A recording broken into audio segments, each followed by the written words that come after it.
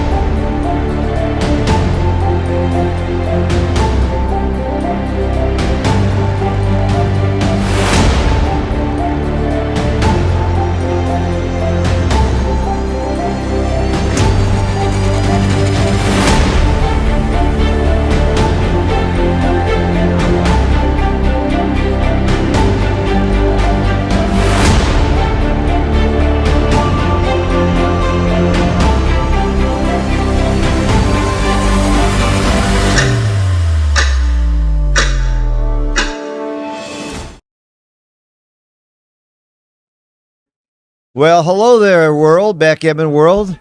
Phil Simborg and Daniel Rivera here, bringing you the semifinals of the Monte Carlo Open, which is the pre-tournament before the World Championships. This year we had 193 players, which was like 60 players more than last year. And I'm guessing that that will be indicative of the Monte Carlo Championships as well. We're going to have more players. We have a very, very exciting lineup for you today. We have 2 Americans that I'm very proud to be showboating in this tournament, in the semifinals. My very close friend David Wells, who was at one point ranked number 5 in the United States. He won the super jackpot here in Monte Carlo at one point. He's won a lot of tournaments, and he's a famous Fearful Money player, and he's a great teacher. He's part of the Backgammon Learning Center.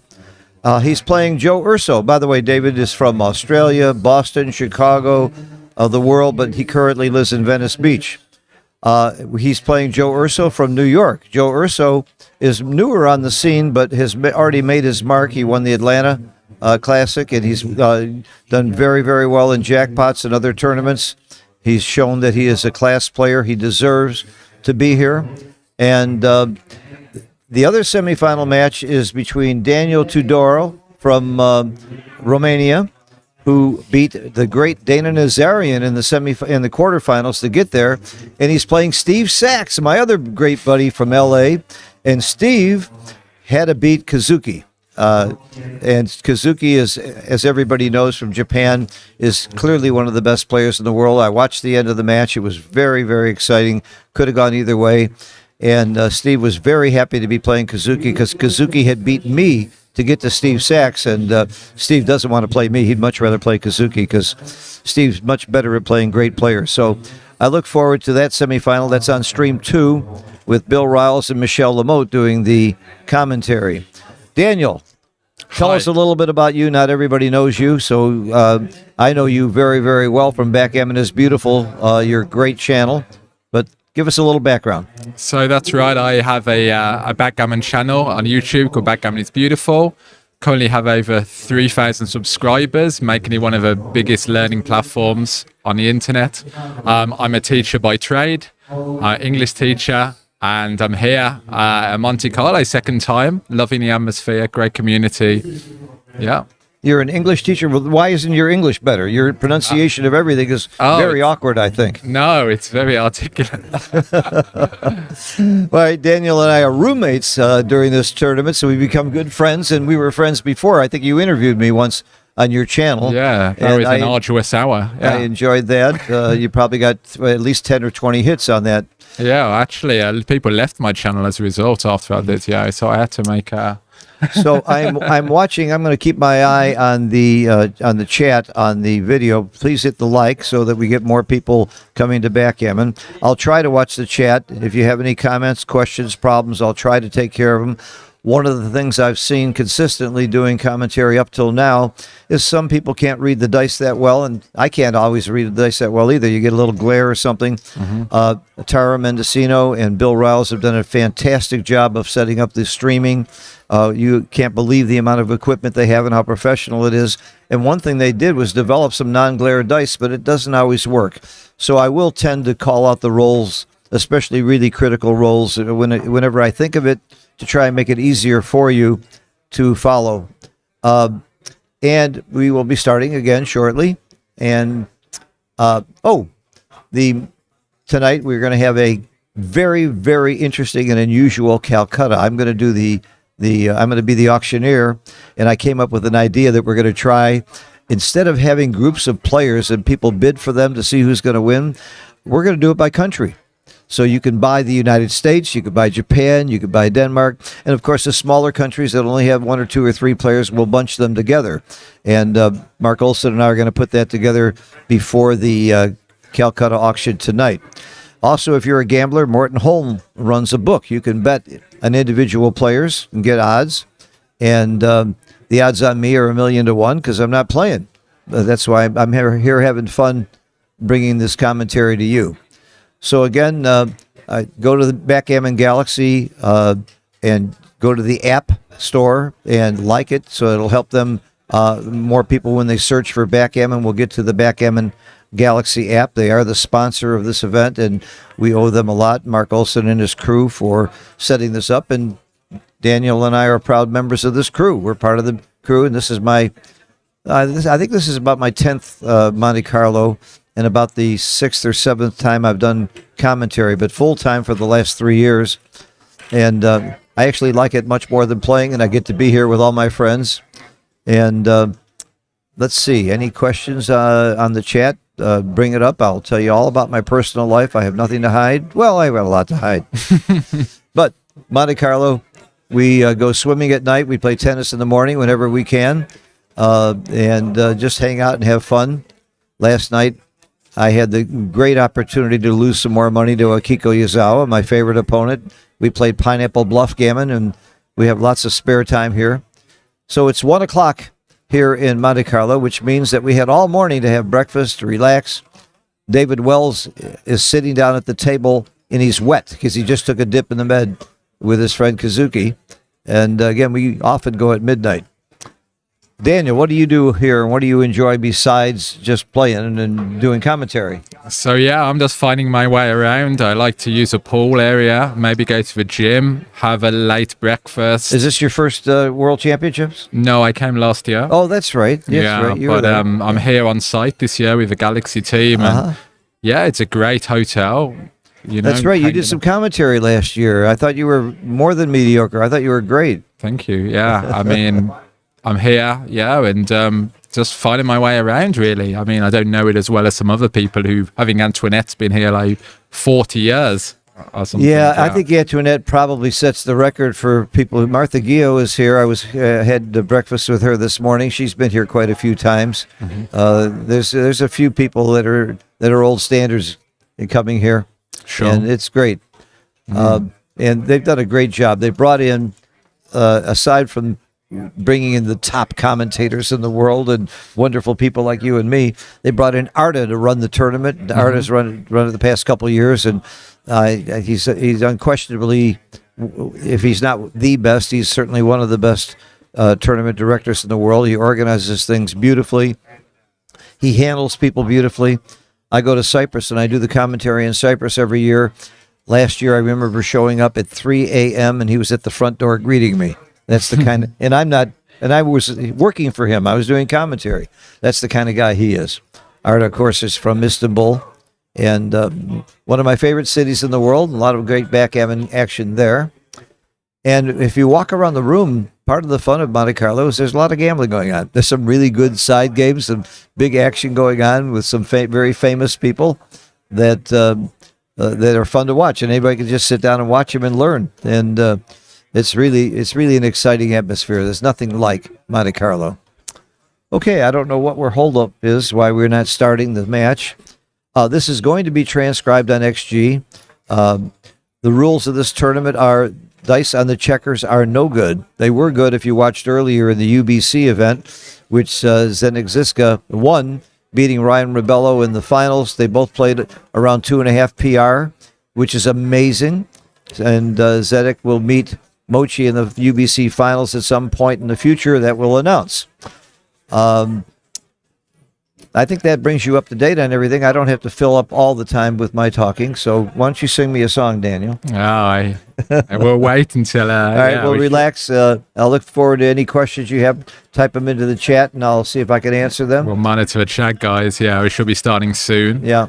By the way, as far as the dice go, I always recommend it. They just use larger dice. That's a real answer. I mean, they're already using the large size dice, but why not use even larger? They're shaking and rolling professionally, and much of the matches, Michelle Lamotte was the monitor on many of the matches to make sure they kept the score right, that the clock was hit properly, that legal moves were made, things like that, which I believe there should be on every single match. It should be legal moves.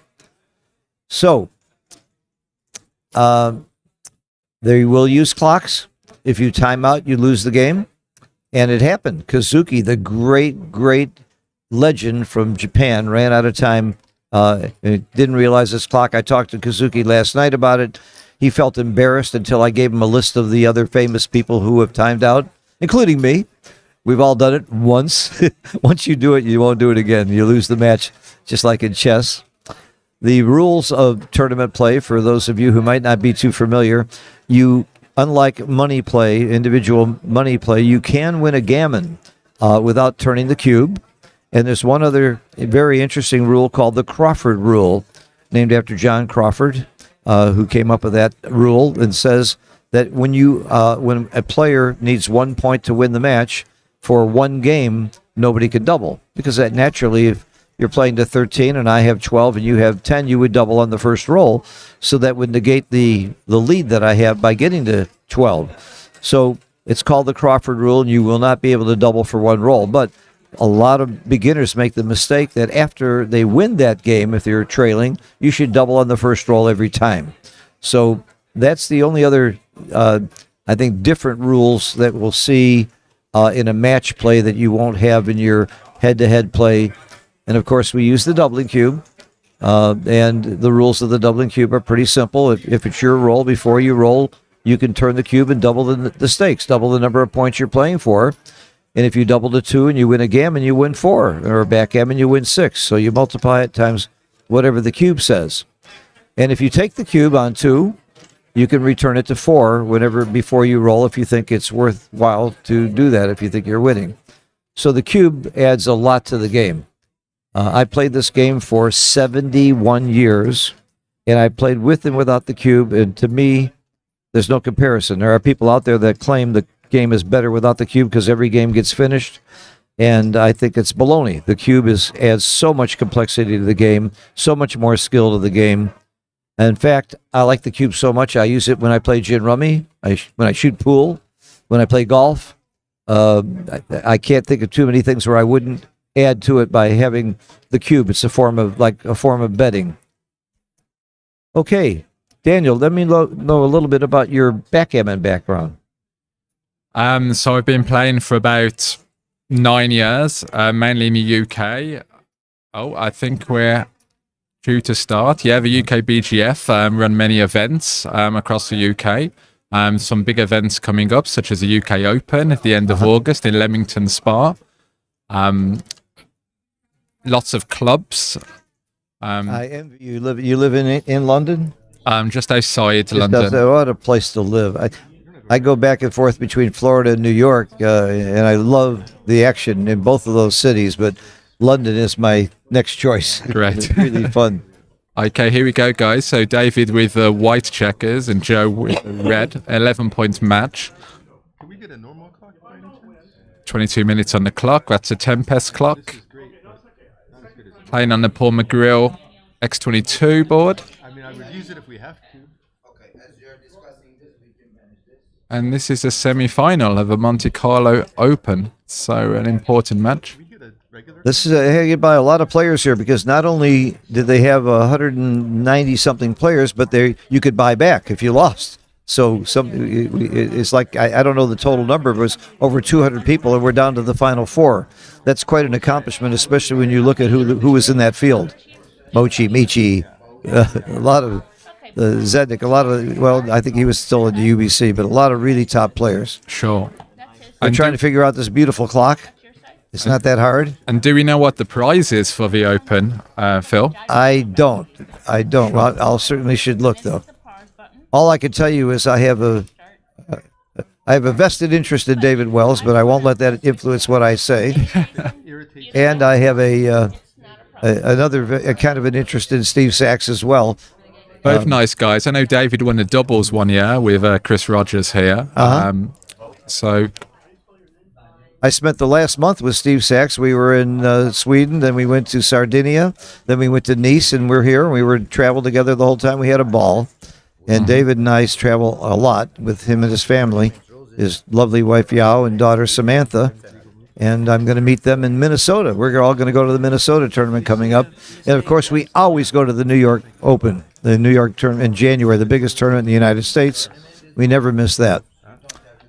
Okay, look like we're getting ready to start. we'll monitor the chat as we go along. So see what people are saying. Okay, and we're off. So Joe wins the opening round, 5-3.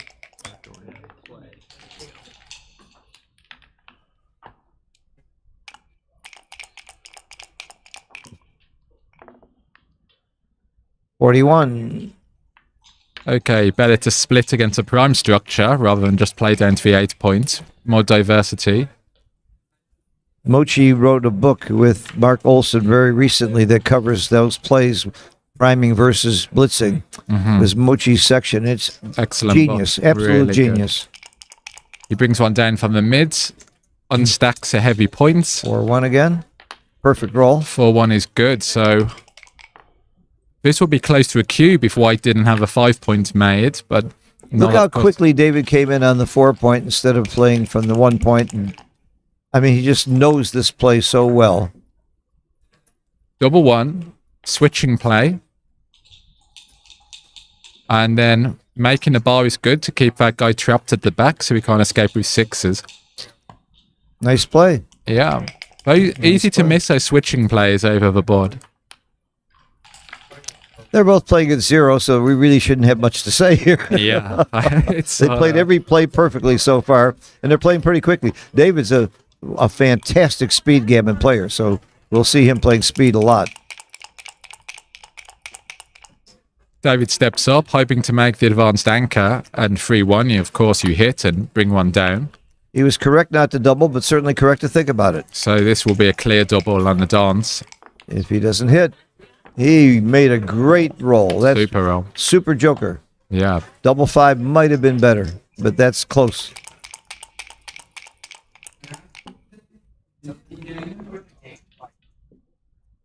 A dance. Oh, I thought it was a 6-5. It's a 5-4. So 5-4. See, I'm having trouble reading the dice sometimes, He too. just jumps out. Sure, Yep. nothing much else. Duplicates the 4s to make a 4 point.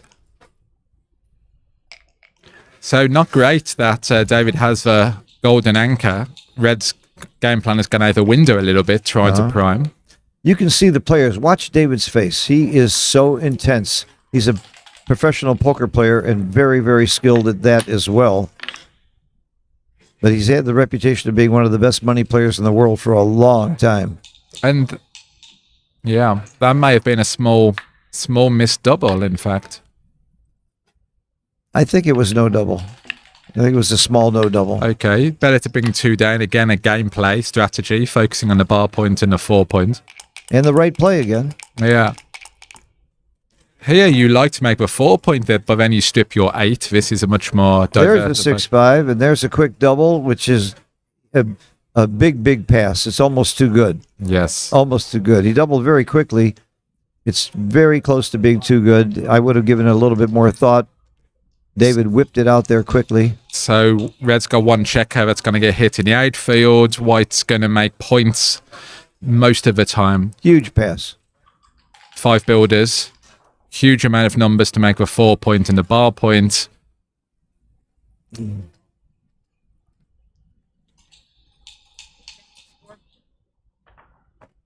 Yeah, great. Can we get another one of these behind us? All right, so it's a good pass. So you can see how All right. close the double was. So he was moving towards too good. Yeah, it was .03 away from too good, but I still don't like that he doubled that fast. David's a fast player. Some of it he does for intimidation, and maybe he wants one reason he plays fast is he wants his opponent to get in the habit of playing fast too. Sure. Which is a really good ploy if you're a great speed gammon player. And I don't know too many in the world that are better than David Wells. In fact, he and I practice super speed gammon all the time. 7-second delay and 1 minute on the clock in a 5-point match. We practice that all the time, and he's one of the best at it. 4-2 makes a 4 point. Double 2, great. 2 points down. He could have hit. Better to make the structure. Yeah, but look how close it is. It's close to hit. That's what he was thinking about. Sometimes you hit with that double 2, especially if he's on the 9 point. Usually 2 good things are better than 1. So usually. And 6-5. So anchors up on the bar. Yep. Very little choice there. And white is looking to anchor. Now we have a mutual holding game. But I'd much rather be holding the 18 point than the 3 point. Sure, yeah. Both players going to build their board and then hope to get a big double to... well, this is a little awkward. This 5-6. This is an awkward play. I like this play, though. I think you do that, yes. And it's right. Boy, these guys are playing like amazing masters. Double 2 is great. Great roll. Hits and advances. This is about as long as I've seen 2 players go at 0-0. Yeah. I mean, how many times have you seen that? This many rolls. That's pretty... Well, we can all play 0 until we pick up the dice. Until the dice roll. In my case. I mean, come 0-0, both of them. Wow. So 4-6 was good. We're watching a real exhibition of skill here. These guys deserve to be there. I would come in on the ace and make the point. And he does. Absolutely. It's clearly right. Happy to stay back. You don't want to activate those checkers on the 11 4-2 point. is not exactly what David was looking for. Yeah, you bring 2 down and duplicate the 2 to cover. He'll find the right play, of course. You don't mind having the checker in front of a stripped point as well. I mean, if he hits with 2, he's going to leave a ton of returns against your stronger home board. So it's interesting. Kent Goulding was giving a lecture, and I was standing next to Bill Roberti, and they asked Bill, "Why is that the best play, Bill?" He says, "Because all the other ones suck." He didn't say it quite that way. That's not Bill Roberti's style. It's just much better than all the other ones, and that can be said of any play. Well, this is what David's doing. He's looking at the candidate plays and weighing up, making an informed decision, and that's what you need to do also over the board. You sometimes move the checkers and compare the 2 players and see which one's better. So both very strong players. The hit is... He found it. Okay, good. He found the right play. Anything else you consistently playing it? Both of them playing 0. Come on. Come on, someone make a mistake already. I want to be able to... If I can't make fun of anybody, that's no fun doing commentary. Okay, 6-1. And slot the 5. The race is pretty close still, so they need to stay back. Yeah, of course, we can see the race. If you're watching, you'll see the race on the right side, above and below the board. The players can't see that, of course. They have to figure it out on their own. So David's happy to break the 18 point with the race lead. Very interesting. Joe Urso is an attorney. David is a professional gambler. And they still both play... They're both playing at 0. They both enjoy the game, and they're both very excellent players. So there's room for people with jobs. A lot of the top players have other professions. Many of them are traders in numbers businesses, finance, sports betting. 18-9. Marginally better to make the 2 points in case white comes off. Yeah. The 15. That's the first... a variation from 0-0-0, and it's .042. Yeah, I mean, that's amazing play here. No double by a little bit. Wouldn't be a terrible double. I wouldn't put. Certainly with a few more pips in the race, then we're looking at a double, but we're not quite there yet. I can promise you this: David feels he's the better player. He's played Joe before. He lost to him. I think it was in San Antonio. but his PR was better than Joe Urso, but Urso did beat him. So he has respect for Joe, of course, but I'm sure he feels he's got an edge. Okay. And that may affect some of his plays. So 6-4, he could pay now, bring 2 down from a 15 point. Might be the time to do it. Now that Reddy has a weak front position. Nothing else comes close. Yeah, you don't want to bury the checkers. You don't want to leave a shot on the 11. So let's go. Time to break. Yeah, nothing else comes close. I'm giving 10-1. David makes the right play, but not for a lot of money. Of course, it's scary. Even with the blots in boards, Red can hit and then roll a 2-1, 2-3, 2-4. I don't call this scary when my opponent has 2 blots at his board. Yeah, sometimes. But sure, let's bring him down. That's not the best idea, David. Well, this will leave 3s and 8s to hit. Yeah. So Well, the 8 you're not that afraid of because it's an indirect. Only the double 4 would really hurt you. you bring 2 down, you get missed, and then you double. I gave 10-1. He would find this play. This is it. Much better, David. Particularly since you're winning the race. That's probably what he's doing right now, is counting the race. He's up 9 pips after the roll. And this is so critical to know the race. Every good player really needs to learn how to count pips or estimate them quickly. Yeah, and there are shortcuts big for part of the cluster game. counting. Oh, the shortcuts are great. If you go to my YouTube channel, I have 2 videos on shortcuts for counting. I think that are very well done. I had help. I won't take credit for it. I'll give the main credit to Jack Cassane. Yeah, he's great, yeah. Cassane's cluster counting. Yeah, 2 on the 18 and 2 on the 13 is 62 pips. Yeah. So you can... Yeah. And Jeremy Shearer, my good friend and student from Israel, came up with some great shortcuts, and that's all in the video as well. And then there's colorless counting, which is a very fast way of counting pips. Urquhart, colorless counting. Yes, there's a video on that on my channel. Backgammon is beautiful, where David Gallagher comes on and talks through it. It's very easy to pick up, colorless counting, and great. Even beginners can learn colorless counting. It makes a huge impact. So I think David's going to make the right play here. Certainly, he's using a lot of. That's a very uncharacteristic use of time for David, but he found the right play. I saved my 10-1. All right, 6-2. He hits and covers. Yeah. So and David needs a 5 or a 1-4. 13 numbers or a 1 something else. Oh, 1-4. Wow. But the hit is slightly uncomfortable. Still, he had to do it. He has to do it. Has to do it, of course. No choice. Red can still miss 16 times. Yeah. Oh. There are 20 direct hits plus the 1-4, 1-2, so slightly more than 20. Yeah, 1-1 hits also on the other side of the board. Yeah. Let's not forget our friend 1-1. So considering a double, a little too early. It's not a little. That's a lot too early. I'm generous. Yeah. Nothing wrong with thinking. I like Joe's. He's optimistic to hit for sure, but if he misses or dances, then he may be facing a redouble. He knows there's a big reward if he doubles and hits in terms of gammons. And he can win a lot of gammons. And do you think he's adjusting here, maybe? He smartly does not double. He made a big mistake not doubling, like I said. One of his best. If only we knew what we were going to Now he's going to be too good unless David rolls a 5. Yeah. Too good to double. Clearly too good, yeah. Yep, way too good to double.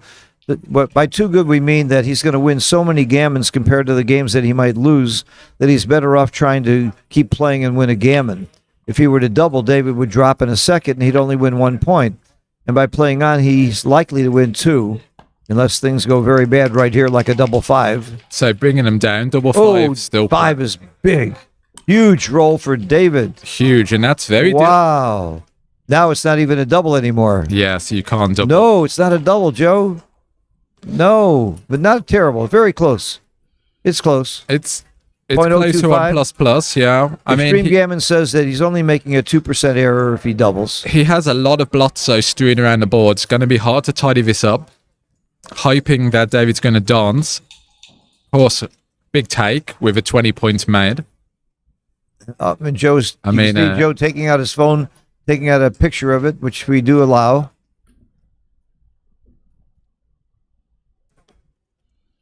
I personally think you should not be taking a picture unless your clock is running. Shouldn't be doing it on your opponent's time. But that's my personal feelings about it. I don't think the rules are very clear on that, and I think they should be. So And by the way, on this level of play, I don't think you should even be allowed to take pictures. But I bet you Steve Sachs is taking a picture almost every 5 moves. I mean, it's been recorded. Why Yeah. there's a need to take photos? I agree. I mean, anyhow. Sometimes I do it to fool my opponent. Take Yeah. a picture because I make him think I wasn't sure. Oh my God, he got a pass. Well, you just take photos of he yourself. got a don't you, Phil? pass. Oh my goodness. Wow. That's a huge mistake for David. You know, David's thinking, I don't want to play a highly gammonish, volatile game against Joe. Yeah. And he may have overthought that way. The gammons couldn't have been that high with a 20 points being Let's made there. make the assumption that, and we may not be right, that David's a much better player than Joe. You should only be willing to give away so much. He gave away way too much on that one. Yeah, 6-5 runs. I wish David would have asked me before he did that. 4-2. Nice. Yeah, that was a monster blunder for David, and not something that you'll see very often from him. He was the number 5 giant in the world at one point, and I thought he should have been higher. Wow. Okay. And the reason he's not that high anymore is he played poker for so long. He hasn't been playing a lot. Okay. Grey roll. Making a rack. I can't get over that drop. I'm going to have to recover. The good news is when you make a mistake early in the match, it isn't fatal. You know, losing 1 point here with 10 points to go, even though it's a big blunder, isn't going to hurt you that much. Small mistake there. Better to make for 9 points rather than play down to 2.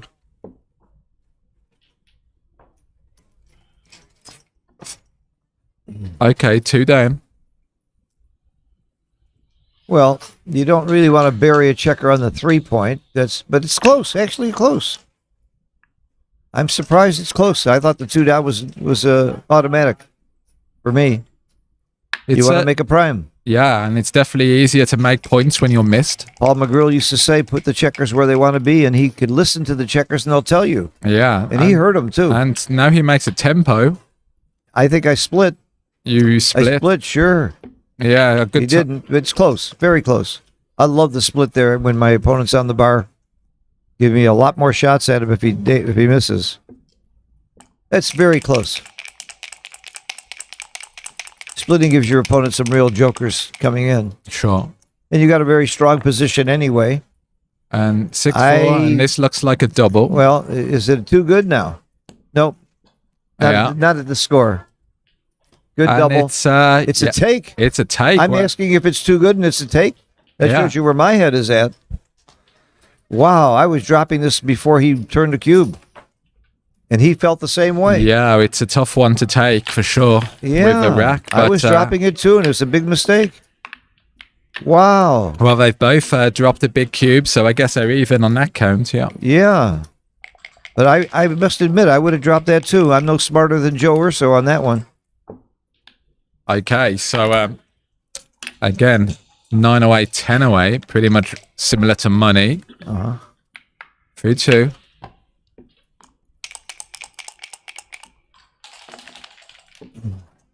And don't be misled by the poor PRs, because even a small mental error on the cube can cost you a lot of PR. Yeah. It's misleading. You tend to give away a lot more equity with the cube than you do in checker play, because you're effectively passing the match, aren't you? I like splitting the PRs between checker and cube play, and you can do that with XG when you look at your analysis of your matches. 5-3, hitting, yes, great play. You definitely want to fight for the 5 points when you have a 6 and 4 made. 2-1. I guess I'm making the 10 point. Yeah, I think you just have to tidy up. No, he doesn't. Splitting is not right, but it's not bad. It's not bad. The one thing that you don't do is anchor, because you get stuck there. It's a little too soon to anchor on the 2 point and be that defensive. I mean, here, he gives himself a 6 to get out, but the 6 also plays on the other side of the board to make the 5 points. So it's better to simply That's an easy play. Just cover. And he's happy to do it. And David's happy to make the 5 point, equalizing the game a little bit more. But Joe certainly has the edge in this game. 1 checker back versus And 2. this is a double for Yeah, red. he missed the double. He missed a big double there, and he didn't take much time. I mean, As I was saying, he had the edge. When I hear those words, I stop and think about the cube. I mean, a 30 pip race lead, a stronger home board, and attacking potential. Yeah. I mean, it's got to be a double. Yes. And David's last play, you notice it was the same equity no matter what play he made. It's Yeah. because it's double pass no matter what play you made. Sure. I mean, these positions where you have the rack formation are extremely dangerous and gammonish. I mean, look how close this one is to too good. Well, it actually has come. And the rack formation being the 6-5-4 point. Yeah, that's what Roberti calls Roberti's it. new term. They are just so dangerous, these positions. You can get gammon very quickly. So a lot of them become passes, or in this case, it's a too good decision. Well, it's only too good by a hair. A whisker, yeah. By a hair, but he certainly did miss a double. Yeah, I think The it time- was the roll before. a sizable missed double. Yeah. Got to slow down. Like you said, they're playing at the tempo where they might miss things, key decisions. And David passed it quickly, as he should. Good pass. I have a rule. If I think my opponent's too good, I'll pass when he doubles me. How's that for a good rule? Well, sometimes you can bluff, can't Yeah, you? And yeah. people may take.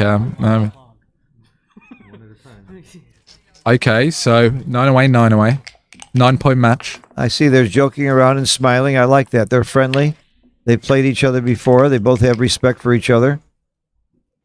I certainly have respect for both of them.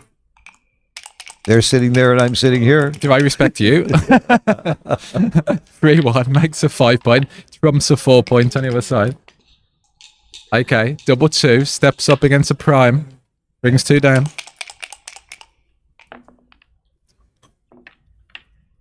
Six 4. These are tough. Slightly awkward. This is very awkward.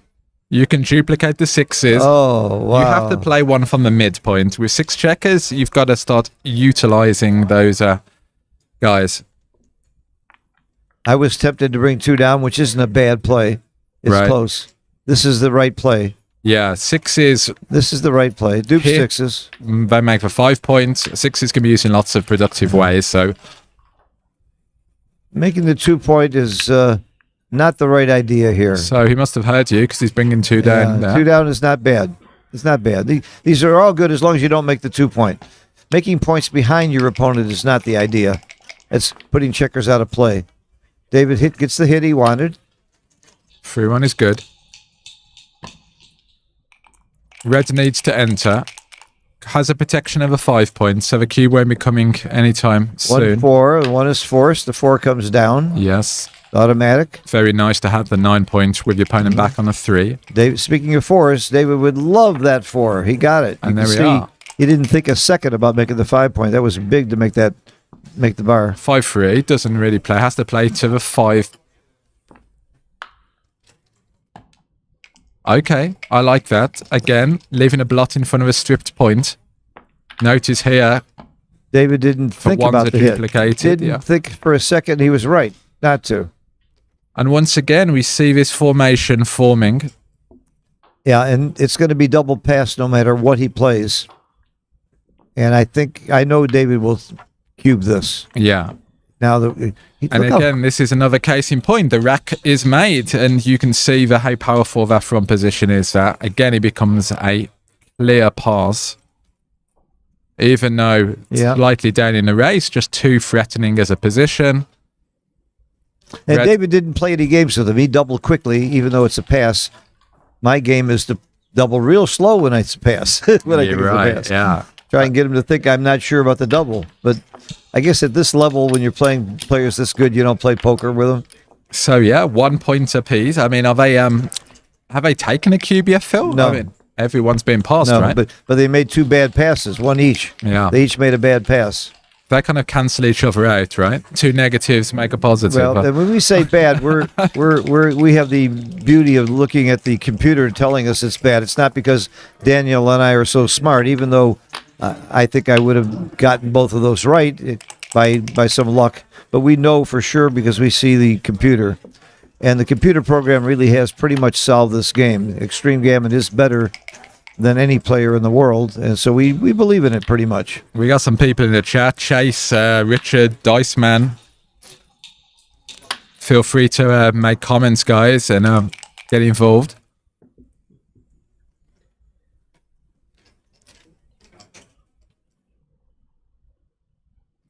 This is actually pretty close to a double. This is not too bad. It just plus made it worse. It was 0.03 until he plus it. So there's different levels of analysis that you can use with XG. Those little squares at the bottom, if you hit the plus, you get a much higher analysis. So this is almost a blunder to double and a very, very easy take.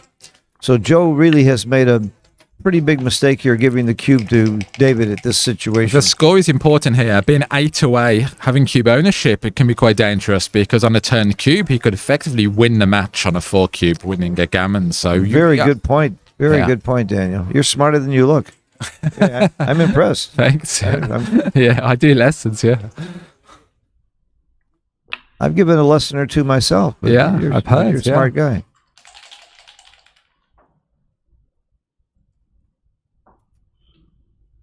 All right. I've had 400 students. How many of you had? Oh, I mean, Mine's bigger than yours. yeah. I mean, I'm not 95 years old yet, though, Phil, you know? So, I got a little edge. That's true. You know, By the time you're my age, you're boy. like Methuselah, you know?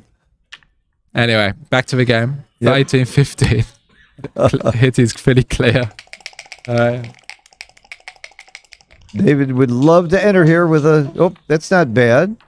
Coming in, but he missed. It's not the best entering move, but you pretty much have to move 15-11 to minimize shots. You don't leave the double shot there, and you want to come around.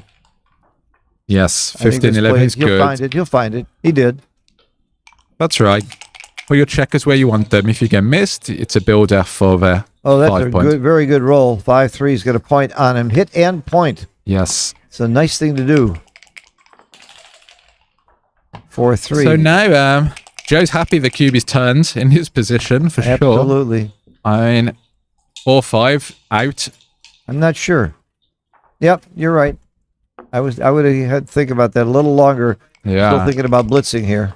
I mean, when I'm up in the race and I'm Oh, racing. great roll for David. Oh, but does he hit? That's his dream roll. No, that's his dream roll. Hitting wouldn't have been bad, by the way, but He's that still anchor just saved his life. yeah, maybe saved the G's. Wow. Still an underdog. You very rarely get gammoned when you're holding your opponent's 20-point or his 5-point. So here the hit is slightly wrong because of a number of blots you leave. So simply just better to tidy up, but he's hard play to find. 5-6. Okay. That was a good miss. That was good for Joe that he missed that. 4-1. He's still going to leave some shots somewhere. Somewhere you're leaving a shot. So you tidy up. Yeah, just give him the 4 shot. 4 and 8. Yeah. 6-2 or a 4. Okay. This is He leaves a 6. Slightly better to leave a 4. yeah. Although I can see the logic of the other play because now he's got to clear the 14-point as well. Sure. He's thinking, I'm way ahead in this race. I want to just bring it home. I'm not trying to block my opponent. Mm-hmm. So I can see the logic of not making the 14-point.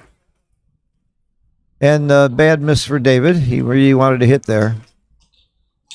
Okay. This is the right play. Nothing else really. Makes a bar. 5-3. Okay. So yeah, no shots. 13-8. 9-6. Yep. Sometimes easy to miss, you know, plays like that. I mean, sometimes it's right to play safe, huh? Yeah. know Particularly with that. a 50 I didn't know that. lead, you know. Wow.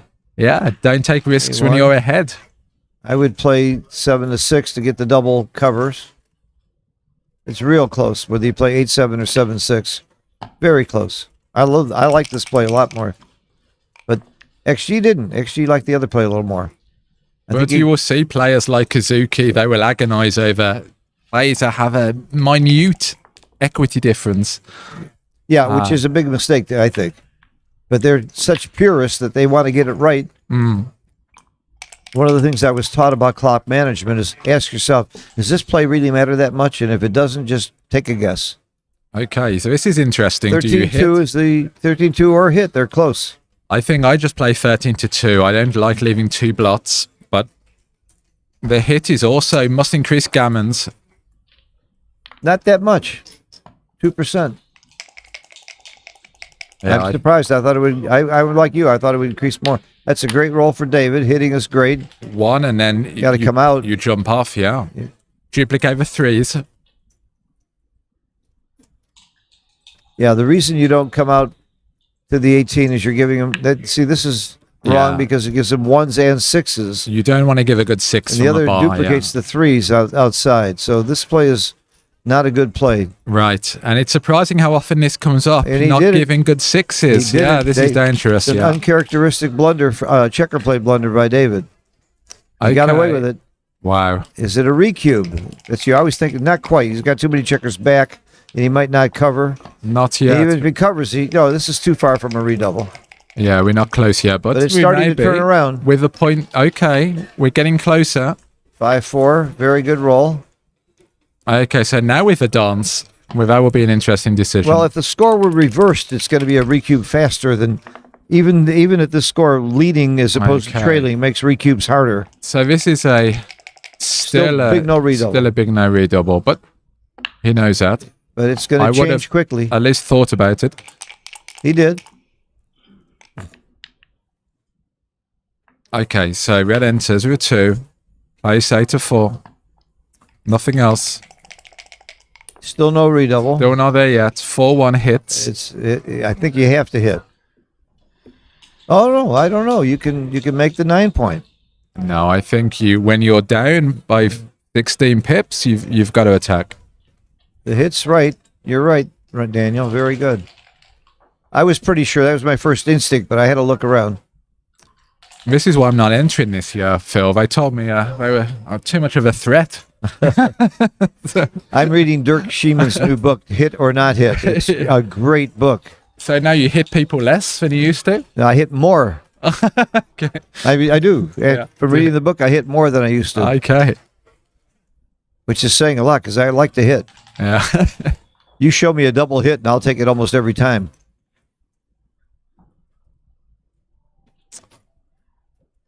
This is interesting because after hitting and a dance, is that a redouble? You know, you have to kind of consider the cube action after the checker play.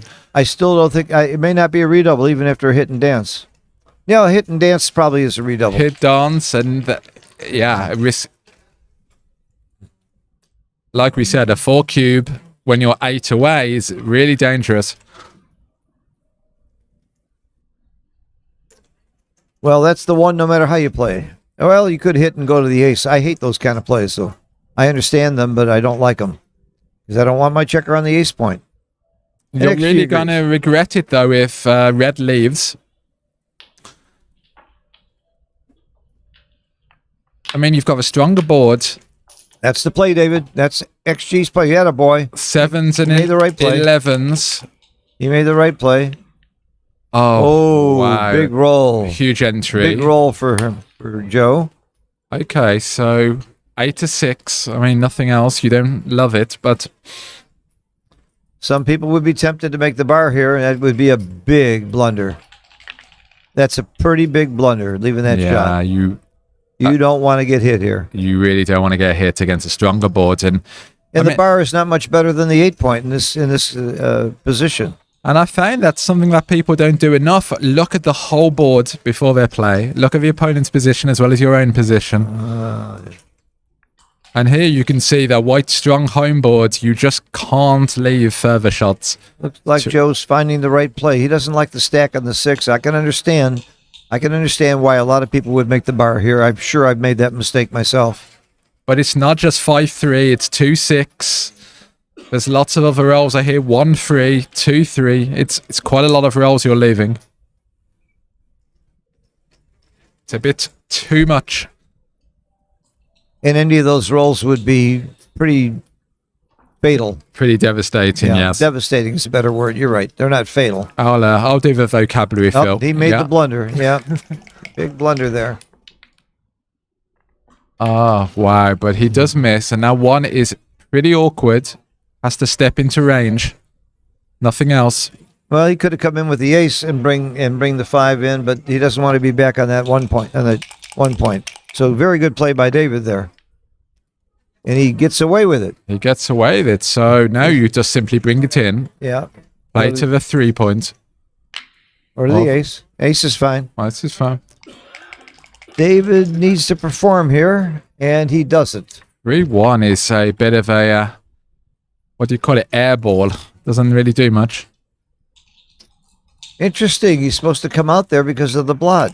I wouldn't have come out either. Duplicates of 5s, but hard to find. I would have missed that as well. I have to admit it. Hard to find over the board, 4-2. That's a computer play. Double 3. Wow. Wow. Do you... I know you don't make the bar. That you leave the shot and... No? I don't know. You don't know? I don't know. It's you... 3 out and 1 down? You don't like that? What's the race? Oh, he's getting killed in the race. Maybe you do make the bar. Maybe you do make the bar. Maybe you do make the bar. I mean, there's also a switching play to consider. Making the bar is right. Making the bar is the play. I mean, like I said at the beginning, I know you don't make the bar, right? Yeah. I mean, a 5 prime is a 5 prime. Yeah. I mean, I think Seb told me that once. He said, you make the 5 prime when you can make the 5 prime. Just my gut reaction was, don't make that bar, Phil, because I was grabbing my wrist to stop. Big pressure on red to roll a 6. I mean, okay, you leave an ace shot, but it's pretty constructive. That's the right play here. Okay. He was finding it. Yeah. He's afraid of that blot, too, getting hit, but 5, you're right. 5 primes are pretty good. It's almost as good as a 6 prime, aren't they? Almost as good, not quite, yeah. I mean, this is great. If red doesn't jump or misses, then it's a great position for white, you know? But he does like the play 22-11, 13-10 as well. Still leaves shots, though. So it's not a save. 2 indirects are pretty much equal to a direct shot anyway. Here we got in the show. We've got 150 people watching. Yeah, we were up to 500 at one point, but this is early in the day and for a lot of places watching. This is the play, David. Pick up the dice. Hit the clock. Like I tell my doubles partner, hit the clock and let's look at it. Yeah. But again, using his time wisely, thinking about the rolls, what's likely to happen. Obviously doesn't really want to get hit back with a 1, but... This is the slowest I've ever seen David Wells play, ever. Yeah, it's a big match. Ever. He's been in lots of big matches. This guy's been there, done that. He's represented the USA on the team many times. David has lived in Japan, Macau, Australia, Boston, Chicago, LA. He's a man of the world. I think he's thinking that if he leaves him here in indirect range, then red can't cover the ace point after the hit. So... And there we are. Okay. Well, that would have played well either way. So no, you're right. 4-2. Red still has some difficulty clearing. 6-2, for example, going to be pretty ugly. I kind of like being up 37 pips, though. Yeah, I would rather. I like Joe's position here. Yeah. I think if I were to choose. Okay, 5-1 just makes the point, yeah. Always right to make the ace once it's... Okay. Again, building the board. Waiting for a shot. The interesting thing is if it was a cube right now, David would still have a take. He still wins this game plenty and doesn't get gammon very often. Right, and here you simply cannot leave any shots. Nope. Right, so you just bring it in. Like only 3% gammons, I think. Again, safety is underrated as a concept. Oh, that's between the checkers, not on the checkers. Is that 6-5? Yes. Yeah. Okay, so 2 down. What else? wow, marginally better to make the 1 point and keep Wow. the contact. I just automatically brought 2 down there, and you shouldn't do anything automatic. You make the 1 point is correct. I mean, there is a swing on 1-6. Wow, that's quite a hard play to find. It's making No, the not one. just 1-6, 6-3. So a lot of sixes. He's going to get more shots. It's not a big error to bring 2 down, but it's wrong. My instinct was to do what he's doing, but making the ace point is better. You get a lot more shots. It's not the pure play, but backgammon has changed in the last 40 years from pure plays to... All right, Yeah, I not a think bad play, but not great. been quite hard to find the play there. Okay, well, not a huge error. 5-1 again, just nice and safe. Yeah, no choice. Double 3. Ooh, Okay, this is very interesting. comes out and then It's wrong. He's supposed to make the ace point and stay back. This is wrong to come out. He's going Yeah. to get more shots and have a better board on top. Well, the boards do it either way. I think because there's a good alternative of making the 1 point, you can stay back. And of course, here you can see, Yeah, but he wants that direct shot by coming out. I can see the temptation to come out. well, 6-2 is a really bad roll if you stay back. Double 4. He's counting. He's going through every roll and figuring the odds. How many shots can he leave? How many times do I hit him? Another reason I come out is you stop double 5s. Mm-hmm. That's one factor that might make you want to come out, but it's very wrong. But then, yeah, you give double 4s. This so is it's a hard play. Yeah. This is not an easy play for anyone.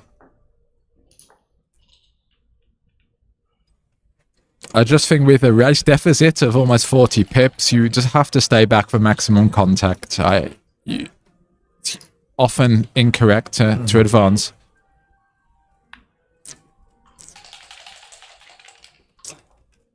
No, David, this is not the idea. Okay.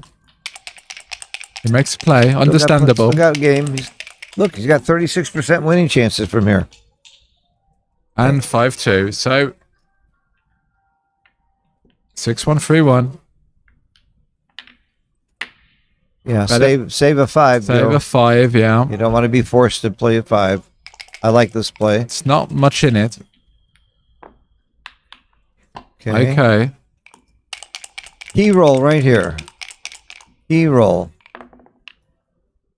And see why he saved a 5? If he hadn't left that checker there, he'd be leaving a direct shot now. Wow. And Joe thought ahead, and it worked for him. owning the cube here.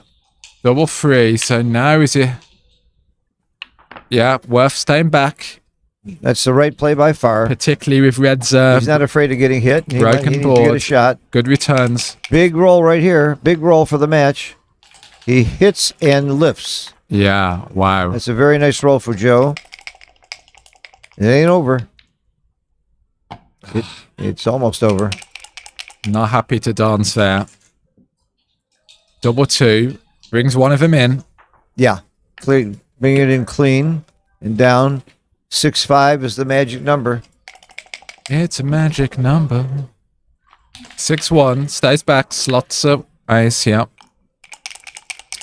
Hoping for a smaller roll. Oh, Okay, 5-1. I he's don't, not going to hit. I don't Of hit, course, yeah. of Hitting course. gives him a chance to hit back. Joe played it right. Okay, so Wow. turned out Joe's not correct double paid off, but David made a couple checker errors there too.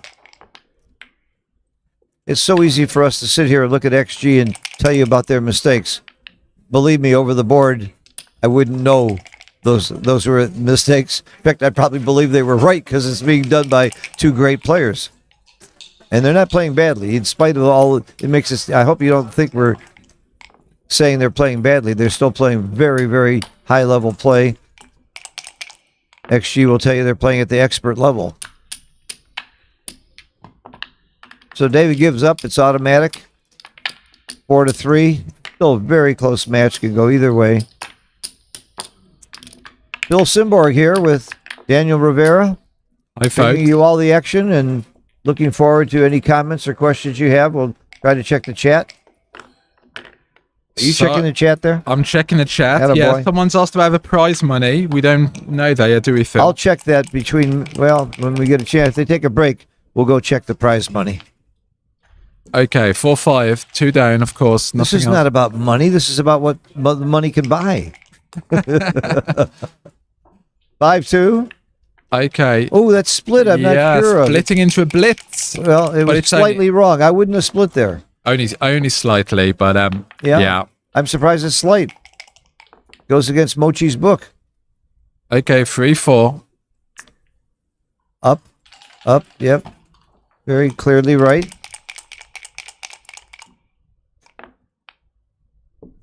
A lot of game left.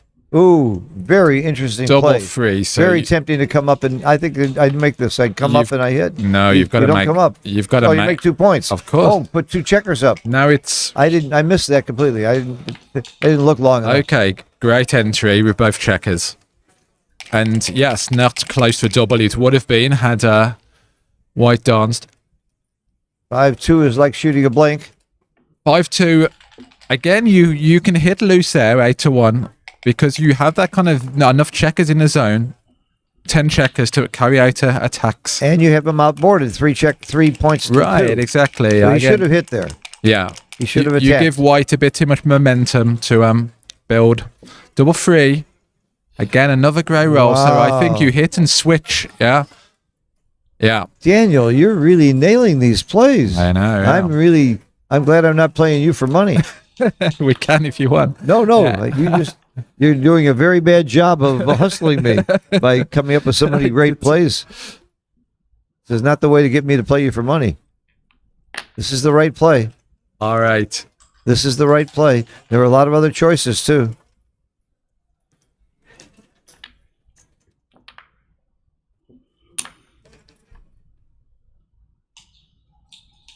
This is not a bad play. This is the second best play. And they're fairly close. So I wouldn't fault Joe for doing either play.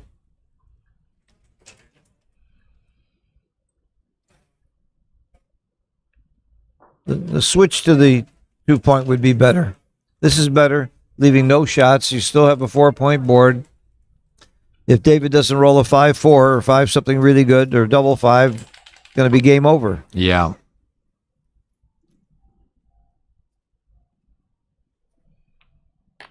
Yeah. He found it. Nice work, Joe. Very nice. David needs to perform, and he doesn't. 2-4, he dances. Double pass. Big pass. Yes, Even I predicted that. very good. I think with another checker escape, then it would be a too good situation. But yes, you can't take this cube, of course. I mean, very, very gammonish. 45% gammons. Yep. I mean, that's huge. So clear pass. 5-3 for Joe. Certainly making a checker play with a consideration of a cube action.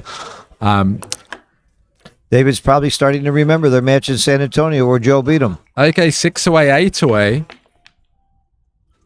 Okay, as a match shortens, cube decisions become more important. 4-1. Plays one down, another cover. Duplication on 5-4. Ooh, good roll for David. 5-6 comes in and hits. Hitting is fun.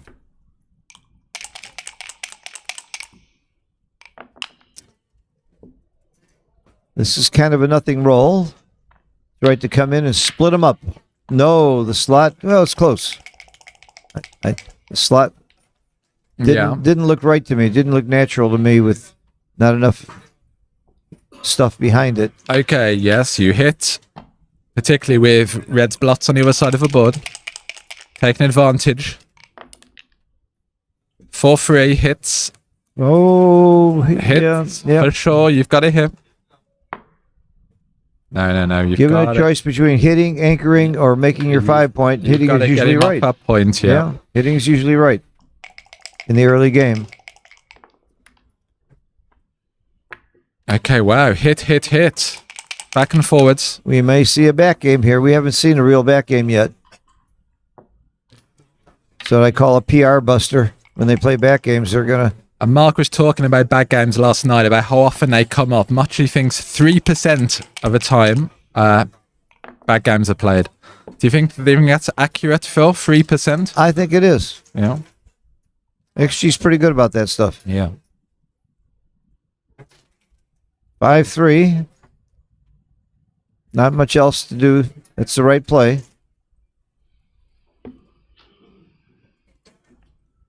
Got transcription doing very well. Aviv from Israel is our Really master good. transcriber. Just got Really in this morning.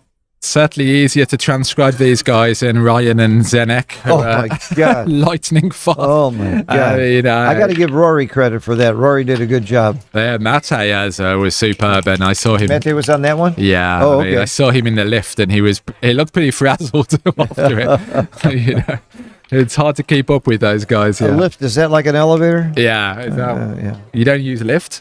I've never used a lift. I wow. use it's Schindler's Lift. You're They use learning, it. yeah. Yeah. You can do some I'm learning how to talk funny. like you sidewalk. guys. You say, right? You're saying pavement, Right? right? Okay. This is interesting. 2-5. Plays it quickly.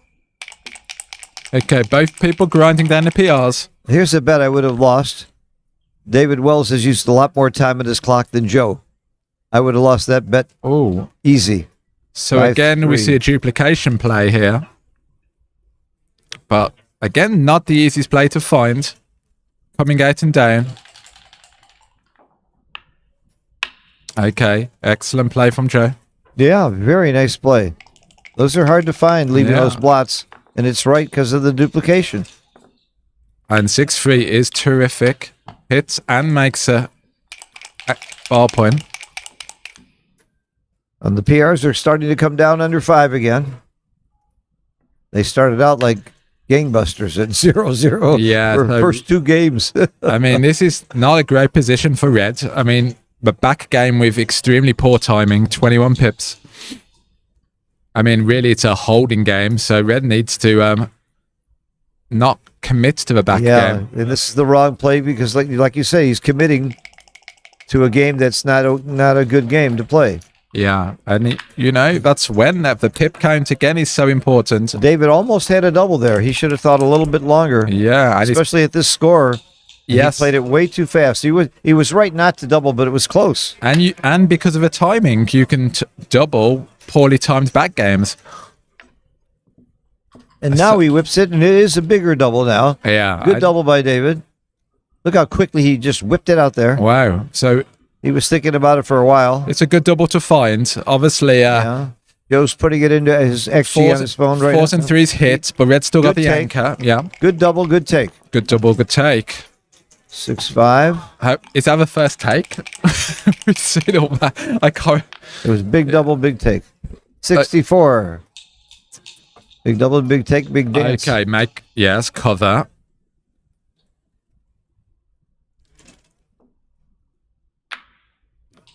Yes, this is an interesting play as well.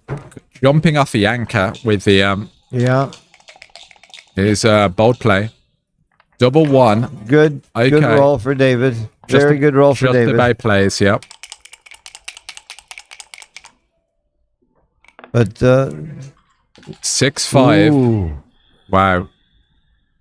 making the 17 point is right by a mile, which Wow. is the opponent's 8 point is right by a mile coming out because the checker that's left is not likely to be attacked. But you're leaving 2 blots in the outfield there. This is the play. Yeah, This is the play, Joe. a great play there. Very nice play. I think a lot of people, even though it's a blunder to do anything else, I think a lot of people will miss that play. Sure. And maybe Joe will. He's putting it back. I mean, it's a hard play to find. You leave a blot in front of a stripped point, so they're relatively safe. You've got a strong board. This is a blunder that lots of people would make. I Sure. won't fault Joe for if he misses this play. It's a hard play to find, like I you think said. this is a very tough play, yeah, to find. Leaving those 2 blots out there, that's scary. That's scary, Joe. Okay, bet this is a second play. It's a pretty big blunder, though. Like Yogi Berra said, we made too many wrong mistakes. So, is it a big blunder or just a blunder? Wow. It's very interesting, yeah. He's right to take time because this is a big play. This could be a big swing because Sure, the cube is turned and...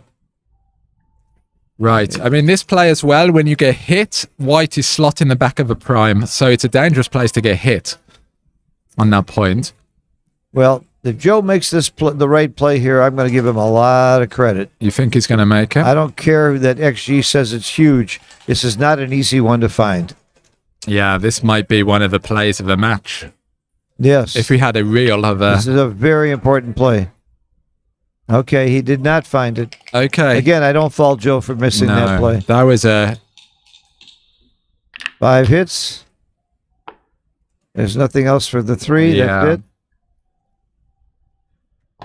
And the thing is, he hits with a spare from the midpoint rather than breaking a point, and that's important in these positions. That if you get hit, you want your opponent to break.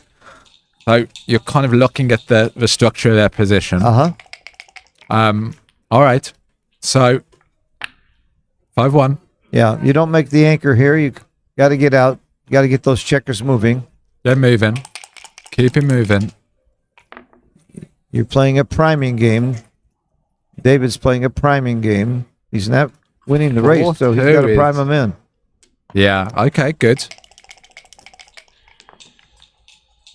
5-1. Good roll for Happy David. to get out. Escape the avalanche. Okay. 5-2. Nice play. Slot the 3. Plays back.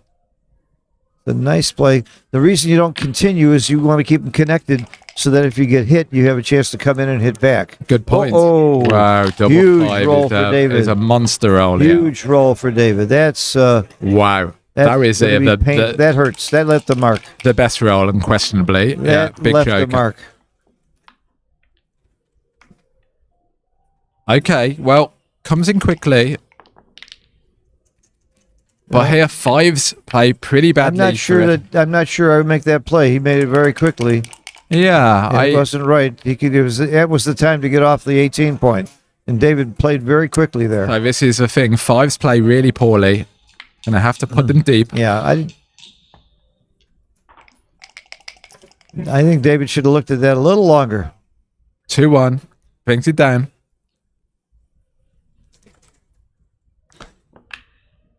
Okay, That's fine, but no reason to leave him to 1, even though there's all those blots. He's thinking of it. I mean, I like that play. 18-16, really smart. Yeah, you're kind of capitalizing on red not being able to play the rolls. 18-6. That's a computer play if I ever saw one. Yeah. How many people in the world would play 18-16? Yeah, I mean, it's... Oh my God. 18-16. Wow, is that a cool play? Yeah, I know. It's when red rolls man. 5s and 4s, you kind of get double shots. I wish I was that good. My dream would be to be good enough to find that play. Wow, I mean, there's very few people who can, for sure. Yeah. Wow. That was so... That could be the coolest play I've seen this trip. Yeah. And I've seen a few. Okay. Yes. Because there were 3 blots on the board. You just spread them out and say, come get me. Wow. Well, you can really squeeze here. You can stay back, squeeze red's position, get him to force more blots with numbers. That's a good roll for David. He Stay can hold his back. position. Yep. Stay back and wait. Squeeze that position. Yep. Uh-huh. Okay, 2-1 is actually a good roll. Stays back. Not leaving a shot is good. Saves a 3. That's not a good roll for Double David. 5. Would have liked to have stayed back, but time to go, I think. By the way, he can still stay back. Wow, 18-8. He still can stay back. Wow. I mean... How many people would find that play? Yeah. David's made a couple of errors here fast, which I don't like. Maybe he feels he's already spent too much time on other plays. Because there's a lot of match to go. He may be looking at the clock saying, wait, this is a lot of time for me.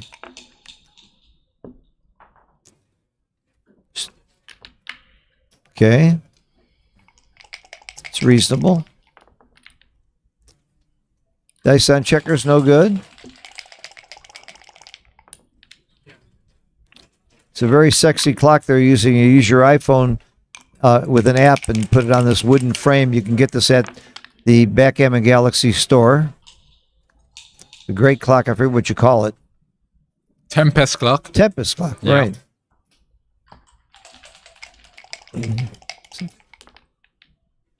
3-1. I know this play. You break the 7 point. And I'm right. You break the 7 point if you roll a 1. With anything else, you break the 8 point. No, this is wrong, David. This is double jeopardy. Break the 7. I taught you this, David. Attaboy. Attaboy. And that's not a good roll. He couldn't get out. He wanted to run with 1. Yeah. David wants to avoid 1s and 5s. And he didn't. Wow. Okay. All right, it's not that terrible to leave a shot here. He needs a 5. He didn't get it. Double Not only one. that, he rolled a very bad number. It's going to get him gammon more. Gammons are around 20% now. And David is thinking gammons, believe me. My old good friend Kenny Bond said, if he's hardly breathing, step on his air hose. Go for that gammon. What? Yeah, I guess the transcriber was stopping them. The roll should still count. Transcriber's trying to catch up. I'm pretty sure it was 16. Very rare for him not to be. He's so good. 4-2.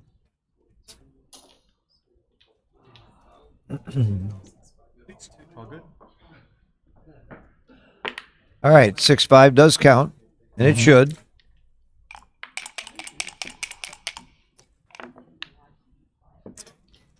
Eight's a decent roll, and he's a little bit wrong to come off there because you can get pointed on, picked and pass, and he wasn't wasting if he didn't come off there. So that was really not a good play, and he's being punished for it. It wasn't a horrible play, but he's being punished for it. David's willing to be a little awkward to take a checker off because one more checker off leaves him even, which adds to his gammons quite a bit. Well, 3%. I would have thought more. Okay, looks like it's going to be 6 away. 6 away. I hope they take a break. I need a break. Yeah, well, It's an exhausting game they're played here. what is the reason for that, Phil? Why don't people play to even scores in backgammon? Why don't people play 6-point There's matches? no reason why they can't. Nobody ever gave me a reason. 10-point matches. No reason you can't play. Well, we play 2-point matches. People play 2-point matches. And there's no reason it has to be to an odd score except tradition. I think because we're odd people. Odd it's people. right for us Speak to for play yourself, yeah. to an odd score. All right. There's still a chance for a gammon here. Yes, indeed. The back checker in so that 6s and 5s get you off. Yep. Unless you roll a 4 with it. So David looking for a double. That's not it. And still can get a gammon. Still possible. I told you if it didn't have a 4 with it, he listened to me. He rolled a 4. Okay, yes. David needs double 2s. Double 3s are better. Double 3s are better. 3, 4, 5, and 6. On the checkers. For the crowd. On the checkers. 4 out of 36. And he... we saw the 6 down first. All right. All right, 6 away, 6 away. Elevated take point. Slightly above money. It's important to get to an even away score. Getting to 4 away or 2 away, both important scores to be at. So here, a bit earlier on the cube, a bit more hesitant with a take. Gammon price slightly higher than money. Getting to 2 away.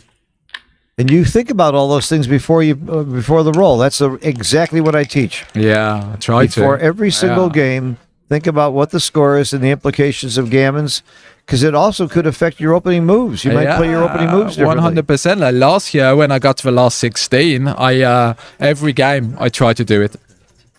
I mean, certainly when the match gets game. smaller. I try to ask myself, what's my take point? What's the gammon value? And that for my opponent. And what's the recube take point? Sure. Before every game starts. Absolutely. I mean, and 5-point matches, there's no excuse really, I think. Playing at this level, you need to know when. And what he means as well. What does a higher take point and a low take point actually mean in terms of cubing? Well, and Daniel, that's what we teach, right, You Phil? and I teach that. We agree on it. But I promise you, Victor Ashkenazi, Akiko, and many other tremendously top players don't know those numbers. Yeah. But they know the feeling. They do it right by feel, but they couldn't tell you the exact numbers. Right. I guess they just have an intuitive feeling. And, well, That's right. 6-1. Makes a bar. Other players like Neil Kazaros and John O'Hagan and Mochi, they can tell you the numbers exactly. Michi. Sure, it takes some work to remember them. And, yes, I can't claim to remember them up to 17 points or anything, but some of the low ones. I only memorize them because it impresses people. Why not? Yeah, and and you don't have any friends. No, it Phil. helps your game. It really does. It really does help your game. What else are you going to do with your retirement, Oh, I can give you a list. So, I'm having the best fun of my life. 4-2.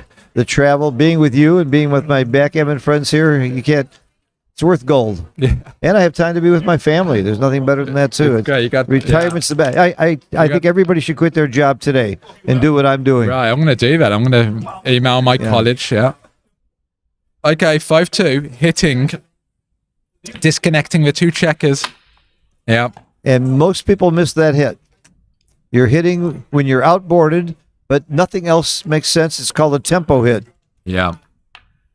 You like the disconnection. Here, you get some bad sixes as well, right? White enters with 2-6. It plays pretty poorly, right? The only excuse for that hit is nothing else is any good.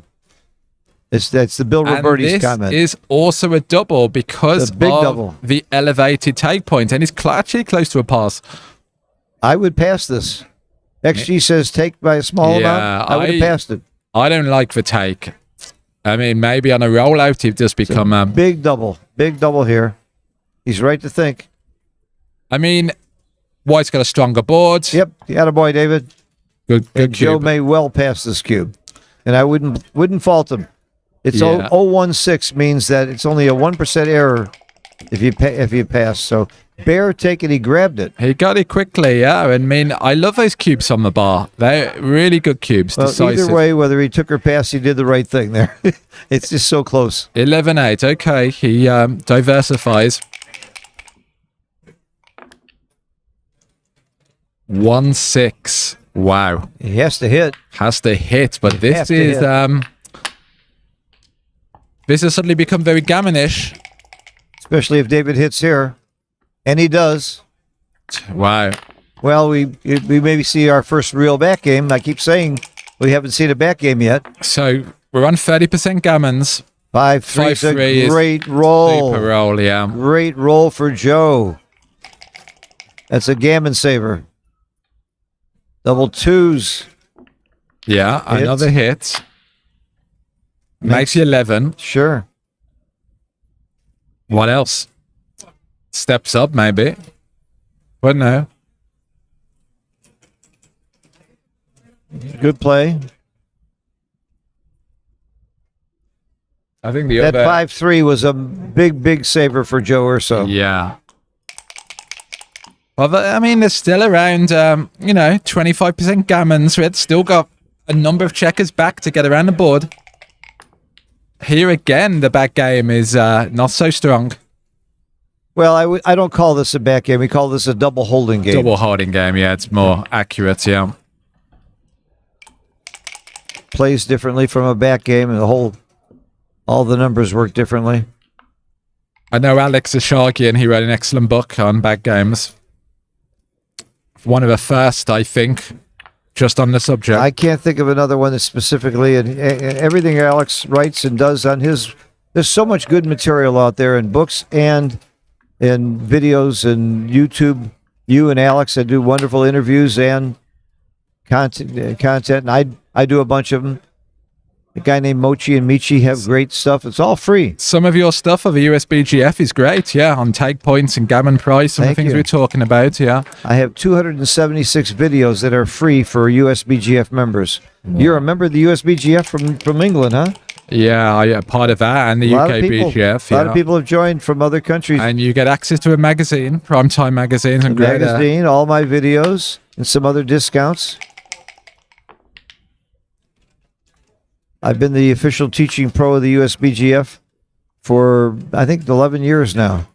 Very proud of the organization and what it's done, and proud to be a big part of it. Okay, so 6-5, great roll.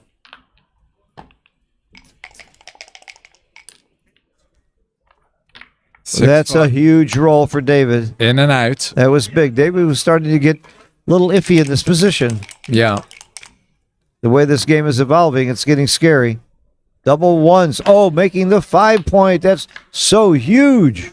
And then where's the last one? Wow. Splitting is, I like the split. It's marginally wrong. Wow. You're still stuck behind the This 7 game and is 8. swung big in Joe's favor. Wow. Not a redouble, but he's a big favorite now. He's a Yeah, 60-40 favorite. This game has really swung around. That double one was first he had the 5-3, making the 5 point anchor, and then the double one. You can't double this yet. You've got too much freight to move around No, the but board. it's fun to take your time and make your opponent sweat Yeah. and, be, I mean, and get upset. Well, that's Steve Sachs in the background watching them. His as well, if there's overage in the position, you don't need 8 points from gammons. You just need 6 points. So a bit of overplay with a cube. Yeah. Oh, he's taking another picture. David would, of course, snap this up in a second, I would think. And it's not just because I'm looking at XG. Okay, hits and gets moving. Yeah. Very good roll for Joe. All right, Okay. David comes in. He's happy to come in. Happy to now. enter. Now you're going to see a cube. No? No, it's still No? too early, I think. Yeah.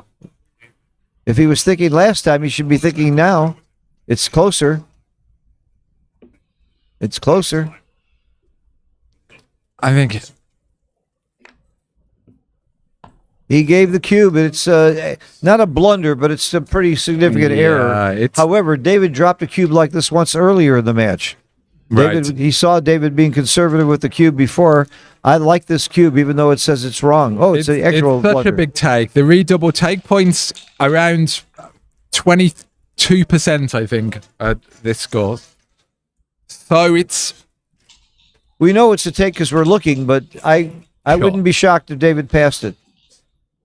Oh, we have 2.279 error. over the board. It's scary. 4 point board. You dance a few times, and I'm then telling you, the one he regret it. passed before was gammonish also, and he passed it. He might just do it. David doesn't care about his PR. He wants the cash. Yeah. This guy's a cash player. He might just say, I know this is a take, but I'm not going to take this. And I wouldn't blame him. Even though it's a real big blunder to drop, I can understand David's thinking here. Mm. If I wasn't looking at XG, I wouldn't know it was that big a blunder. There's one reason you know it's a take is your opponent has got so many checkers back. Right. He's got 6 checkers on the other side of the board to bring around. There's so much work to be done. A lot of work to be I done. mean, White enters with 20 rolls and is in the game. You know? I'm like 50-50 whether David's going to take this or not. Really, this is I mean, David would snap this up against Mochi, okay? But he's not playing Mochi, and I don't mean to demean Joe, but I don't think David wants to see a 4 cube at this point in the match in this kind of a volatile thing. He gets gammon 22% of the time. It's a take. You think you take it? I'll be stoned if colossal blood. Do it away from them. So taking his time to think about it. Yeah, I Certainly easier to see. absolutely wouldn't fault him. Yeah. And the fact that David passed a clear take earlier, if Joe really knew that and felt it, gives him makes it even better for Joe to give this cube, even though it's wrong. I can't fault Joe for giving this cube. Right. David might pass it. Look how much time David's used on the clock. That's a bet I would have lost big time. He's one of the fastest players of the game. I mean, this is interesting, and who knows? We may see an 8 cube, and then you just use a match equity table to calculate the take points, right? I mean, All right, I got a bet with myself. Who's a faster player than David Wells that you've seen? Ryan Robello, absolutely. Oh, good okay, take. he took. Super. Attaboy, David. Okay. Did the right thing. Absolutely did the right thing. It means you get to go earlier as well, Phil. Yeah, I know you're starving now. Right. Okay. Right. Now, All right, David needs to enter. Really hoping to enter with 1 or 2. All right. And 1-5 and hits. And the hit is a little... Okay. Well, it's close. The hit was very close. Yep. And he didn't think about it very long. 1-6, happy to miss. So plenty of game here for white. Yeah. Plenty of game. Okay, 1-5 is... Wow. 8-7, 8-3. Oh, yeah, of course. Yeah. I just... Pretty clear. 5-1. What is he thinking about here? The hit? Or... No. I didn't see the 8-7, 8-3 at first. don't. Yeah. Oh, it's not that big a blunder. It's not that bad. I know it's 81. It wasn't on my list. That The is a play he was blunder, making. yeah. Wasn't on my list. David, what? Hang on. What's the logic there? He's trying to mix it up? I thought it was 5-1. Oh, boy. Yeah. It was a 5-1. Oh, he did He play came out to the 5-1. bar. Oh, my gosh. I don't know the logic there. It's only a That- 6% error. It wasn't terrible, but it Well, wasn't that right. is very costly, and now he Oh, could lose a yeah. match as a result of that play. David's going to have nightmares about that play. I mean, still playing, though, a very good PR, which just goes to show, even with some mistakes, you can still play sub-5. This hit is clearly right. Good play by Joe if he hits. He wins a lot of gammons, and a gammon winning Wow, he won't be happy winning with 8 that points play. here. The match is over. It's not efficient because you're winning more points than you need, but it's still a nice feeling to win the match. Yeah, right. That hit back was really crucial as well. Here it there. is. Here's the hit. That was an interesting, two on the roof. Wow, anchors up. Crucial rolls coming in quickly. Well, he's got a lot of good rolls here. Making the bar is big here, except his 3 has to come in if he does it, but that's fine. Yeah. It wouldn't have been bad to just come out. He's going to hit.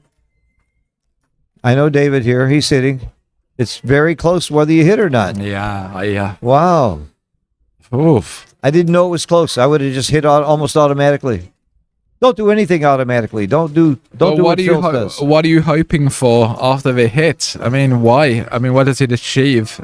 You know, then you try to roll a 1 to Well, get you might up. make that point with a 1 or a 4. You might give you time to come up and out. But now you've duplicated the 1 to make the point and step Yeah. up. So it's...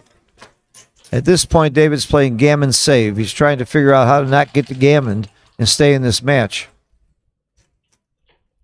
Yeah, I'm not keen on a hit. It doesn't do enough. It's so close, David.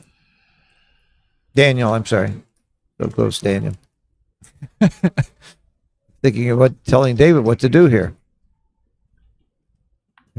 Okay. It's not a big play. Either way's fine.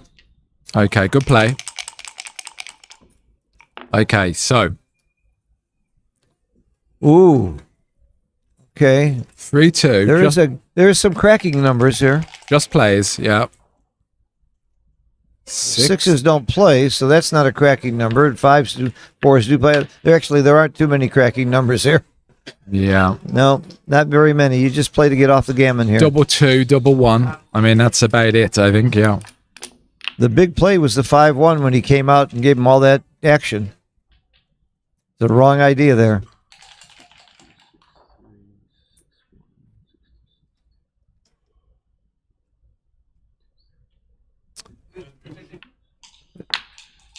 A 6-2 is the roll here. Can't see it. Okay, I don't like this so much. 11-3. I'm not sure what's the benefit of this. Yeah, leaving a direct shot gives him more, gets him gammon more. Okay, so And he's punished for it. swings around. 4 checkers back. Well, Dance. David's in big trouble even if he doesn't get gammon, so he's gambling more. He's saying, okay, if I don't get gammon, I'm down 2 away, 6 away. That's not a real good score to be at. So maybe I should gamble a little bit and see if I can get lucky and pull this thing out.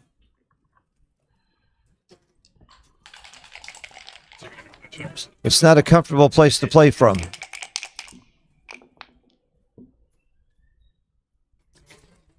There's an argument for making the 2-point. Yeah, it's close. It's slotting is right. The best way to make it is to slot it. You don't mind getting hit. He should have slotted it there. Wow.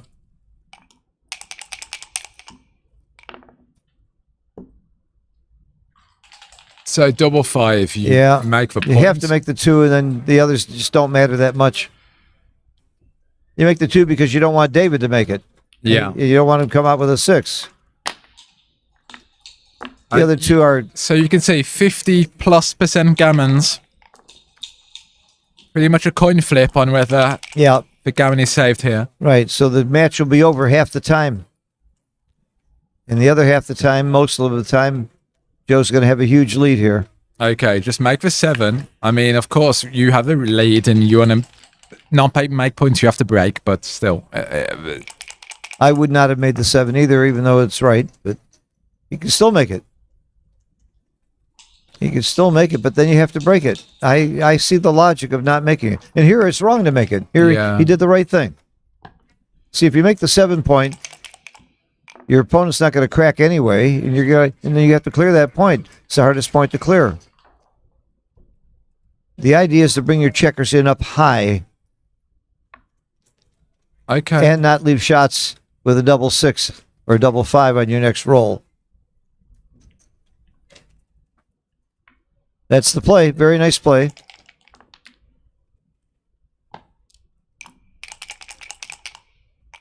Joe's playing very steady now. Come in with the 5. Okay, so this... No, he could have played the other way and not be in this position where he could leave a shot with... So now it's 60% plus gammons. Yeah, it's going to be tough to save this one. I think his last play was a little off. Should have put a checker on the 5-point. Okay. 2-4 clears from the rear, of course. David's in big trouble here. Okay, But you almost always get a shot before this game is over. sure. Well, not so much now. Well, double 6, he'll double get 5, it. double 4, yeah. You'll get a shot. The question is, will it be in time? Wow. You get a shot 96.4% of the time. And I did just make that up.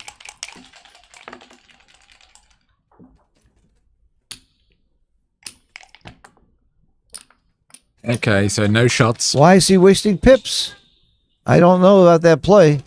It was right, though. He was right to make the 3-point. I guess it's not about the pips anymore. It's about getting the shot and hitting it. Okay, so now definitely a lot of shot levers now. Yes, a lot of numbers leave shots. In fact, he almost needs to roll a 2 here, or doubles, to not leave a shot. Mm-hmm. So he's Well, very, very likely to get a shot now. This could turn everything around. Yeah, there it is. There it is. This is huge right here. 3 is a monster roll. This is it, David. This is your chance. No. Wow, that was it. That was the decisive. Yeah, that's a The breath holder. 3, That's a breath holder roll for me. Joe was holding his breath, and so was David. Okay, maybe more shots here. Well, with 2s. he doesn't care about getting backgammon. That's why he's staying. Backgammon means nothing.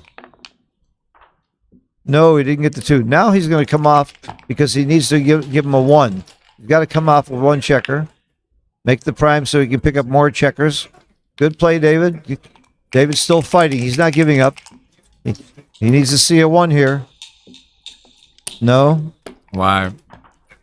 And if David doesn't see a 1 here, it's all over.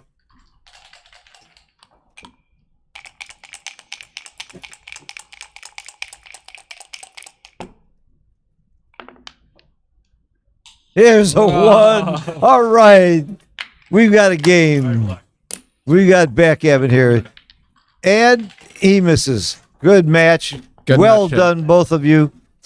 David played 3.77, world class, just as we would expect. Joe played expert. I bet you Joe's not happy with the PR, but he's happy to win. It was a great, great match. Very exciting. We saw some very difficult cube plays and checker plays. I cannot wait to review this match myself. Later. I don't think David's going to look at it for a while. Thank you, guys. It's been fun. We'll be back later. The finals will be Joe Urso from New York versus, I don't know who he plays, but congratulations, Joe Urso. Good job. Let's see if I can catch him. Thanks, guys. What's happening in that match, Chris?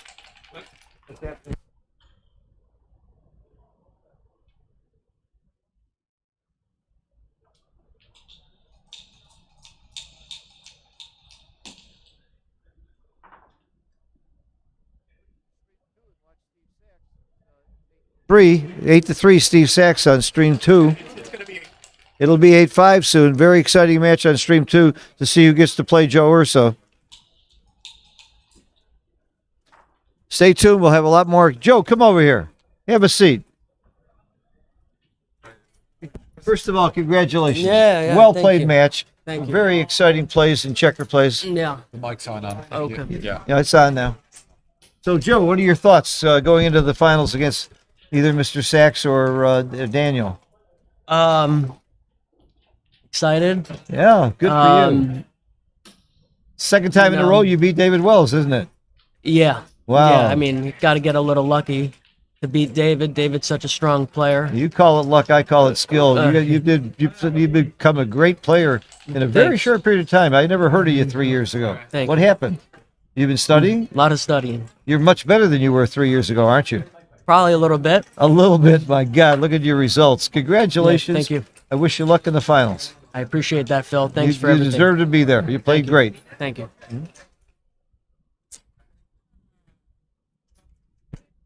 Can leave this?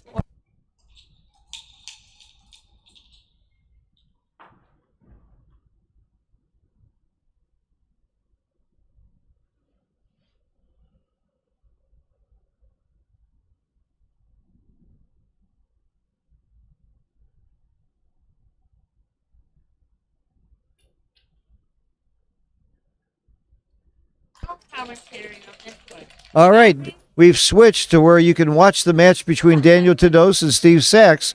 You can watch it on channel 1 or 2. Very cleverly, we've got Tara Mendocino, who's just a master at these things, so that we can watch the match. The winner of this match, of course, is going to play Joe Urso. They're just announcing Joe's win over David Wells. Very big win for anybody. Okay, so Steve is 3 away, 6 away. Steve, of course, has been a giant for many, many years. He's been playing in Monte Carlo for maybe 30 years. Very, very highly skilled player. One of the Magic 3 from LA. I've called them the Magic 3 for years. Bob Wachtel, Joe Russell, and Steve Sachs. And now it's the Magic 4 because David Wells is there too. 4 of the best players in the world right there in LA. I spent the last month with Steve traveling all over Europe, and we've had a great time, and he continues to show me over and over and over again what a great teacher he is, as well as a great player. So if you're looking for backgammon lessons, Steve Sachs should be high on your list, especially for advanced players.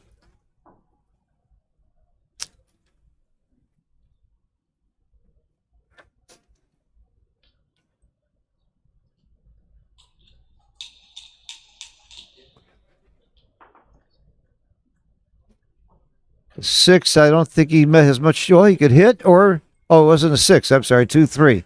I thought he had a 2-6. 2-3. He could step up. Ah, quick cube here. A very quick cube here.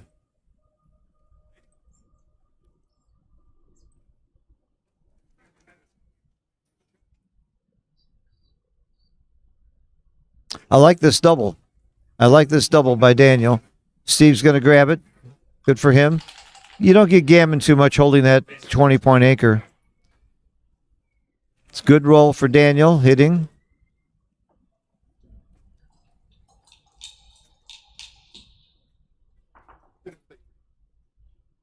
And a very bad roll for Steve dancing on a 2-point board. I don't think Steve liked that. I have a feeling that he didn't like dancing on that 2-point board. Just a feeling I have. But he didn't show any emotion there. Sometimes Steve can be very emotional. Oh, he dances again. He's staying cool, though. Look at him. Good for Steve. Double 6. Do you make the ace? Yep. That's my play. You're blitzing now. Even the ace point's a good point to have with 2 on the bar. Steve dances again. He's starting to wonder. Starting to wonder what's happening with his dice. They had to be pretty good before now. Double 4s. I mean, double 4s. Yeah, double 4s are his joker roll. He's happy to come in. He's got game. That's a great roll, making the 4-point. Come on, how could it be anything else? Do it. There's nothing else, Daniel. Of course, Daniel beat the great Dana Nazarian to get to this point. And who did Steve Sachs beat? Kazuki. I don't like this play a bit. Not one bit. Especially since Steve only has a 2-point board. You've got to make the 4-point here. This is like an automatic play for me.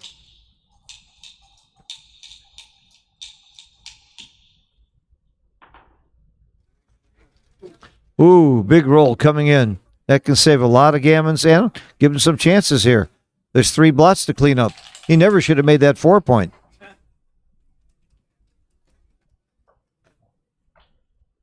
Okay, he gets away with it.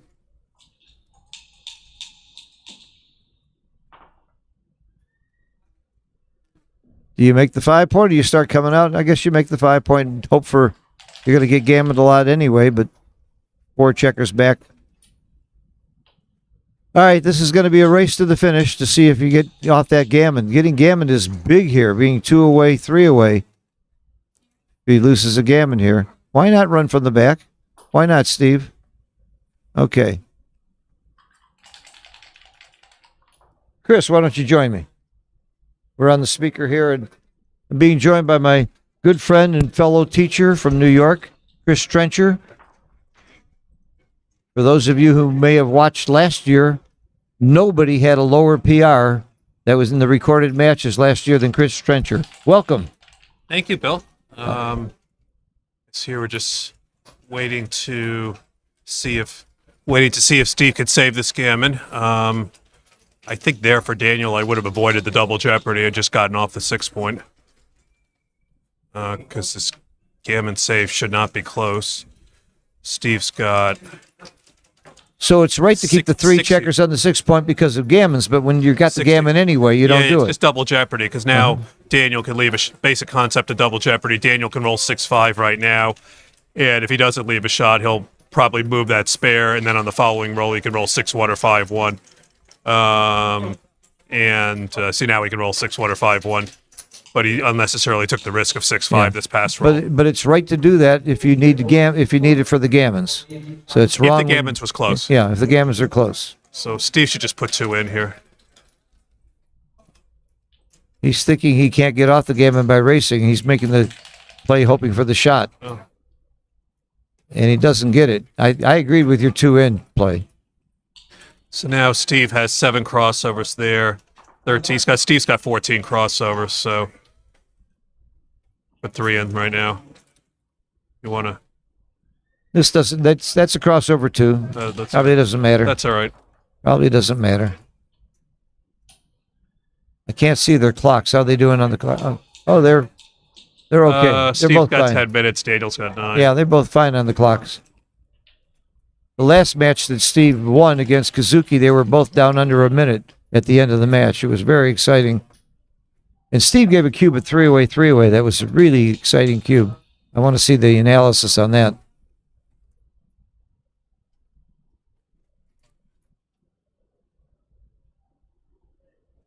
These plays don't matter too much because you're probably getting gammoned anyway, but still, you want to make every right play just in case.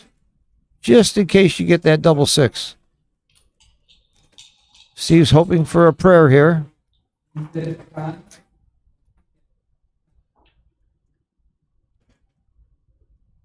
Well, Daniel was considered to be a big underdog against Dana, and that didn't face him. And he's considered a big underdog against Steve, only because he's an unknown. But he played on the Romania team. I met him in Trier, Germany in 2021 in the team championships. And he's one of the stronger Romanian players. And he lives in Italy, and I understand he plays a lot with the Italian players and has really worked on his game. So even though we may not know him that well like Steve Sachs, he's certainly showing he knows the game. 2-away, 3-away. Steve's take point is 25%. Steve should come down and slot here. Try to steer this towards, break ties early with plays that steer it towards more gammonish positions. Because he's in a quasi-gammon go here. Well, I like Daniel's reply. I like Mark Bachman Olsen's statement. 2-away, 3-away is gammon go light. Not Gammon quite go. like 2-away, 4-away, but the same idea. Yep.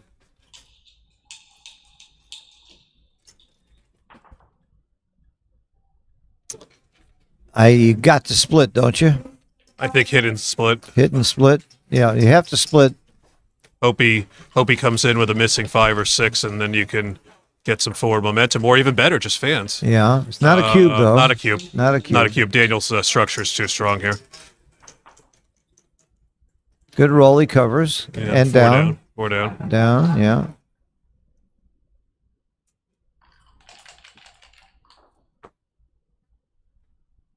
Now Steve can think about it. I would double. He's got combinations of 5s, 4s, and 2s to make the 4-point. He can blitz with boxes and double 5s.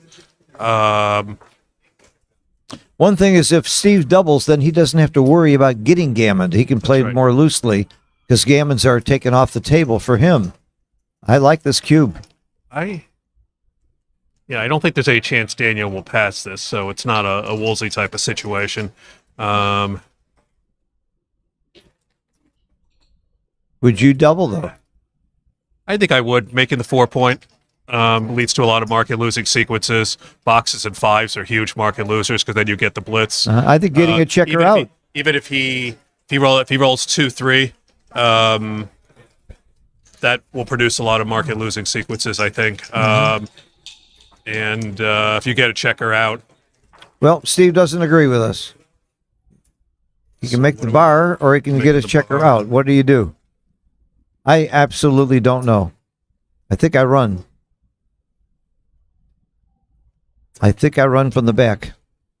if you run, I think you run, for a 24-16, so you don't give him the 3s off the roof. Right. That's my play. But it's close. Making the bar is tempting. I guess you're adding too many blots. All right. Now it's a clear double. Steve's absolutely double Big here. double here. Is it a take? Yeah. That's the question. I don't think it's a take. I don't think it's a take.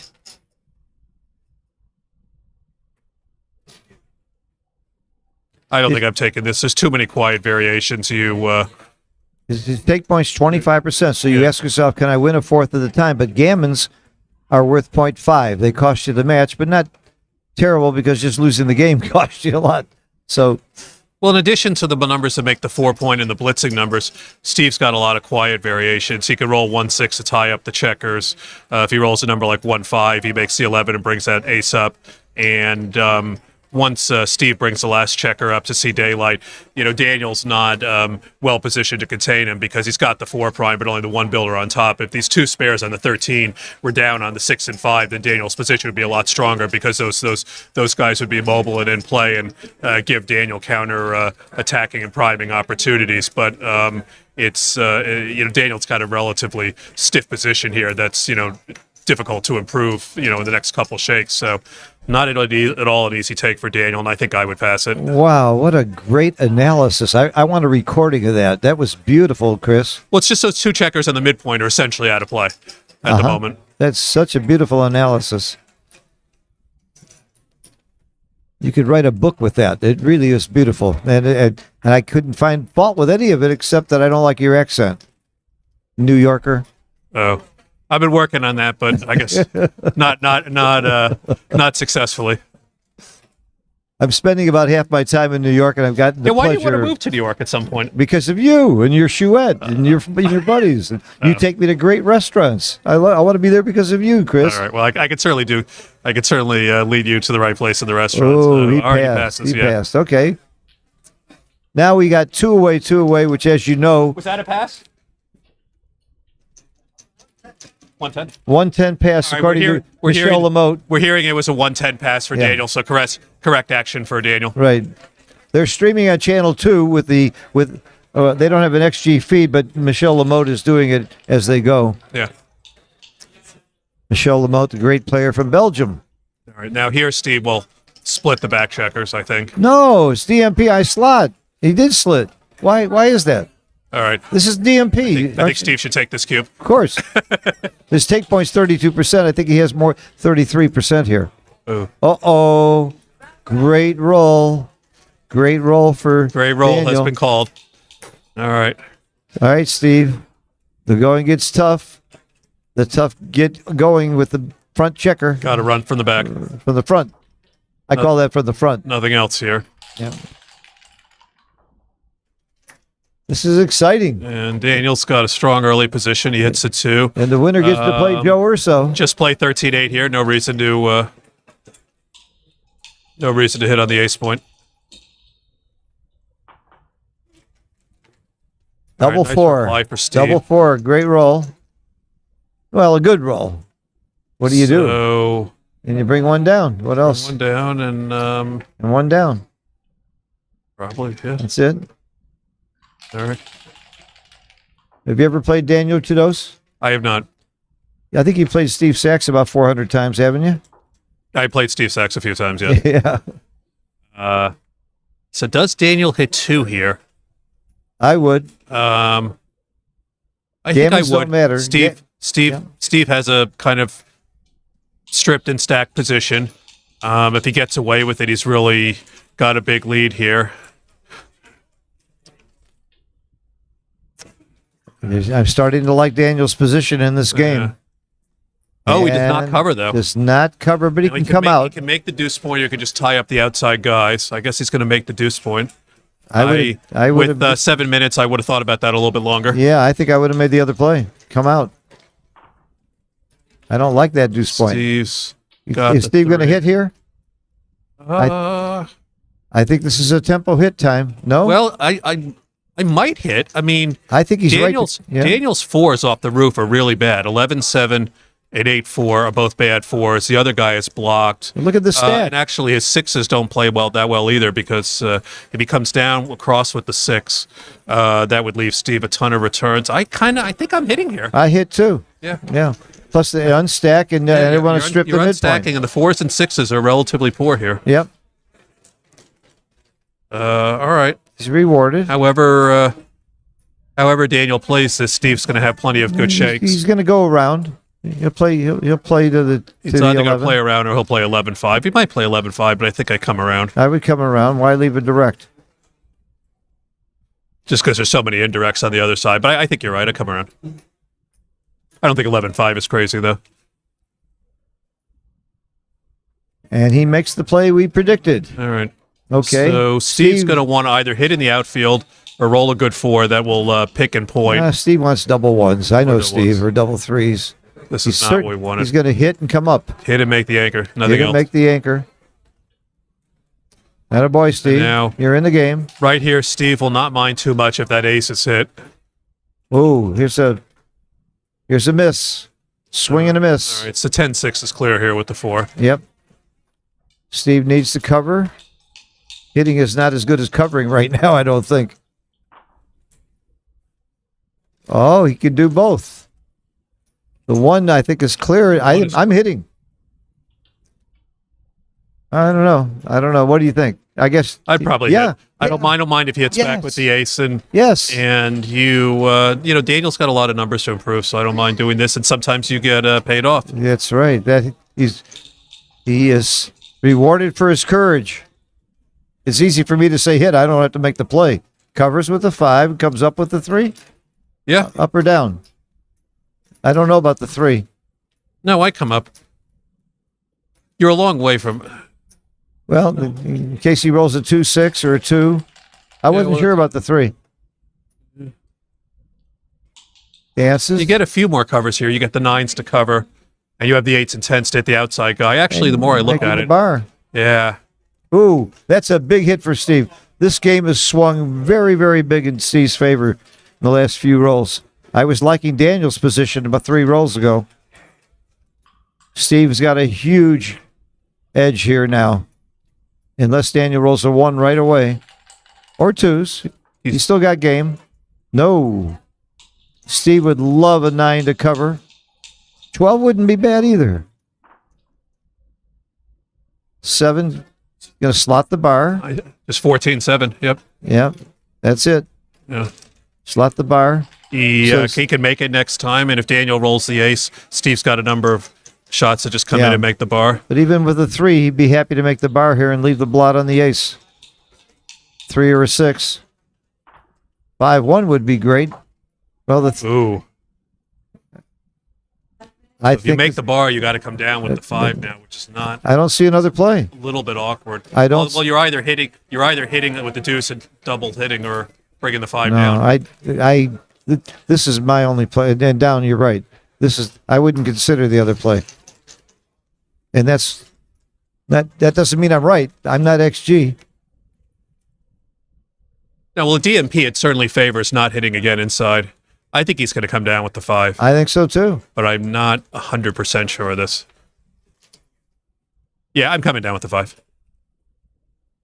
Especially if Gammon's not counting. There's no reason to.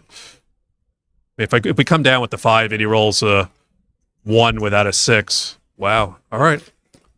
There's merit to this play. On the other hand, closing him out, the best. When you're coming home, want to have a safe bear off, the best place to have your opponent's checkers is on the roof. I like this play. All right, this is a big roll here. Very big roll for Daniel and Steve. And he danced. Now Steve has got a huge edge here. A 5 gives him a 6 prime. But he has to be able to split with the back guys. And Not he 5. can't split. So now guess he's making the ace point, right? Wow. Yeah, you make the ace point. You make the ace point if he fans next time you're hitting with a 5 and coming out with 4s and 6s. Yeah, he sees it. That's about the only play. I don't know what else you would do here. Yeah, that's all you can do. 2 is big. He missed it. Steve will hit with a 5. He will break the prime and hit. And he'll switch with double 1s, double 2s. He'll switch with any small double. 3-2, he's going to hit loose. Yep. Steve, no way Steve would miss that play. And if Daniel has not yet begun to fight, now's the time for him to do it.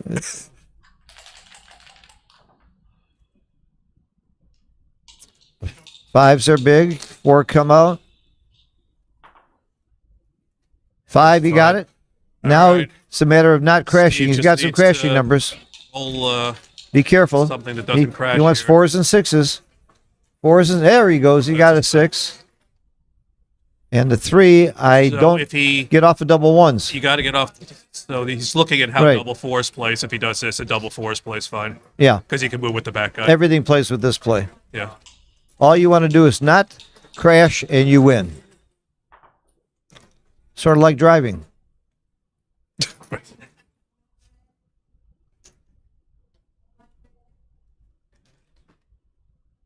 Just swing that by 16-11, I think. He's got time on the clock. Make sure you do it right. Why not? This is a very big match. Very important match. I think what he's looking at is how double fives plays next roll. Uh-huh. Come up and out. He's not going to have to worry about that any longer. Right. That back checker is always the one you're most scared about getting stuck. Now you worry about how do double sixes and double fives play. Now all its high doubles play fine, and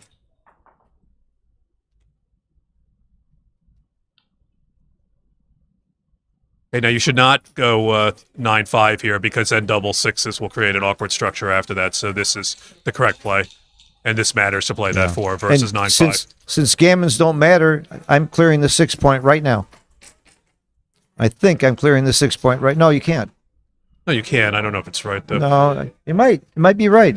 That's what he's thinking about. You would like your opponent to come in, and he's doing it. That's my play. Steve, it's probably wrong. It's my play. Steve, don't do it. It's my play. That's pretty smooth.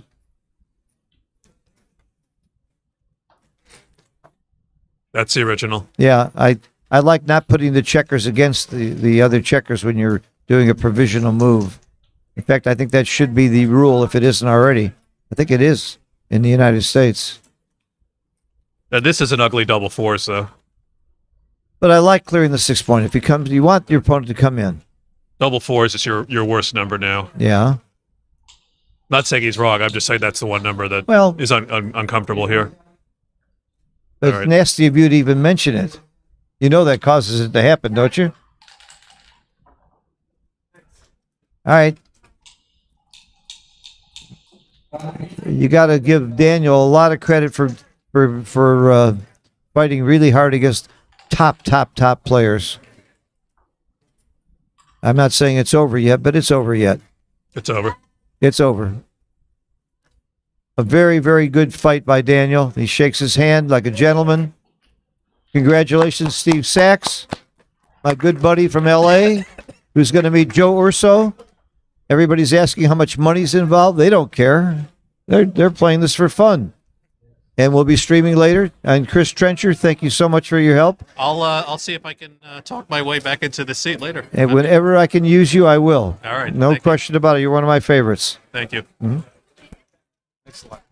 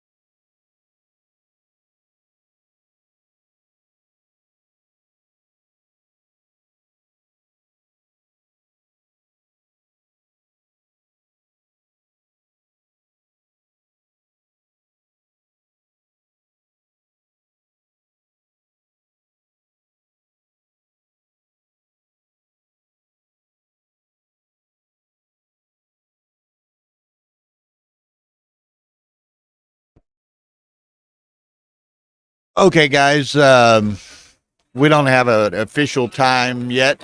Steve was wanting to play maybe 4:30 or 5, but he needs to talk to Urso, Joe Urso, for them to make a decision. So we'll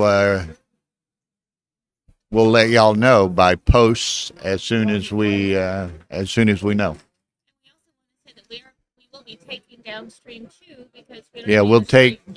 unless Sarda wants us to stream the intermediate final. Finals are going to be? No, they're discussing it. Steve was thinking 4:30 to 5, but he hasn't talked to Urso yet. Okay, so anyway, we will let everyone know by posts with as much forewarning as we can. So hope you enjoyed. It's 2 great matches. Thank you.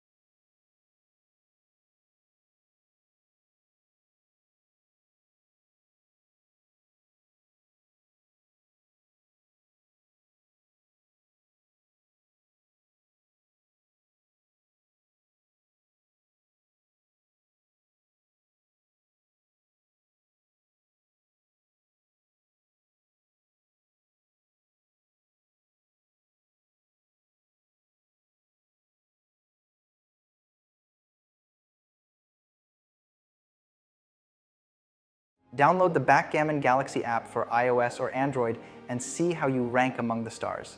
Backgammon Galaxy is the main sponsor of the Backgammon World Championship. What's up, Backgammon fans? I'm Mark Olsen, Backgammon Grandmaster. In front of me, I have one of the coolest backgammon boards ever designed, the Casio Void board. Go check it out on the Backgammon Galaxy web shop and get your board right now. What's up, Backgammon fans? I'm Mark Olsen, Backgammon Grandmaster. I've just written a new book, How to Not Suck at Backgammon. So if you're a beginner or intermediate, you better get this book and your skill level will increase dramatically. It's easy to read, it's fun to read, no math, all about strategy, pattern recognition, and logic. So get your copy right now, and I'll see you in Backgammon Galaxy.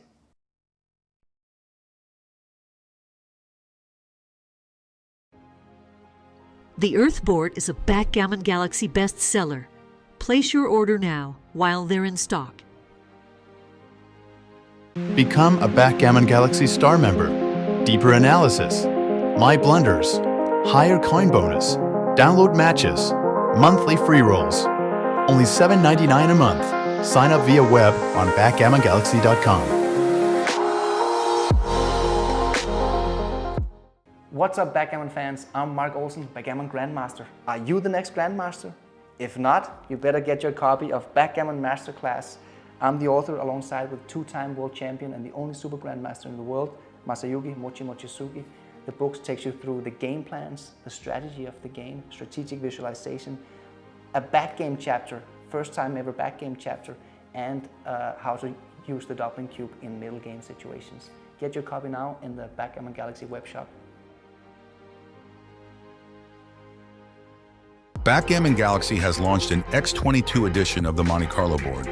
It's the official board of this year's Backgammon World Championship. Buy it now on shop.backgammongalaxy.com. What's up, Backgammon fans? Join us at the Nordic Open, one of the oldest and most prestigious backgammon tournaments in the world. It's back in Copenhagen. We negotiated a great deal with the Hotel Scandic Sluseholmen, breakfast and dinner included with your room booking. Compete against one of the strongest fields in the world. Go for glory, win the big prize money. Go to the website for any information, nordicopenbg.com, and see you all at the Nordic Open.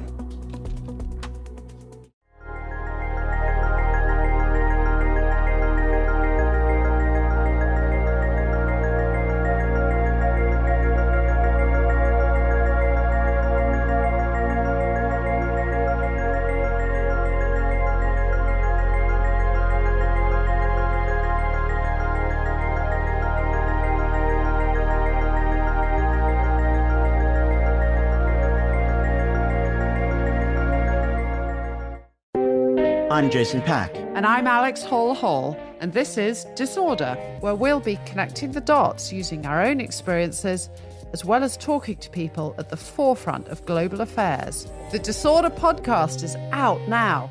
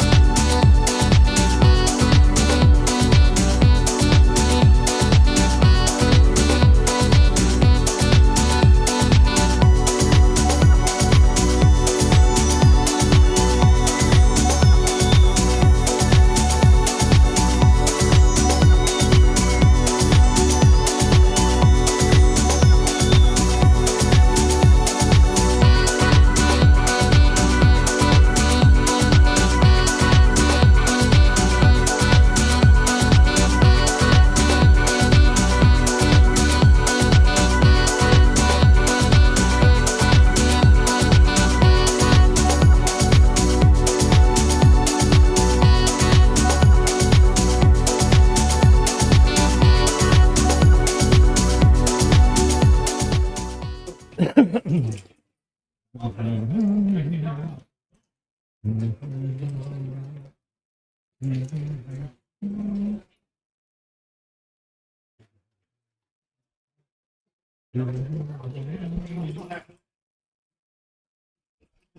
on. We're streaming. Welcome back, everybody. We're back here at Monte Carlo for the finals of the Monte Carlo Open, the main event up until tomorrow's main event of the Monte Carlo World Championships. 193 initial players, and there were buybacks, and we're down to 2 players, and I'm very proud and happy to say they're 2 friends of mine from the United States, Steve Sachs, who I spent the last month with, traveling all over Europe with our friends Jason Brigg and family. And we were in Sweden, we were in Sardinia, we were in Nice. So if Steve wins, it's all because he had practice playing against me, except we mostly played gin rummy. And the other great player in our final matchup is Joe Urso from New York, a young attorney from New York who has really come on the scene in just the last few years. And Steve is kind of new to the scene in the last 40 years. He's been a great top giant for a long, long time. Very excited. They're playing for a lot of money. People keep asking. The winner is, I think, about $19,000, and the loser gets about $8,000 or $9,000. So it's like double or nothing. And everybody asks about hedging, and I'm not going to tell you what's going on. But these guys did not hedge, so it's none of your business. So they're playing for $9,000, and the pride and prestige of doing this. Somebody typed on the screen, what are the odds? I think they're both odd. Both Joe and Steve are pretty odd guys. So the odd guys are in the finals. I'm going to be joined in just a second by one of the most popular commentators in the history of this game that everybody cries for and loves. And I'm so proud to have him as my friend and co-commentator. He'll be here shortly, and it's a surprise. I'll wait till he gets here, and you will all recognize him. So I'll have some good expertise next to me very, very shortly. He just blew into town, and he's freshening up, and he's coming down in just a second. We will have an XG stream, so we'll be able to know how the players are playing, but it's not going to be a mystery.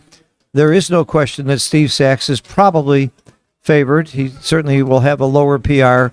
I would give about 5-1 odds on that, although Joe Urso has thrown up some amazingly good PRs as well. So we're going to see very quickly the 2 players getting ready to play. It's about time. And then later on tonight, I'm going to tell you we're doing something really fun. I'm doing the auction. We're doing a Calcutta auction. And I decided and I got the approval of Mark Olson to do this. We're not going to auction off individual groups of people. We're going to auction off countries. So you bid on the United States or you bid on your own country. And of course, those countries that only have 1 or 2 or 3 participants will group together. So it should be a really fun, interesting auction when we do it this way. Can I join you, Phil? I'm sorry, Sebastian Wilkinson's coming. Yeah, he's coming? We're all set up. Go ahead. But I do have a deck of cards for you in my room. I'll bring them down. Or you want to go up and get them, you're welcome to. Okay. Well, I can't wait to play gin with the cube, but sorry, Ryan, he came, he's all set up to come. So there we have it. I let the cat out of the bag. Sebastian Wilkinson will be joining me, and we'll be getting ready to go just shortly. The combatants are entering the room. Steve just finished a very, very tough match. And here he is, Steve Sachs. I want to wish you luck before you start. Listen, I'm supposed to play the finals in 10 minutes. Yeah. But if you'd rather play gin with the cube, I can just forfeit. I think your equity might be a little bit better playing in the finals. You're playing for a $9,000 difference between first and second place, and I'm not about to play a gin for that much. Well, although you have gotten very good at gin. It's fun to practice with you. Yeah. Yeah. So I just got through saying if you win this thing, it's because of all the practice you've done with me at gin rummy. It's helped your game. By the way, the last match was very tough, and your composure was very good. You say you had some very tough situations there where in the years ago I would have seen you get kind of upset over the board, and you just really, really handled it so well. Well, thank you. On Steve Sachs like. Yeah, on Steve Sachs. Are you maturing? What's going on? Well, are you consciously working on that? Every minute I'm getting a minute older, so I guess I'm maturing. Well, Your game sure is maturing. It's getting better and better all the time. Thank you. Your PR right now is the best it's ever been, isn't it? Yeah, I'm trying to stay under 3.5, but it doesn't always happen. Yeah, but you still, it's better than you're a better player as you get older. You know, I read books on aging because I'm getting a little older myself, and what they say is that your judgment improves greatly as you get older. Memory gets to be a little bit of a problem. Yeah, but I'm sorry. What did you say? What was that? So, any thoughts about this match? Well, Joe Urso is a student of mine and a friend of mine. He's a student of mine and a friend of mine. And we were just trying to calculate the odds of us meeting in the finals, and it was like close to 8,000 to 1. Because we each had to be on the opposite side of the draw and each had to win 6 matches. And 190 participants plus buybacks, that's a lot of people to get through. Yeah. That's amazing. Yeah, so I told him that... This shows what a good teacher you are. If he's your student, that's something to really be proud of. With the Backgammon Learning Center, plug for your outfit. www.backgammonlearningcenter.com. Steve's been one of our top teachers for quite a while. My pleasure, thank you. And I always said you should be certified. But now I'm going to certify. I'm certifiable. You're certifiable. Well, it's so great to see. I'm so happy to be doing the commentary for you in the finals. It's just great. Okay, so... and this is the biggest event you've ever played in today. I mean, you've been in so many big events and so many finals in the past. Do you know how many tournaments you've won over the years? In 45 years, if you have any competency at all, you're going to win some tournaments. I bet you've won 30, 40 tournaments, big ones. I don't want to brag, but just telling the truth, I've got like 120 trophies at home. Oh, wow. And they're going to be on sale on eBay next week. You have that big a home? At a 15% discount. You have that big a home? Hold all those trophies and plaques. Yeah. Yeah. But what about the cash? You must have a big... Well, we'll talk about that later. I'd like to give it away to my friends. Well, Steve, we wish you the best. You deserve it. Joe, if Joe wins, you know, I've played my students many, many times. Yeah. And I'm happy either way. Really. It'll be a victory for you if he wins and a victory for you if you win. The no-lose situation. You can't lose. You can't lose. That's great. Wish you a lot of luck. Thank you, Phil. All right. Good match. A real gentleman, Steve Sachs, and he is a great teacher. I've seen videos, and he's actually worked with me and helped my game in many ways as well. And it's really neat that he's playing a student. I've never met my student in the finals of a tournament. I've met him otherwise. But here's Joe Urso. Glad to see you here, Joe. It's so exciting. So Steve can't lose because you're a student. Right. And That's right. He's going to get paid anyway. He's going to get paid anyway. Yeah. You can buy more lessons from everything for the extra $9,000 you win if you beat him. That's right. That's a Any lot thoughts of about? Give me your thoughts about this tournament. You know, I've had a nice run. Dice treated me well the last couple of games, I think. And it wasn't just Dice. You played well. Thank you. You played very well. Look, you know, to win 7 in a row, you have to do something right as well. It's hard to overcome poor play for 7 matches in a row. So I know I've played decently well. You also need to get a little lucky to win 7 in a row, and I think I have gotten a little bit of luck, but I've also played well, and I'm really excited about it. I hope I don't use it all up in this event. I want to spread it out a little bit, but I'm excited about playing Steve. Tremendous player. One of the best around. So yeah, it's but you know his weaknesses, don't you? Yeah, he knows mine. And there's probably more of them. And I'll bet you money neither one of you do anything but try to make the best play because you're both so good. You don't try to play the opponent. You try to play well. I rarely ever play the opponent. I'm not. I just try to. Play what I think is the right move. So cool in your last match against David Wells. David Wells was at one point the number 5 giant in the world, and you just said you beat him twice in a row. You beat him in San Antonio too. Yeah, and you hold your cool, and I have a lot of respect for you. You're one of the up and coming younger. When I say younger, you're under 60, aren't you? Yes. Yeah, for backgammon, that's young, by the way. Under 60. I think. In fact, I have a bet in this tournament over under 50 years old for the champion. Whether it'll be over or under 50. And I think it's about 50-50. We'll 50-50 on 50? 50-50 on 50. Right. Any more thoughts? No, I hope you. I see you have Sebastian coming. I'll have Sebastian well, coming. You know, Sebastian is one of the best in the business. Absolutely. A player and commentary. Right, So, and we'll have XG feed. I'm excited to have him watch my match, our match, Steve and I, and it's hopefully it's a lot of fun. Hopefully, there's some big swings. How many and times some have you been to interesting. Monte Carlo? First time. This is the first time. Have you ever seen a place that's this exciting with this many giants? There's nothing like Monte this Carlo. tournament's been the field And super with Arda- tough. Look, there's I would say you got both extremes. You got people who want to come who haven't played that often, who want to come to the World Championship, and then you have all the giants are coming as well. So you got both extremes, and you got to be able to play and handle all levels of play and not lose your focus and for me not change my game. Play the same way even if I'm playing someone who's never played in a tournament before. Don't change it up. I start changing it up, it's only gonna mess up my game. Attitude. Every play is a challenge to just try and make the best play. Exactly. Well, you've is demonstrated. So how long have you been taking lessons from Steve? 3 years. 3 years. And what's happened to your game in 3 years? I've probably shaved a point and a half off. Wow. From that's a lot. 5-ish, 5 to 550 to now I play. I don't know. My B map's going down right now, so 4.5 ish. Yeah. Give or take. And at that, you can beat anybody. Given a little bit of luck, you can beat Mochi easily.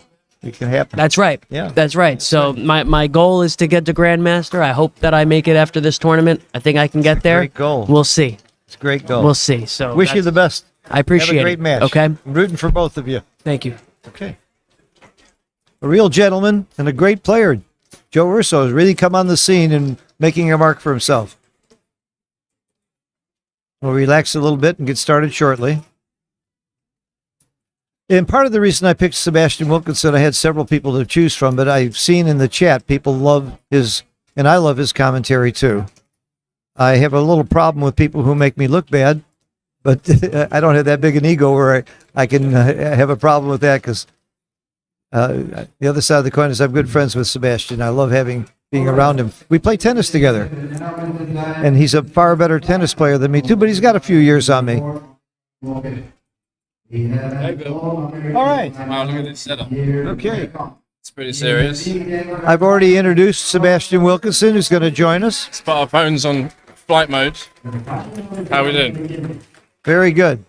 I just interviewed both Sachs and Jerusalem, and I didn't really know for sure, but Joe has been a student of Steve Sachs for 3 years. Oh, no way. So Steve can't lose. He feels like either way he's going to win. Student and master. Yeah. Beautiful. I've never met one of my students in the finals. I've played my students many, many times. But you're not in many finals, though, are you? That's right. They're in many more than you are. Yeah, they're in more. They are. The truth is, if I named the students, some of my students, you'd be shocked. That's why I said it. It was half. Yeah. Plus the fact, I would say about a fourth of my students are probably better than I am. I still can't figure out why. I think it's IQ. That's well, they weren't when they came to you, but you they you weren't pushed when them. Yeah, you realize their potential. I'm a better teacher than I am a player. I really believe that.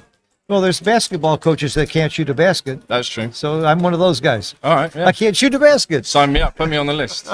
I'm in. All right. So they're playing for a difference of about $9,000. Oh. We had 130 people in the Open last year and 190 this year. Incredible. With buybacks. Yeah. So I bet you the actual Monte Carlo Open is going to be much bigger. And by the way, I'm going to tell you a secret. I put €100 on you to win the tournament at 50 to 1. Oh. That's the odds before the draw on you, 50 to 1. With over 200 people, that's reasonable maybe. That's Morton Holmes odds. So they're probably, the true odds are probably 25 to 1. But, Morton has to make some money. He doesn't think much of me. Yeah. No, that's right. He's going to make some money. He lost some money a couple of years ago on Sander, though. A lot of people bet on Sander when he won. Yeah, that's right. But very exciting to have the book and all these other extra things going on. Makes it really interesting. Mm-hmm. And I heard you're going to do the Calcutta auction by nation. Is that Yes, right? that was my idea. I think that's great. I think it's going to be so much fun. Right now, I already have an even money bet. I have UK U.S., Denmark, and Japan against the world on an even money bet. That sounds reasonable. That's most of the field. Well, the U.S., I think we got about 30 people here. No, but it's probably an even money bet. I think you got a good side of that again. You wouldn't? You like my side? Yeah, I like your side. You like my side on that? I've got some other. I posted on Facebook a bunch of these bets, and Morton's taking bets on them. Morton's putting them in the book, but he's not giving the same odds I am because he's doing it for real. Morton Holmes have been doing this for years. It makes it a lot of fun. But the Calcutta should be really fun. Yeah, it should be good. I can't wait. I'm coming back right after the dinner break to set up the betting. But we'll have a bunch of people grouped together who are from countries where they only have 1 or 2 or 3 people. Yeah, that makes sense. So that would be fun too. That works. I don't know if you feel the same way as I do, but if I ever put a significant bet on a sports team, they immediately call the team and say, "We got him." And they change, like, we got him, boys. Let's put a result out there that's the first time in history anyone's ever seen us lose. I feel that happens. Well, here's the other thing I like about betting on countries. Let's say that I buy UK. You as a member of UK, you would probably want to take a piece of it. So you come see me. You have to negotiate. Mm-hmm. But let's say I spend $10,000 for your team, and you want 10%. I might sell it to you for $2,000. Yeah, that's a very elaborate way to get people to come see you. Yeah, but I like it. Yeah, well, maybe I do it for $1,200. Yeah. But still, I would let anybody on the team want to buy into it. I think it'd be fun. Yeah, no, it makes add that extra layer of excitement to things. There's plenty of gambling here, and the nice thing about Monte Carlo is we can openly talk about this. Yeah. In a lot of tournaments in the United States, we don't talk about Calcuttas, we don't talk about money or gambling, because there's some shady questions about legality. So I'm not about to even expose that. Yeah, we don't need any of that. Okay, we're looking at the table. We're going to see Joe Urso is going to be at the top. It's a 13-point match. We are going to have an XG feed. Oh, we got XG, have we? Yes, we will have XG. But I think you're as good as XG. In fact, I would bet on you in a lot of ways over XG. Not sure about that, but we'll see how we get on. Well, in certain kinds of positions. Is that Remy in the background there? Yes. Remy Davenport from New York. One of my heroes. She has a meetup group that meets once a week between 175 and 250 people. Oh, that's Remy. That's Remy. She said hello earlier. Yeah. And I thought maybe that's the same. She's my hero. She's taught us all about social media. She does almost everything on TikTok. And almost everybody that shows up to her groups are 30 to 40-year-olds. So great. And most of them aren't that interested in backgammon, and then they're there for the social aspects, and then they all of a sudden find out there's great backgammon. I've been to her meetup. And I met her people, and it's terrific the way a lot of them are coming just to be with her because she's so charming. Mm-hmm. So we want to do this around the world, but we have to find more Remys. We got to clone her. We need more Remys. Yeah. We don't need guys that look. We don't need people that look like you and me. Definitely not. We need people that look like Remy. I agree. To get them in. I concur wholeheartedly. Yeah, and we're having more of that. I know that might sound sexist, so I better stay away from that topic. But no, it's balanced. I think. Yeah. Well. I say, yes, more like 20 and 30-year-olds is right. That's correct. I was corrected. Okay, but of course she's in the city of New York where there's a hell of a market. And I am spending half of my time in New York because I love that city and there's so much action. You've spent some time there. We've been together in New York. We had fun in New York. We've had fun in New York. It's difficult not to. Well, come more often. I'll be there. All right. You'll always have a place to stay with me. We should do like a world route tour. You know, they have those shows. As long as you don't have to play your tennis for money, I'll do it. I'll do it. I need to play tennis for money. That's the only way I can get by. You took all the money our last time we played. Was that in L.A.? No. In L.A., yeah. We also played in Cyprus. Yeah, that was lovely. That was fun. That's right. And it wasn't too hot. It was fine. But that was really nice. He gives us a spot. He plays with his flip-flops. I've never... Can you imagine a guy playing tennis in flip-flops? And I think he did that on purpose just to make it look like he didn't have a chance. But you got your shots are great, but you got to every shot. You're so fast. Is it the long legs or speed? Yeah, very long arms. You played in college? I played before. I dabbled. You dabbled? Yeah. Okay. You didn't win Wimbledon. I would have known. I would have heard of you. No, but someone just called me Andy Murray the other day. So they said you look like Andy Murray. I said okay, I'll take it. Isn't Andy Murray shorter? No idea. He's Scottish. Shorter. We love him. Yeah. And he just won an epic match at the Olympics. They say 5 match points. Oh, really? I like Andy Murray. I like his attitude. Yeah, he was going to retire after if he lost. Yeah. And they saved 5 match points Wow. in a row because they're not doing a third set. They do like a 10-point tiebreaker. Uh-huh. So they were down 9-4 to 10 in the tiebreaker. And he won? They won 7 straight points. Wow. So now he When you say can't. they, it was doubles? Yeah, it was doubles. Oh, okay.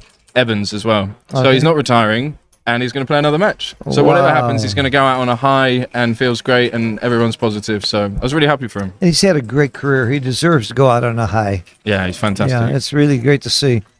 The tennis is my favorite match stuff to watch on TV of all the sports. Did you see Nadal and Alcaraz play together? Oh yes. Oh, wow. Yeah. Wow. It was What a right. pair. Well, I've seen Nadal live a couple times, and he's my hero. He's my favorite. Yeah, a lot I of think people my love all-time him. favorite. And before that, you would know my all-time favorite. I've seen him play live, and I was his ball boy, Rod Laver. Oh yeah. I was his ball boy at the Dallas Open in 1965 or 66, I think it was. There's a story. And he was the nicest guy in the world. Smaller than I was even then. I was in junior high school, I think, at the time. Oh, that's great. He became a coach, didn't he? Yeah. Very The successful. best. And then Pancho Seguro. I took lessons from Pancho Seguro, another guy before your time. Good names though. Right. Okay. I'm betting that Steve Sachs PR will be 1.5 to 2 points better than Joe, maybe more. And that has nothing to do with who's going to win the match. No, of course not. I'm sure we'll see some really high quality backgammon. The board looks great, doesn't it? I really love these colors. Works really well. Yeah, it's called the X22 board in honor of Paul McGrill, and it is for sale. I think it's for, I think it was $1,200 on for sale at the Backgammon Galaxy store. Yeah. Did we do anything with this contraption in front of us? If you know how to do it, you can. I have no idea how to do it. There's a thing. I don't where want you to can- press buttons and there's- make it explode. I don't know how to. All right, I might play around with it. Mark Olson knows how to do it. It looks kind of interesting, doesn't he it? shows, the checkers are here. Arrow. Be my guest. If you break it, you pay for it. Yeah, well, that's. I'm not going to touch it. Yeah, it looks really interesting. So you know Steve really well. You've been touring Sardinia? Where For were the you? last month, we were in Sweden, Sardinia, and Nice. Wow. Together bad. the whole time, huh? That's not bad. No, somebody's got to do it. Someone's got to work. They got to have tourists in those towns. We were happy to leave some of our money behind. But I fell in love with Nice. I mean, Sardinia, and I fell in love with Sweden too. Sardinia, they were all great, but Nice is now one of my favorite all-time cities. The restaurants and the shops and the streets and the architecture. We went to the Chagall Museum, which was really, really interesting because I happen to be Jewish, and Chagall was Jewish and has a lot of Jewish art in there, and that was really fascinating for me. And I grew up with Chagall prints in my home. Not quite original, so. No, but that Nice is fantastic, isn't it? Have all these museums and artwork. Oh, it's the last best. time I saw the Monet exhibition, and then I went to Nice and I went around a couple of places, and it was just. Yeah. I was on my own, but it was great. And then one day we went to Cannes, and Cannes has filled with restaurants, but we had this one place that Carter recommends every year, and I've gone there a couple times. We're sitting down, and who walks up but Sandor Liloff, going to the same restaurant. So we had dinner together with him for a while. It was really nice. Yeah, Carter always has fantastic suggestions. where to Carter eat, knows especially. his food and his music. Yes, definitely. Music especially. All right, I'm looking forward to a very exciting final. I've done a lot of commentating. I'm going to leave most of the talking to you, believe it or not. I'm going to shut up and just. Well, I haven't listen slept, so and learn. I'm probably on the same Oh. pace as you. You came from London? Yeah, I came straight from London this morning. Well, that's not too many time zones. No, that wasn't too bad, but not feeling particularly sharp. Okay, here we go. Dice on checkers, no good. Standard rules otherwise. Was it 13 in the round before, or is No, it it this was the 11. final? It was 11. Okay, so The special final's 13. final. It's been 11 all the way through until now. I can tell you that Steve has been in so many finals. It's hard to count over the years. This is a monstrous match for Joe Orso. I think he's been to a couple finals. He's won some good stuff, but this is a big match for him. Yeah, it's great. Keep seeing his name around. He's been doing really well. And Steve, of course, He's for an upcoming forever. Steve forever. Steve's been a giant forever. He's one of the Magic Three from L.A. Russell, Wachtel and Sachs, and now David Wells is there too. Yeah, all great guys. Oh, friendly opening. We Right. like that. I'm going to call the dice a lot because the 4-3 sometimes people can't see it too well. Yeah, so they're both really happy, of course, to be in the final. Oh. And they're good friends. So Yeah. they're really going to enjoy it. And this clock is the I forget the name of it, but you can get that on. It's really a fun clock. You use your iPhone with an app. 5-2. Yeah, it makes a point. You see XG slightly preferred 2 down with the 4-3, but they're all pretty much the same. I always bring 2 down with 4-3. Yeah, I like 2 down, but it's very close. And you can split like that. 1 point game. Yeah, it's better to split with a 3 at the back. Steve makes a natural play here. Hitting at the edge. I'll try and catch your comments on the chat if you have any questions for. Oh, this is interesting. You see, not natural to come down, but you duplicate the 6 that he wants to cover with, so you can get a cheeky slot on the 7 there. He just played it instantly because that's kind of the standard thing that you do. 5-4 would just cover. So he kind of got away with it, and he'd love a 5 here. 3 is also good. Oh, they're smiling, they're having a great time. Life is good when you're in the final, huh? And such a huge field. I've never seen so many players in the Open. 190 plus buybacks. I don't know if they've ever had this big a field. And yeah, it'd be interesting to get the stats on that. So those of you who say backgammon is dying, you're wrong. There's more tournaments, and there's more people at tournaments, and there's more people around the world playing. I think backgammon is definitely, COVID helped backgammon a lot, I think. Wow. People playing online. Yeah, I think that's true. Look at that play. I would never have hit on the 2. I would have just run to the 16. So it'd be interesting to see that on a deeper analysis. And he did neither. No, he gave him a good 6, which you see is blocked by the back checker. So he'd like to hit with a 6, especially 6-1 as a tempo. And now he's stuck again. He'll look to split or push forward. The dance is really bad. Not enough to cube yet, but he's going to think about it. It's close. Yeah, I think if that back checker was actually just 1 pip up, it would be all right. If I'm playing Steve Sachs, I cube here. I mean, Orso said he tries not to play the player, but in your mind, you know you're playing a giant, and you gamble a little bit on the cube. I do. Yeah, he might do. He's taking a photo. I don't think he's going to double because he just shook vigorously. Yeah. Why waste the shake, right? Why waste the shake? That's going to point, probably, and then double. So we'll see him cube. Any entry, like 1 checker entry, he'll double. I'm pretty sure about that. And I think that's correct. But now, I don't think it can be too good. It's going to be close, isn't it? Should be a cash because board is not that strong, but it's... Oh, he's going to play on. Wow. It's only 4% wrong to play on. It's not a big mistake, but he should have taken a little more time. This is going to be 2 down, I can't believe he didn't take more time. Well, he's left double 5s. He's left Steve away back in this instead of cashing the point. Double 3 and double 5 would put Steve... Oh, even double 2 he's back in it. So he could have just cashed that point, and now he's been punished. This is going to come down to the 9 point, get another builder for the 7 and the 3. That's natural. And you can't cube now. It's like 50-50. Wow. That's a big turnaround for Steve. Big swing. Roll that double 2. Joe didn't. What bothers me is Joe didn't think very long about that cube. No, he felt really confident that it was too good. But you see, he left the door open, and Steve walked straight through it. He's got to come out with a 5. He wants to come out. There's no other 5. So forced by logic is your FBL. Forced by logic is your saying. So Steve really hoping to hit here and slot the bar simultaneously. Even 3-5 would work. Ooh. That's a miss. That's a swing and a miss. So he's getting cubed now, I would imagine. Is he getting cubed out? No, I don't think he's getting cubed out. Really? I'm not sure I'm taking.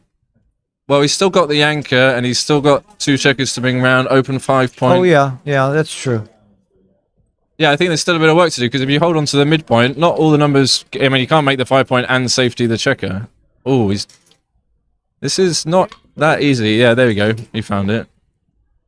Good play. So you think it's double take now? Yeah, I think it's double take. You're right. In fact, it's barely a double, and I wasn't sure about the take. No, you're right. Look, it's really borderline. Borderline double. In fact, I no like double. it. If someone can pass, you should cube, right? I mean, that's... Well, it rolled out to be no double, but... There's really not many gammons here. If you can get it past 3% of the time, it's right to double, and you're certainly going to get it past 3% of the time. Yeah, what Phil's referring to there is Look that... at this. Oh my! You called it. That number in the bottom left that you see in the XG analysis shows you how often your opponent would have to get it wrong for it to be correct. Wow! So only about Steve Sachs. That's a huge blunder for Steve. Yeah, I think, again, psychologically, when you roll a number like 4-4, which it feels really bad, you think the position is worse than it is. But if you take a second to step back, you say, well, actually, still got the anchor, lots of contact, lots of chances, you know. But he just let it go. Fair enough. Wow. That can happen. Well, you think he may have let it go because it's gammonish and he's thinking, well, I'm playing an inferior player? No, I really think he just thought... He thought it was yeah, he just thought it was bad. Okay. Well, Wow. we can slot the 5 here and duplicate the 4, which is a nice move. You should always look for that when you're jumping out to the outfield. That's XG's play. I love an excuse to slot the 5 point with a 1. Especially against one checker back. So hitting and coming down or coming out, both similar, but you do give that good 6 from the bar. Well, I guess you give it either way, actually. I'm a come out kind of guy. I came out years ago. You're still trying to come out now. Well, no one will believe you. Well, they believe when they see my bracelets and my jangles and my clothes. Dance. Big dance. In my chouette, you win a point for that. I like that rule because I would do very well. Yeah, everybody says they would do well. Everybody thinks they do that more than anybody else. Yeah, I've tried to introduce that some places, but people won't. Everywhere I play, we use that. I love that. We use it. You dance in a 1-point board, you get a point from everybody. Okay, so he's going to make the 10 point, of course. Joe was happy. He made the 5 with the 2-1, cleaned up the blot on the 7, and now he's got some potential. Let's see what he finds. Lots of good numbers here. Okay, so he just anchors and plays 6-5. That seems straightforward. 2 good things. Put the checkers where you want them. I'm tempted to play 13-11 here. I like the action for that because 6-4. Well, 6-4 isn't that good. Yeah. 6-4 was a good roll anyway, making the 4 point, and it duplicates it. So I love me an anchor. Love me an anchor. Protects against, 3-3. Even the butterfly anchor you like? Especially the butterfly anchor. Ah. Any anchor, any port in a storm. I mean, there's no storm, but it's still being a port is nice, isn't it? You can go around town. you can venture out. I think that's applicable here. So Steve ran straight away with the 6-3, get his last checker out. And he got missed, so he got exactly what he wanted. And now he's going to try and bring it around safely. He's only up a little bit in the race, though. Oh, and that's going to probably slot the 5. There is no safe play. Slotting the 5 is right. Why? Because you're unstacking and you're putting a checker where you want to have it. Yeah, it's also the fewest number of shots and the biggest payoff when it works out. So it's got a lot of things going for it. And he does break the anchor to hit, which gives you some return potential, I suppose. And he missed is the biggest reason. That's the best reason. He saw it straight away. He's got to run. Yeah, the race is basically even, and this is the moment to go before things get more precarious. I might not have found this play because the race is really slightly behind after the roll. Because he's up 3. He grabbed that checker immediately. Yeah. He knew he wanted to go. I think he's going to make this play. And it would be a very good play. I think I would have missed this play. I would have considered it for sure, but I'm not sure I would have done it. It's the right play. Yeah, you can see the problem if you stay back on the anchor. He makes the 5 point. When are you going to go? When are you going to have a chance to run? I see. Only 4-4, 6, really. Yeah, I hate when they defeat my arguments with logic like this, Sebastian. It's tough to break anchors, though, always. It's so much easier just to make another play and feel safe. But this is the moment that you've got to take advantage of. Mm-hmm. I think he's going to work it out. He's going to count the race. He's going to see that he's 1 pip up afterwards.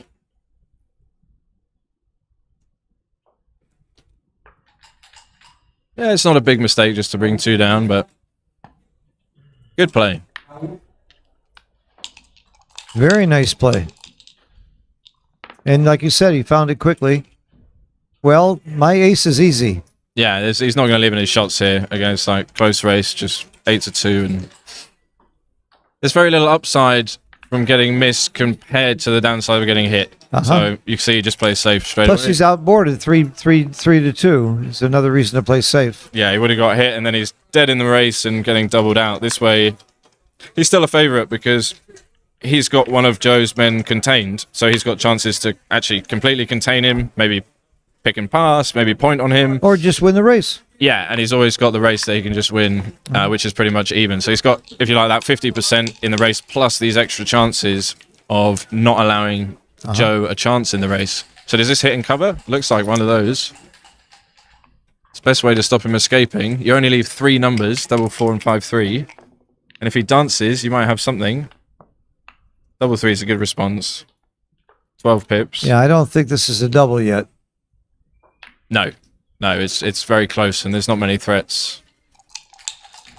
Steve's still got this stack to worry about on the midpoint. Really wants to cover the block on the 8 point. Ooh, he can make the 4. That is awkward. I think I'm making the 4. That might be a good play. And it's wrong. Wow, look at the safe play. So ugly. 0.007. No, I like your play. I mean, he's got the blotting board. Yeah, I really don't like the ugly play. I mean, it's safe, but he's still leaving some numbers. Okay. Reasonable. Yeah, I mean, 4 they're was both good 0.07. options. You couldn't go wrong. It's nice when you can't go wrong. So yeah, this is clear. Escape into the race. He's actually favourite now. And we'll see a roll-off. He's just counting to make sure, but even if he was, I guess, behind a little bit, it would still be kind of correct just to go.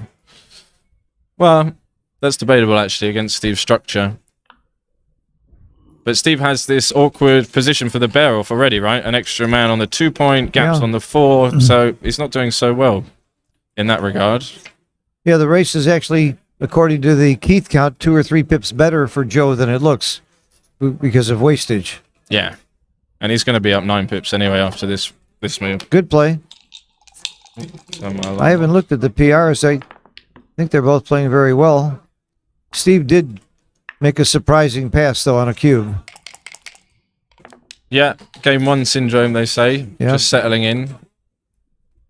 Yeah, Steve's PR is much worse right now. He got that 6 PR because of that cube error. And they haven't had that many decisions, have Yeah, they? they haven't yet.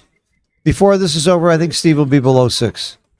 I'll give some odds on that. You'd have to give big odds on that. All right, 100 to 1. 100 to 1, I'd take a euro on that. You got it. But that's a very bad bet on my part. But, it's worth the 100 when it comes this one time. Oh, it's just a great story. You'll have a story to tell. We can get a cocktail here for that. You'll get a story. That's right. You're in Monte Carlo. That'll buy a candy bar. That's right. And, sometimes you're in a position you just don't fancy it. So maybe you just saw that cube, you just say, I don't like this position, have 2 blots in board. Didn't look that appealing. Come on, you don't think that way, do you, really? No, I don't, but you feel that way. Oh, But you have to ignore the emotions. Right. That's sort of part of it. That Players at your level don't say, I just don't like it. I know it's a take, but I'm going to drop for the hell of it. You're talking about emotional players way below your level. you still have these feelings. They come in. And, sometimes in the chouette and how things are going. It's amazing. You have feelings like normal people? Yeah, I know. That's amazing. You don't look normal to me. None of you guys. You don't look normal to me. You look like machines. Well, that's the idea. All right. In. Yeah, you see them setting up the ideal or the most efficient bear-off structure, which will be having spares on the 6, 5, and 4 points. So that's where they're aiming to put all these men as they bring them in. Mm-hmm. I think they're waiting for the transcriber to catch up. Yeah. Oh, he's on the last move, is he? Yeah. No, that's wrong. He's trying to work it out. No, that's not going to work either. You may hear a lot of noise behind me. There's a lot of side events going on. That's what's happening today. Then tonight we have a dinner break. Then we're coming back for some announcements. And then the Calcutta. And then tomorrow, and the draw of the main events tonight. And then we start the main events tomorrow at 1 o'clock. We'll be streaming all throughout the week and weekend with the most exciting, best backgammon in the world, with the best streaming in the world, with thanks to Tara and Bill Riles. Tournament being run by Arda, the best director maybe in the world. Certainly up there. He's not the best. He's one of the 2 or 3 elite Oh yeah, it's a great setup they've got here. They spared no expense. They made Monte Carlo the way it should be. Really classy event in every way. Yeah, I think the transcriber must have made a mistake on a previous roll Yeah, because he can't he's legally trying to play catch this up. double 2. Trying to catch up. It's not really going to impact things PR-wise anyway. Aziz from Israel is our transcriber. He's great. He's really great. Usually very fast and accurate. So he's going to have to edit the position and just go from there, I think, and forget about trying to enter it correctly. The stream you're talking about, all the pictures that people take, and I saw Neil Kazros's comment that they shouldn't even be allowed, especially when the match is being streamed. I agree. Why should you be able to take out your camera and take pictures in a stream match in this event? I for one thing, it might help a player a little bit get a clearer vision of the board. It is a mechanical aid, and I think it should be banned. I agree. Yeah, he could have actually only moved 3 2s and cut himself short of 2 pips, and that's why it doesn't work. An illegal move. I don't know. Yeah, he might have made an illegal move. Well, you don't often see it that way, where it's not very good for somebody. The good news is they have it on. It's being recorded, and Tara can go back and look at the actual recording to see what happened. But I don't believe this is a legal moves tournament. If your opponent makes an illegal play, I think you have the option of just letting it stand. That's right. It's not. That's the rule. That's the way the rule should be.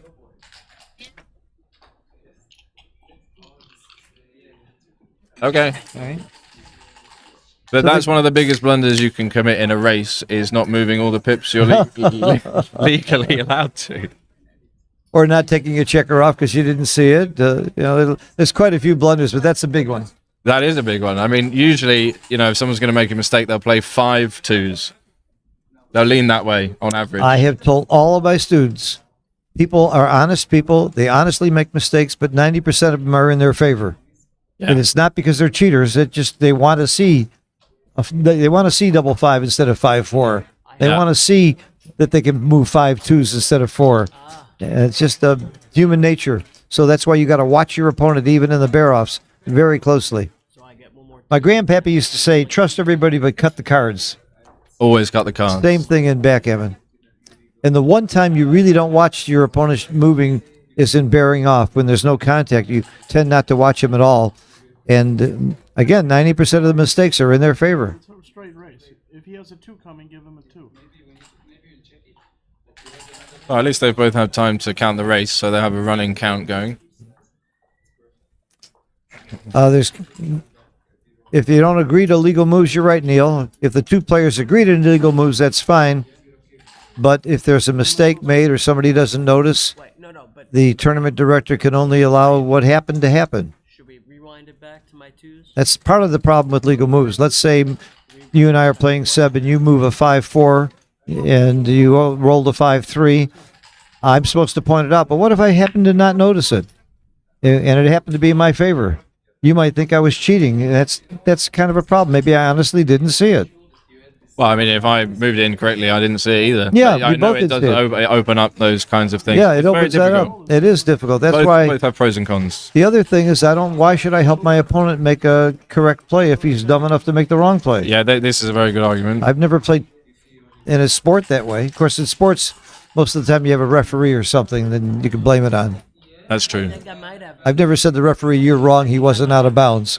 You know. 1-2 in, and then I played 3rd run here. And I had 1 more. But I have seen tennis players be honest about that, even pros. Yeah. Say, it was a bad call. It was in. Take it over. Yeah, or you should challenge. I've seen it. I like that. I've seen Nadal do that.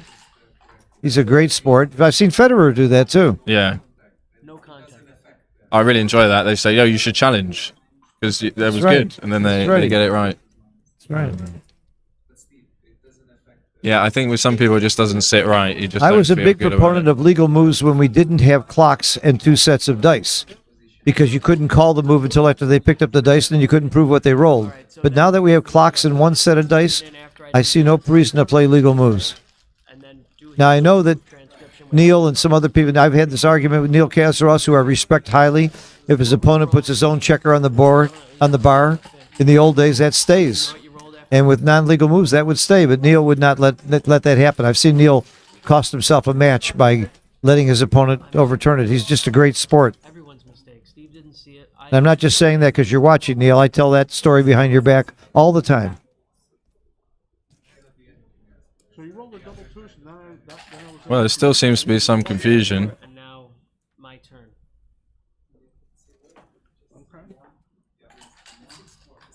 Is this your water? Yeah. Yes, but I'm going to take a break and get you a bottle. Oh, that's very kind. Yeah. I'll hold down the fort. You can call this a fort. Of course, as soon as Phil leaves, they'll just kick off again. But not too much going on this game. Someone's going to get ahead in the race. Someone's going to double. If it's within, 12% or less, barring adjustments, it's going to be a take. If it's over 12%, it's going to be a pass. Not much more to it. And by the difference, I mean the difference in the pip count. You understand, yeah, what happened? Yeah, I think so. They played the Illegal move. He only played 3 twos, right? 3 twos, and then the transcriber realized only after the next roll. But since it was a straight race, we could agree with the players that he can just move another 2, and we played the 6-4, and then we carry. Okay. Thank you for explaining, Mate. Good luck. So we're back. Good luck, boys. Cheers. All right. Well, I'm glad we got that sorted.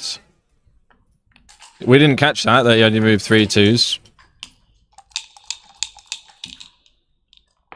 Very unusual to not move all the pips that you're allowed to move. All right. So does he put it on the 4 or the 5? I like the 4 as well. A bit more balanced. Super close race. Oh, now Steve is favourite.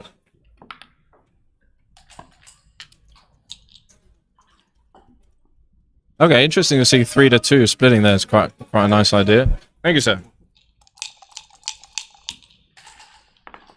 So Mate said it was right. He only moved the 3 of the 2s. Yeah. They corrected it, and they have agreed to play legal moves. Yeah, which makes sense when I someone's also believe there transcribing. should be a monitor. If they had a monitor on this match in all major matches, the monitor can point out things like that. They can make sure the score is right. And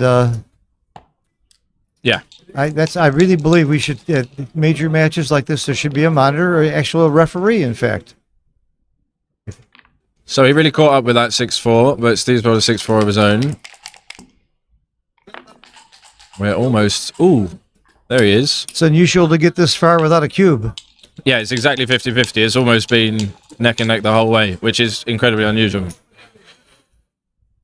It's not a good roll. The average roll is 8, so 6 is not too good. Yeah, you see he fell there to 45%. Oh, that's going to really That's help. big. This could be a double coming up. Unless Steve performs here, you're going to see a cube. What is it? 8 pips. So the difference, 10% would be 5 pips. So I don't think he's going to cube a lot of rolls. Okay. I didn't like his distribution, though, either, with the stacks. That's right, on yeah. the His 6 and distribution. 5. The gap on the 4 is really costly, actually, with 7 checkers above it.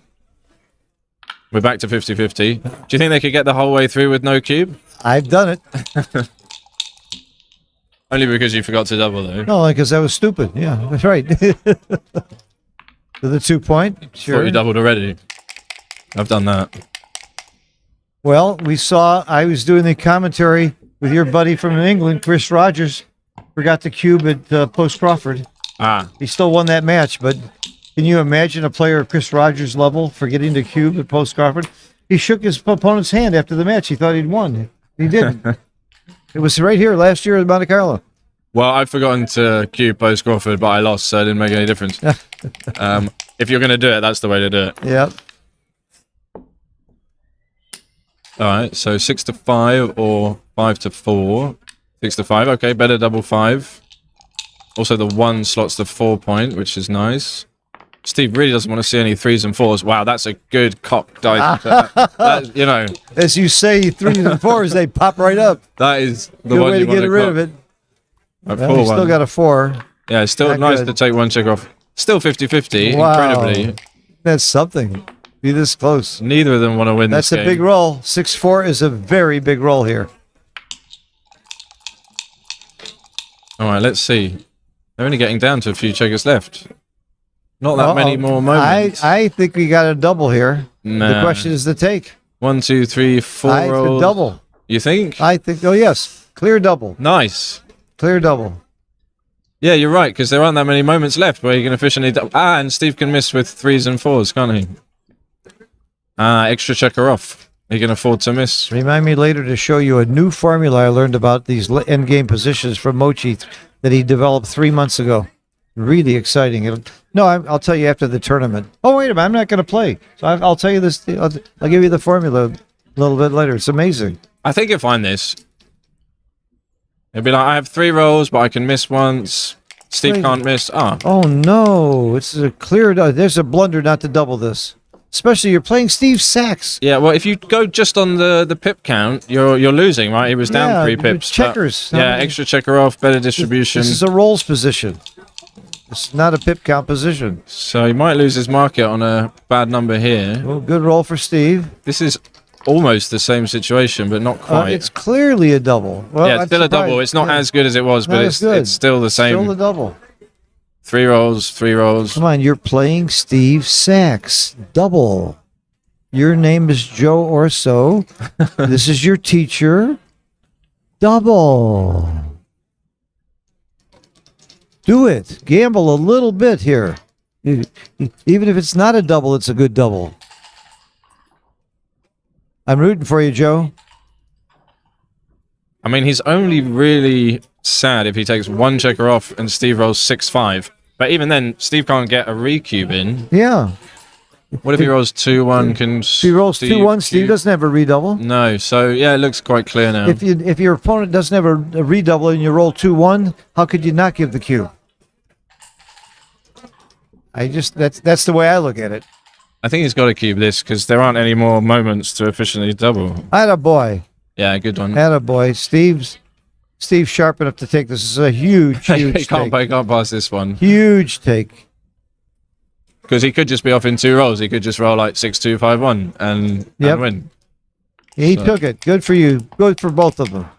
Yeah. I'm happy to see both of them do the right thing. Again, and good to cock 3-2 here. Okay. Oh, there's that 2-1 we were talking about. 3-2 was better. Yeah. Well, now we're going to see. It's not a recube. It is a recube. It is a recube. Nice. A small recube. I would have missed this. Yeah, I think I would have missed it. I would have missed it. So what happens here? Wow. Okay, so if he just takes... Oh, you can see if he just takes 1 checker off, he's still actually doing okay. So 3-4 is his only horror shake? Yeah, but 3-4 is still going to be off in 2 rolls, and Joe needs 2 rolls, right? So, I don't know. I think it's okay. Really? I certainly would have missed this cube. They pretty much switched percentages. Wow. 62. Yeah. They just jumped round. That was a terrible double by Orso. No, I'm kidding. Of course, it was a right double. Oh, that's really interesting. Look how they're playing, both right in the 3s. Very nice playing. I think Steve will find this, and I think being 1-0 down also helps a little bit. Is 1-0 the same as 1-0? Yeah. Okay, thanks. In English. Yeah, I need. Oh no, he's taking it right. Well, yeah, it's difficult find. It's very understandable. Is he going to regret it? He doesn't feel bad about it. It's not a big error. It's not a big deal. And when he rolls 3-2, he feels what's like, the right play here? Yeah, like that. He made it. Yeah, you normally want to clear from the highest point. Right. Okay. But now, even now, you can see if he that misses, he's a dog by 1917. Look how close it is, because it's almost last roll position. Yeah. And he is a favorite. But if he rolled, what if he rolled? But if he gives him the cube, though, he gets recubed. That's why you don't double. He's got an automatic recube. He's 1917. That's right, isn't it? Well, at money it does. Maybe at the score. Yeah, that's why it's interesting. Yeah. Okay, so we come down to the last roll. Right. Wouldn't leave yourself a bad 2-1. Well, yeah. Why? What's he looking at? Take it off and go to the ace. Maybe he's thinking about the recube. What in the world is he before. thinking about? Yeah, but still, why give yourself a bad 2-1? Oh, yeah. Yeah, well, it's just gin either way, isn't you it? might do that and hope your opponent might make a mistake. Joe Russell has the most diabolical thinking of anybody I know. He's a cruel guy. Cruel guy. Oh, my God. Well, Steve made a couple of little cube errors there, but it didn't hurt him. He still won the match, the game. And they're still both playing very well. That first big cube blunder of Steve's, if I'd made that, my PR right now would be 12, and his is 3.68. That's not fair. That's just how it works, Phil. I'm sorry. Not fair how that works. That was really interesting. Cube action there. Fascinating. You can't blame the players for making mistakes on those. Those are tough. Yeah, really difficult. Given enough time, though, they would both work it out mathematically. I think so. That's all math. I think so. It's very logical. It's all have to mathematical. run the numbers. Uh-huh. All right, so we see Steve split to the edge of the prime as he was threatening to make the 5 points, so he's already there. Didn't anchor up. Joe executed his threat of making the 5 point. And now we're going to see him hit surely with 4s, 2s, 7s, 9s. These guys are having fun. Look at them smiling, talking to each other.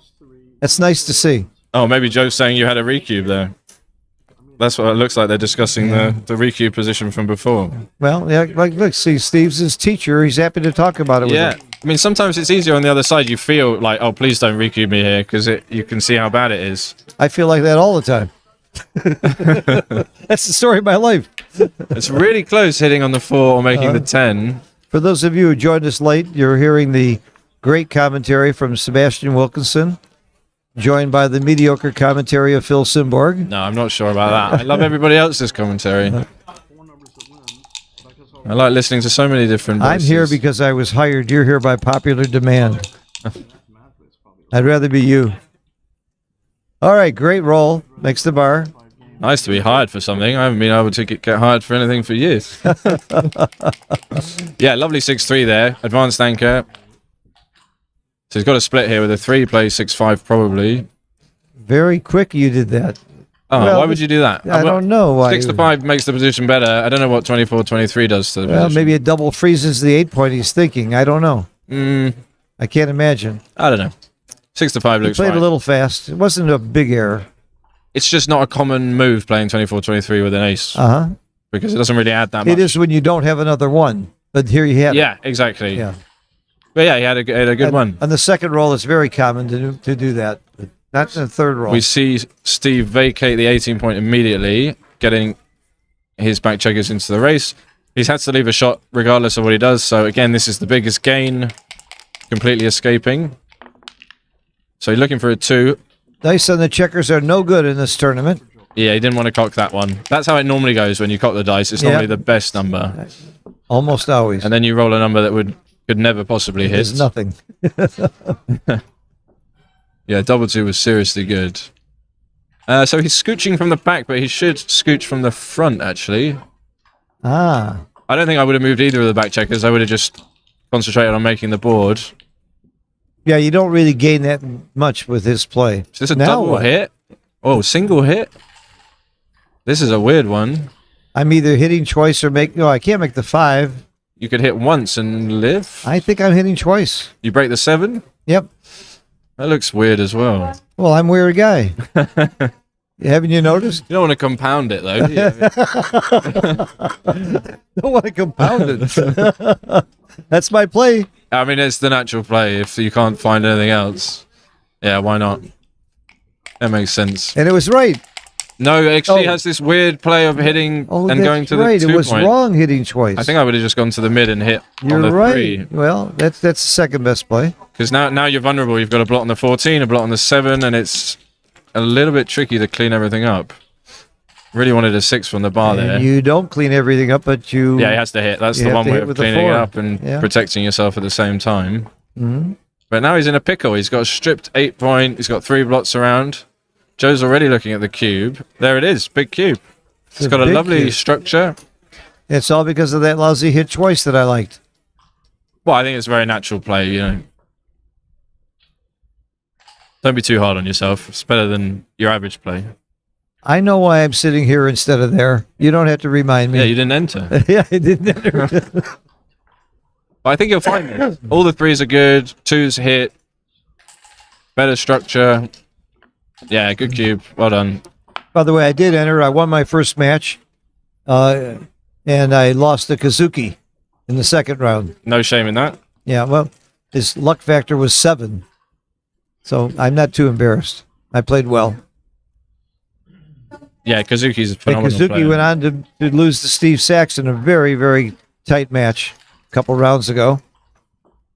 Was it DMP? What was it? Yeah, they went to DMP. Wow, that's always exciting. All right, Steve takes, of course. Can't really pass here. Yep. So 3 is easy. 5, I think you just have to clean it up. Get another guy in the mix. There is actually no other 5, so it's kind of nice. Sometimes the dice make your decisions easy because there really isn't anything else you can do with the numbers. Here he's got a few options. Anchor and hit, I like. But he could also come in and clean up the checker on the 14 point. Swing it round. He's looking at that as well. Yeah.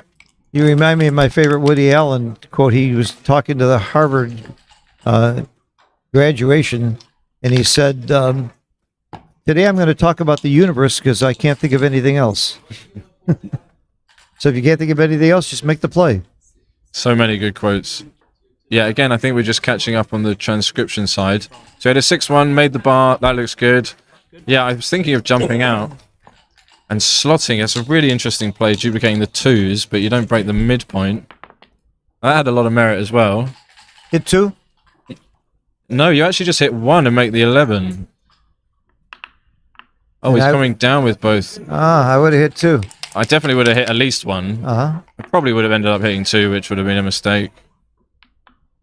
Yeah, this looks clear. That's really strong structure now in front of the anchor. I sort of like Joe's game here. Yeah, definitely take red. Steve needs some help, and that's really not going to help. Nothing. That's...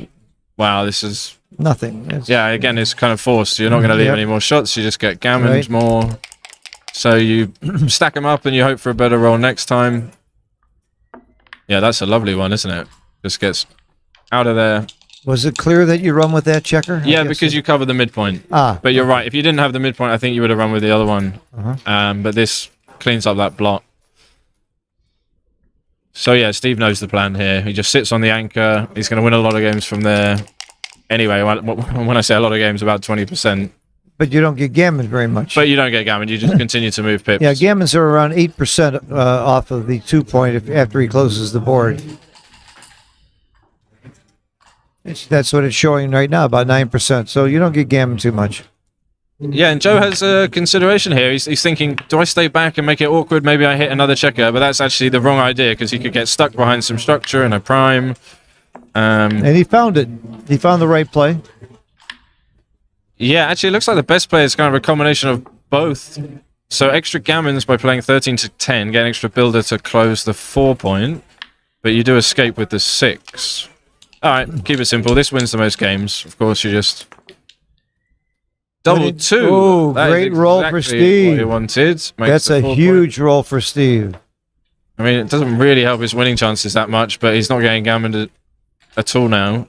Oh, the plays are actually close. Yeah, if you wanted to win the game, you'd actually keep the 23-point anchor, being down 40 pips or 30 pips after the roll. You'd stay back. It never would have occurred to me to stay back. That wasn't in my list. So that's only if you want to win the most games.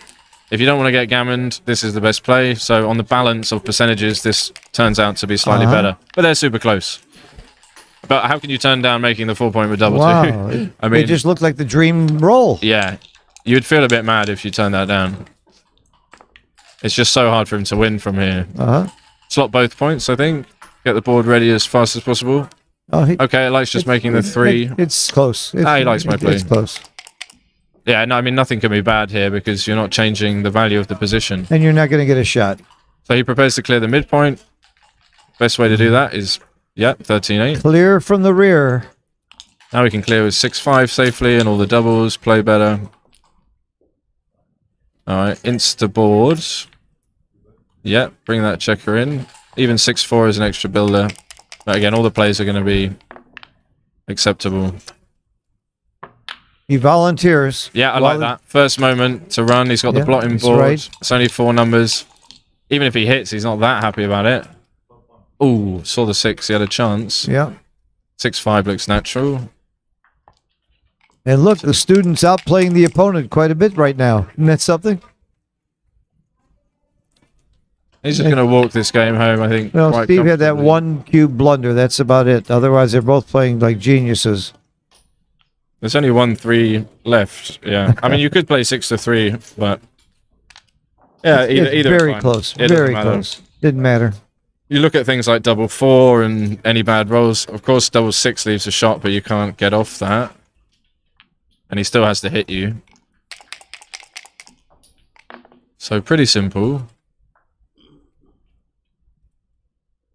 Oh, I would have made the ace, because I don't like having that check on the 2-point, but it doesn't really matter. This makes 6-3 a bit weird, 5-3 a bit weird, and double 3 is bad this way, so that's why you don't clear the 8-point immediately. Wow, I'm impressed how fast you found those numbers. I would have found them a lot slower. So double 3 will show him the play's wrong. Oh, you called it. You called it. Oops. Oh, so that's I feel why. a little bit bad. Yeah, well, he played that last roll too You should have fast. played it the other way, then you wouldn't have this issue, right? It's not your fault. Don't take that's an illegal move. That is an illegal move. Illegal move. Yeah. You Good. do Steve it caught to it. yourself. Steve caught it. You do. He's a little flustered right now after that roll. He's thinking, wait a minute, how did I get to this position? Wait a second. Why did I stack the 7-point? I want to clear those So points. the average player would say, oh, I'm so unlucky, but the good player realizes he did something wrong to Yeah. get there. Yeah, It's his exactly. own fault. So that wasn't just the dice. Oh, and he hits it. He got it. He hits it. That's his Max pain. huge for Steve. Comes in. He can actually play on 2 good if he dances, because he still wins some gammons with these 4 checkers outside. So I think it's 2 good if he dances. Uh-huh. I mean, he only has a 2-point board. Okay, I would play on 6s and 3s to cover. Even if you don't cover, you're probably still got a good chance to win. It's clear 2 good. Oh, that does doesn't that make it? reach. Does it reach? No. But he's safety. Make sure he has the minimum chance of the game turning around. 2-5 would be the best roll here. Double 2s wouldn't be bad. He'd take any 2. Wow, that's such big punishment for that 6-1 play. Yeah. I mean, wow. If he gets gammoned here, it's And a he didn't take a lot of time on the play. Do you clear the 6-point here? No. Never? You just keep playing. You can't really lose this game. I mean, it's Okay. only 2-5. If your opponent had a good board, you'd do that. Yeah, maybe. Depends on the race. I think I like this structure because even if he rolls a 2, you just you're still winning, right? Uh-huh. 2-6. I mean, he's going to leave another shot in board. And holding the cube, you can always double them out later if things go a little shabby. Precisely that. You've got control of the game. 2-3 would have been interesting from the bar. Oh, 5-2. Steve is really poor at covering. Yeah, 8-1. I would have brought 2 checkers in.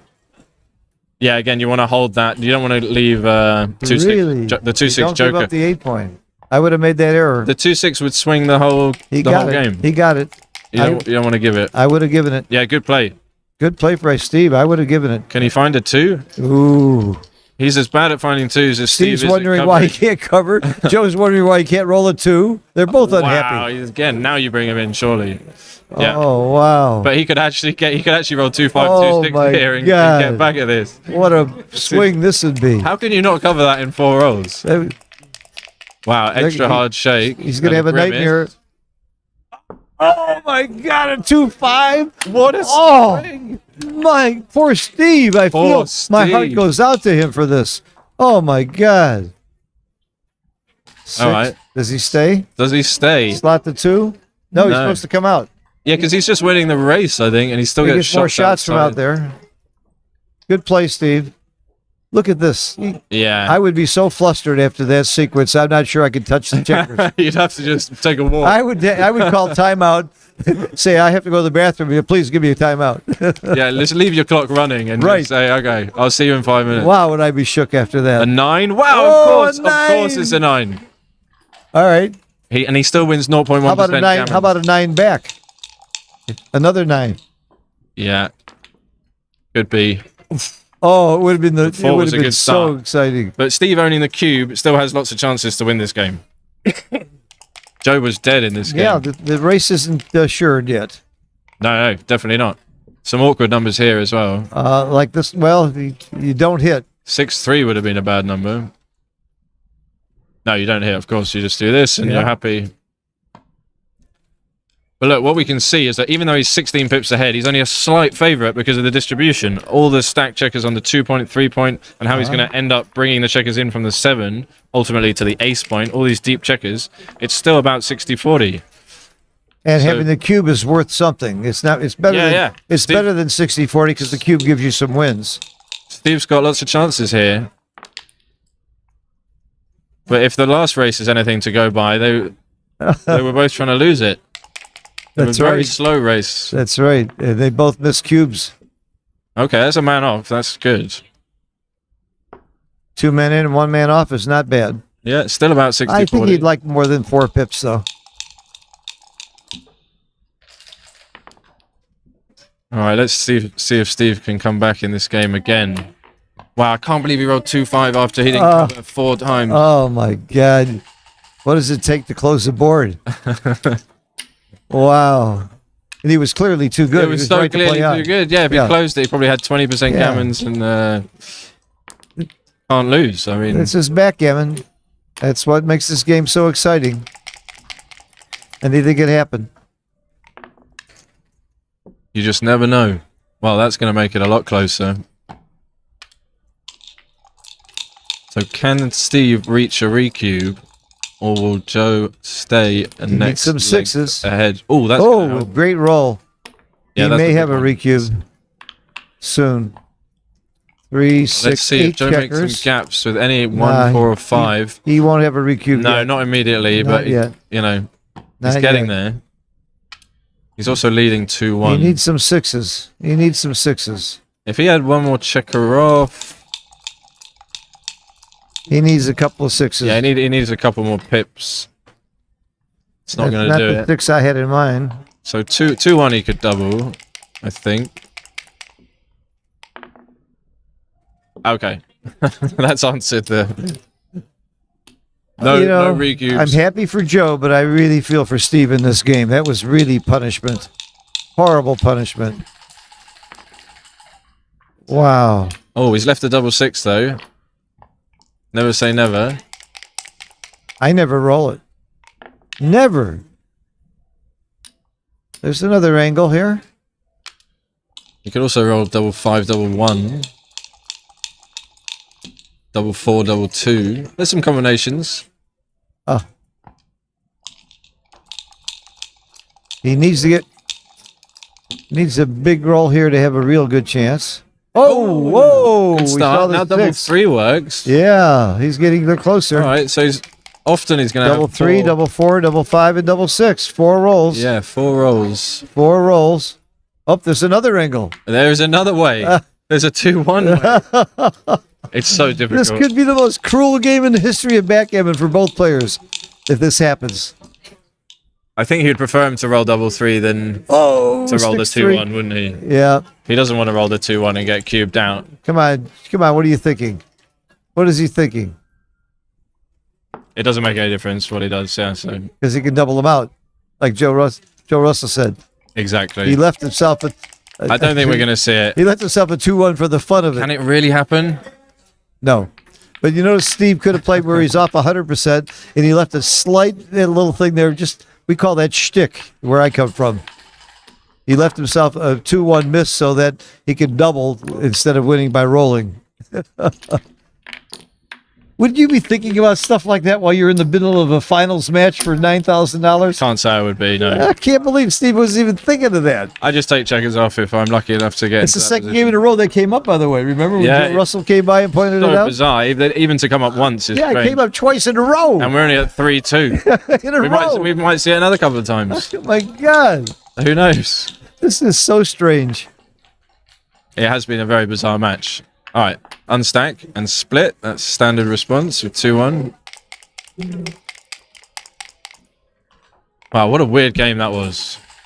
Weird. I think Steve might have a different word for that. he might phrase it differently. Well, what's funny is he probably saw that he left a dodgy 3-3. Then he felt justified that he rolled the 3-3, and he's like, "Yeah, it's going. You know, you deserve it. Right. That is exactly what you deserve." You don't get what you deserve. You get what you negotiate. That was a. Oh, I like his. That's a big play, slotting there. Yeah, that's a bit too much. I mean, coming in with a 5, I liked. Ooh, double hit. Yeah, this just gives a bit He's too much. being punished for the big play. It was just too many numbers. Too much to do. But I respect him for the guts to do that. Yeah, yeah, I liked it. It was pure. It takes real guts to do it. It is pure play. So you just swing one round to the 10 here. Don't make the ace point.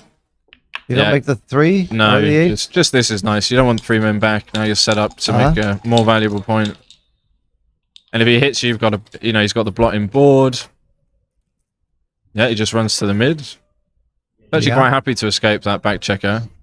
Would have, of course, preferred to cover the 4 point. He'll definitely find this because... Well, there's nothing else that's any good, but you don't want to... It'd be a huge stack if you don't make this play. Yeah. You just don't want to stay back because then if you get hit, you have 2 men back. Whereas if you run and you get hit, you're only going to have 1 man back. Unless he rolls 3-2. But it's only a couple of those. But if you get away with it, then you're fully escaped and you're just coming home. So it's also the biggest gain when you get missed. And that's a nice tip for people, if you're forced to leave risk or forced to leave blots, you want to look at the biggest upside if you get missed, because that's what you're hoping for. Good point. Very good point. Okay. If you would double, I would take. The glass is half empty and the glass is half full, and some people think about only one way all the time, which is going to hurt you. And as we know, there is no glass. If you're not an optimist, you shouldn't play backgammon. I mean, you have to be an optimist. You have to play in a way that things can go well for you, or else you'll never win. You just won't get gammon, but you'll never win. Yeah, that's a good point. You have to see how things will work out for you and play as if it's going to happen, and let that path unfold and materialize. If I wasn't an optimist, I wouldn't come to the tournament. I'd stay home. You can see they're advertising the board. It is $1,200. It's a beautiful board. These boards are made by FM Gammon, which is a great Turkish company. Fuat and Mete. Both good friends of mine. They make really quality boards. Yeah, it's just beautiful on the screen here. Yeah, very easy to see the colors and easy to see the checkers. The dice aren't so easy. You got black on black. I think they should use white dice with black points. It's a 5-3 here, and this is don't you come in and safety? Yeah. Yeah, just keep it simple. Just winning the race. Come in with the 5 and safety. It does feel horrible to put another checker on the midpoint. So he might look at coming in with a 3 and playing a 5, but ultimately you're working towards. There we go. As ugly as that is, that's the best play because it's less ugly than other plays. Oh, it's a tie. Yeah, it's a tie on plus plus. So 16-11 leaves just a direct 6, and he has to break the anchor. Oh, that's not the right approach. That would leave a lot. Somebody said, "Who's the other commentator besides Phil?" What? Who are you again? Oh, Sebastian Wilkinson from England is the other commentator. Thrilled to have him with me. We like to balance the. I just found out some bad news today. He was going to be my roommate, but he found somebody better to sleep with. Found an upgrade. You could find somebody better to sleep with than me? I know. Wow. So did three. I'm a of my, lucky guy. So did 3 of my ex-wives. I wasn't going to mention it.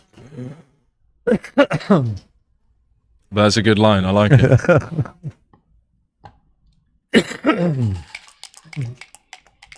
All right, so he went for the simple approach, which I like.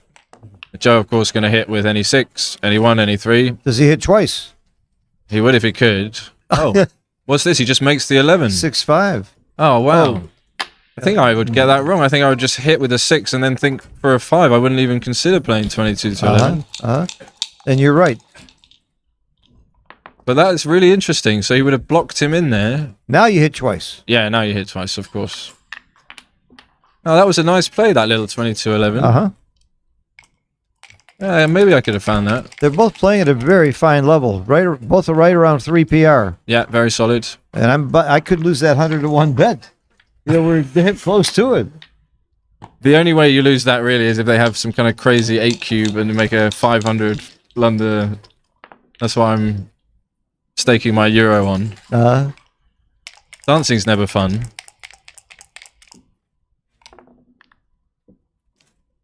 Wow, double 4. So this game is completely turned around. He hits again, makes the 4 point, and he looks for another one. Probably just remake the 20. The 20, yeah. Right. And unless Steve performs here, well, I don't know. You got 5 checkers on the other side. I'm not sure. Yeah, I still kind of like the cube. Yep, now I like the cube a lot. And now I like the cube a lot. And it is a double. Oh, I especially Very like small. it. Yeah, yeah. I Very especially small like double. it because someone can pass. Yeah. Steve won't pass this cube. Steve Sachs will not pass this cube. What are you going to give me odds on this one? 3 to 1. 3 to 1? I was looking at more like 10 to 1. Oh. I might go 9. Nope. I take 5 to 1. You got it on a euro. I say he takes. I was going to up my bet to 10 euros, but we'll keep it at a euro. Keep it 5 to 1. family friendly. 5 to 1. He's going to take this cube. Steve does not make. I'm betting against Steve making a blunder. That's a pretty darn. That's my 5 euros. Oh my God! Easy 5. Easy 5.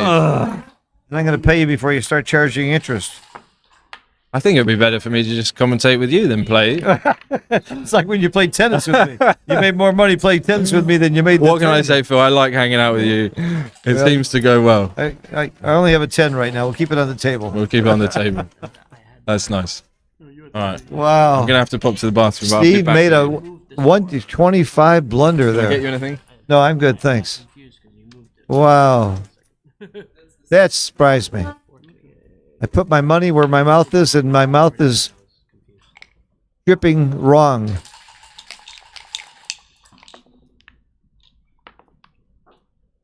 He's going to slot. It's almost always right, even when you're losing. When you're winning, I mean, to slot with a 2-1. It's amazing. The game has changed. It didn't used to be that way. The XG has taught us about slotting. I actually learned it from a book that was written by Paul Weaver and Knack Ballard. Volume 1, but I don't think they ever wrote Volume 2. There's the 1 point you win from in my chouette, dancing on a 1 point board. Kind of a reward for bad luck. I love that rule.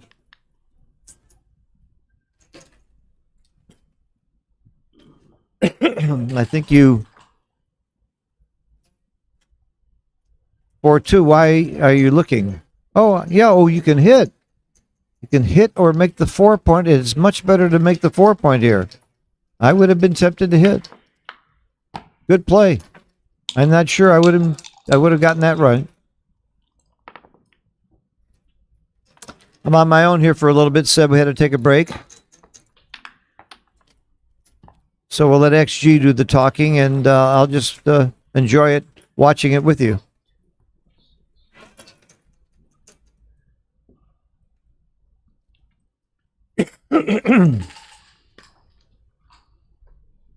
Not even close to a double here.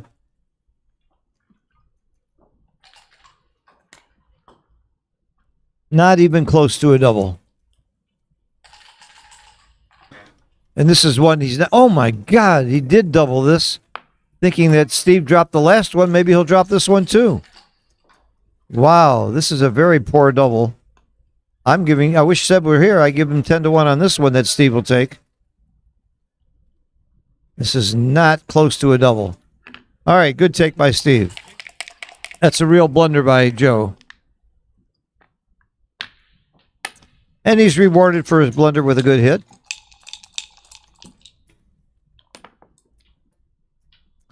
Oh, you hit back, yes. You don't commit to a back game yet. That's a last resort to commit to a back game. And a hit again. Now you commit to a back game. Now you're getting that at that point where maybe you think about the back game. All right, I'm back. Joe gave him a very poor double, and Steve grabbed it up. I wish you were here. Oh, he snapped. I'd have made 10 to 1 on that one. Oh, okay. He snapped it up. It was a it's a .131 error to give the cube. I had this strange thought that I'd come back and the match would be over. So he just got a weird feeling and sent it. I guess, well, he figured Steve dropped this last cube. Maybe he'll drop this one. Oh, that's a good call. Yeah. I think that's what happened. This guy's going to be that scared. I'm going to punish him. Don't poke the bear. I got a good joke about that later. And he's leading 4-2 as well, so... It was a very poor double. But he's liking his position now. Well, Steve hits, but... He's still in good shape. Some celebrations going on. On stream 2, they have the intermediate finals, and something exciting must be happening there. You can always switch to stream 2 if you get tired of hearing my voice. Oh, this is a good play. You have to hit on the 5 here, unstack the 6. And take away half your opponent's roll. Yeah, but you could hit on the 7, but that would leave not only the chance for him to anchor on the 20, but also lots of return shots. Yeah, big celebrations going on here. Steve does not want to dance. And he didn't dance. He made a great roll. Yeah, he's going to swing it all the way around and hit on the 5 point. There isn't really any other way. Well, there's a thought about making the anchor. No, don't do this. Why this would is you a do that? bad idea. He hasn't seen it. Bad idea, He just missed it. He just missed it. 'Cause obviously you want to hit 2 here because it gives you the time. Oh, yeah. Oh, dear. So he's going to get punished. He's going to make the 3 point. Wow. And then probably hit on the ace as well. Steve is not playing sharp. He's not playing Steve Sachs style. No, he seems like... Why wouldn't you hit another checker? Why wouldn't you hit 2 here? Oh. Because you really want the chance to... Yep. Okay. And you're leaving so many return shots anyway like this. I think you make the 20 point. Yeah. Yeah. That's clear. And now anchor. the game's sort of solidified and... Yep. You lost your chance. This is not a sharp game for either of them. They're both better than that. Oh, look at this. There's another play where you don't hit here. You don't hit here? No, it looked like you make the 11 point and step up. Wow. And I actually kind of like it. Wow, I would hit and then look around. Congratulations to Stefanos. You get Yes, hit back. intermediate winner from Italy.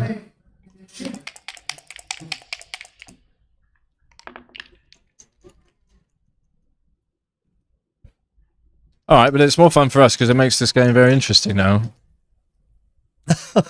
Both. You think they're doing this for us, Seven? You think it's all about us? It's all about you, Phil. All about me. I know. That's why. Where's this us business come from? Yeah, I don't know what that I'm is. used to the me part. Oh, his first idea was correct. You don't want to make the 23 point. You don't care about getting hit again. But it's completely 50-50 now. Both with many checkers back. 50-50, but holding the cube being down, you're kind of happy. Oh yeah, you're definitely happy. So double hit or just make the 4 point. That's the choice here. I make the 4. It's close. Yeah, they're all close. No, the double hit's much worse. The double hit's much worse. This is better. Well, it's not that bad. I like the 4. I would probably just do this.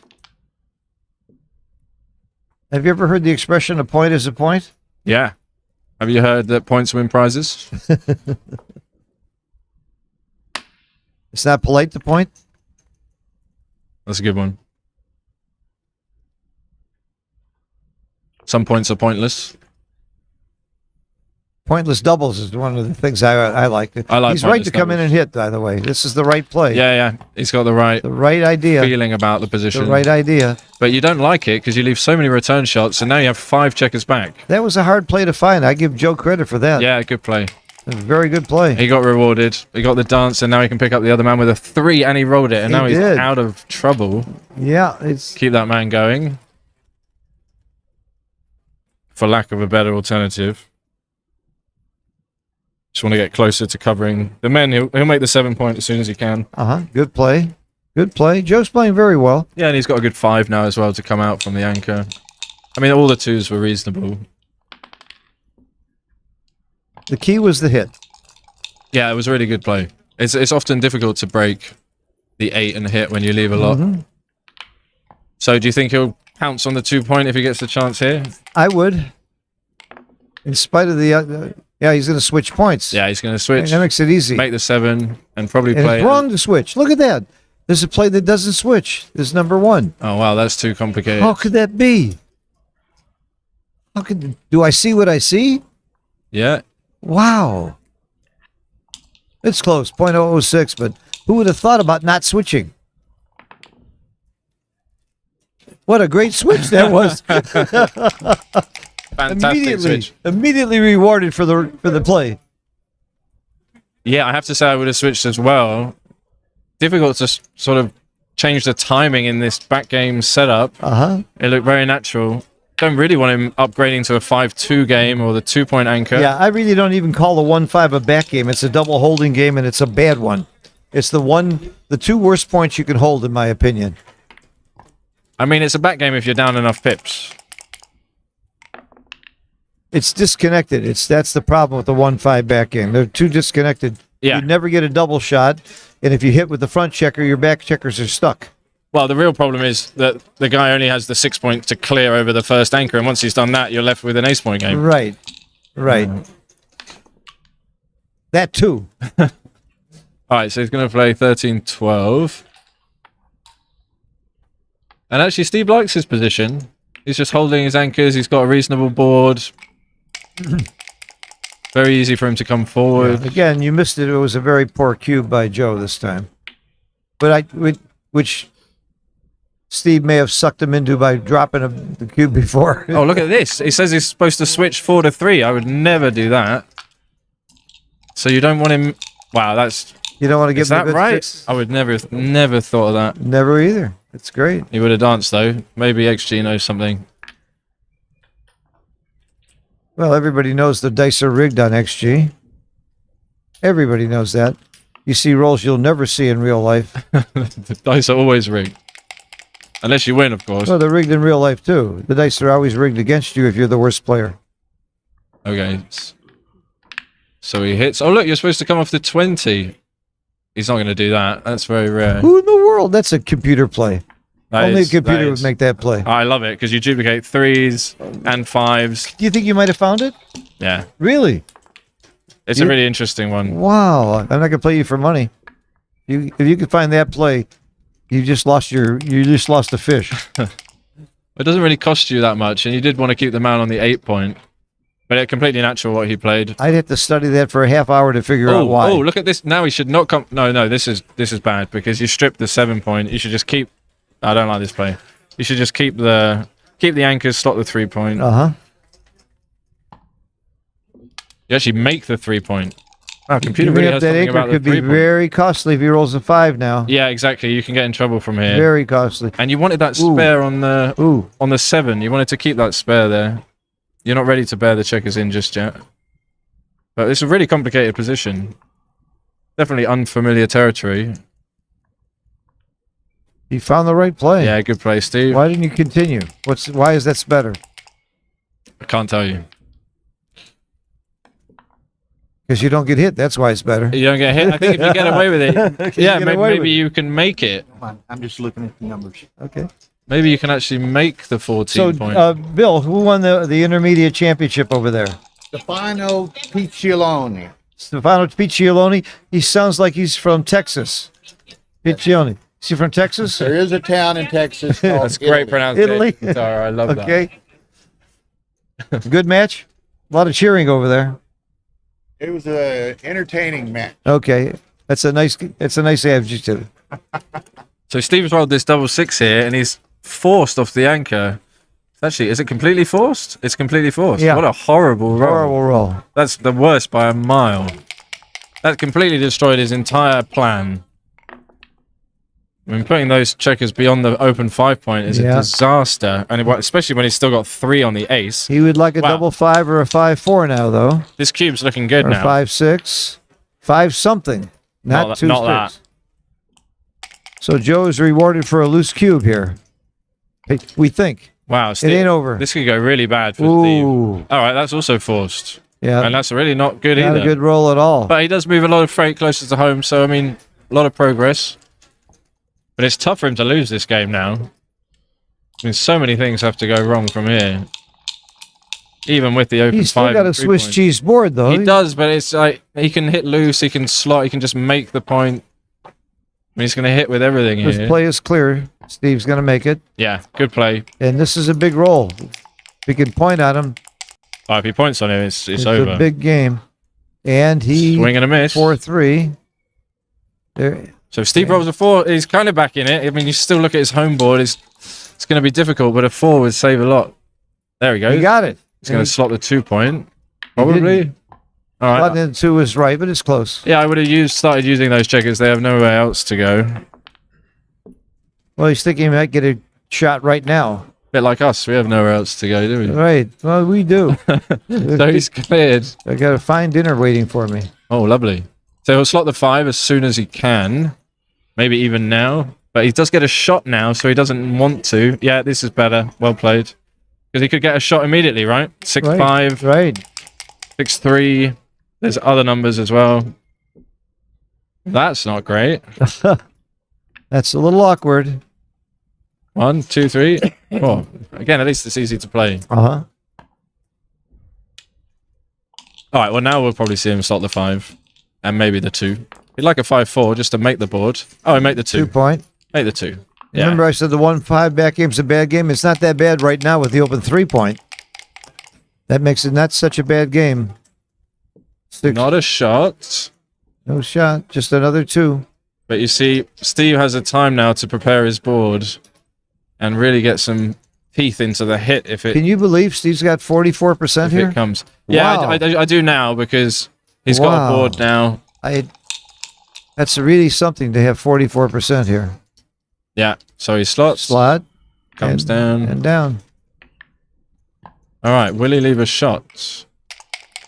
Right, even if he clears safely, he's got a lot of work to do in the bear off not to leave more shots. That's a shot. That is a shot. Heard around the world. Steve needs a 2-4, double 2. Those are his dream rolls. Yeah, any 2 is good. He'll take any 2. Oh, good cock again. Good miss. Oh. Well, that's actually going to save some gammons if he is to lose this game. But it gets off potential double shots. So you could roll something like 6-5 for a repeater. Lots of repeaters here, actually. 6-4, 5-4. 4-2 as well. Yeah. Got 45% now. I'm willing to bet he misses. He's been missing. I feel all like he's of going to these. hit this one. Oh, I think he's going to miss I feel it. like it's 2-1 or 2-3. He missed it. All right, but I didn't really want to hit it because now he's ready, isn't he? It's perfect. He dropped straight down to 33%. He's doing a rope-a-dope like Muhammad Ali, just waiting for his super chance. Yeah, now he's ready. Yeah, he missed on purpose there. Still a lot of repeaters. That's one of them. 6-4. I think you have All to right, just Steve. take This 2 is off. your 3rd try, Steve. You're not supposed to miss 3 in a row. Oh, that's a small mistake. Yeah, that leaves him more numbers. That leaves lots next time. Yeah, fewer checkers off as well. Yeah. Also, you break. Finally. Yeah, 3-2. You finally break. Does it? You break from the bar this way. Imagine he rolls 1-5. Now. Yeah. You're in. No. Why would you lift? I mean, he's just going to cube him out anyway. Yeah. Okay. You don't give him the super joker 1-6. He's just going to double him out. The game's pretty much over unless he rolls double 1 or 1-6. And he knows it. You can see by his expression. Yep. This game is finished. Double pass. Steve, take your time. Maybe he'll take if you take longer. Go slow, Steve. There you go. Make it look like you're not sure. Oh, it didn't work. No Academy Award for Steve on that one. All right, we got an even match. 9 away, and they're both playing very well. We're watching 2 very excellent players, even though it sounds like they're not as good when we talk about the mistakes that they're making. But everybody makes them. Everybody makes them. We saw in the great finals of the UBC Contender, we saw 2 players play around 2.5 with some huge blunders. That's how good they are. They can make huge blunders and still play at 2.5 or in that range. Ryan Rebello and ZZ.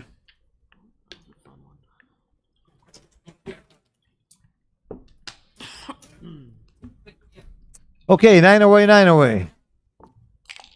I'd say it's about 50-50. Yeah, it feels that way. It's been a really strange match so far. The games have been a bit odd, haven't they? Yeah, and their PRs are both under 5. Steve's playing a little bit better, but Steve made a very big cube error that is not characteristic of his play. I would not have predicted that. I lost the bet on it. Yeah, he's dropped 2 cubes. Yeah. But this is a really big match. You're going to be Monte Carlo Open champion. It's a big title to win. I remember when my friend Ronnie Rubin won it when Patty was still around, and how excited he was. And this guy has done everything in bridge and backgammon.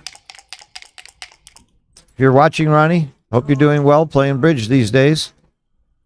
So you saw Joe make the advanced anchor. Steve immediately countered with his own advanced anchor, which is typically what you want to do, equalize the position. And now we're in a mutual holding game.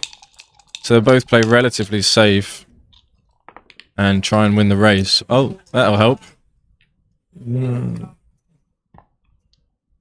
But typically that is what happens. Someone rolls a good double and gets ahead. And now we're in yeah, and it happened on the first roll, but it could happen on the 5th roll too, and the odds are it's going to happen to one of them. Yeah. It's just it's a crapshoot. So race is pretty much a dead heat. Steve would want to be up about, I don't know, 13% difference, 14%.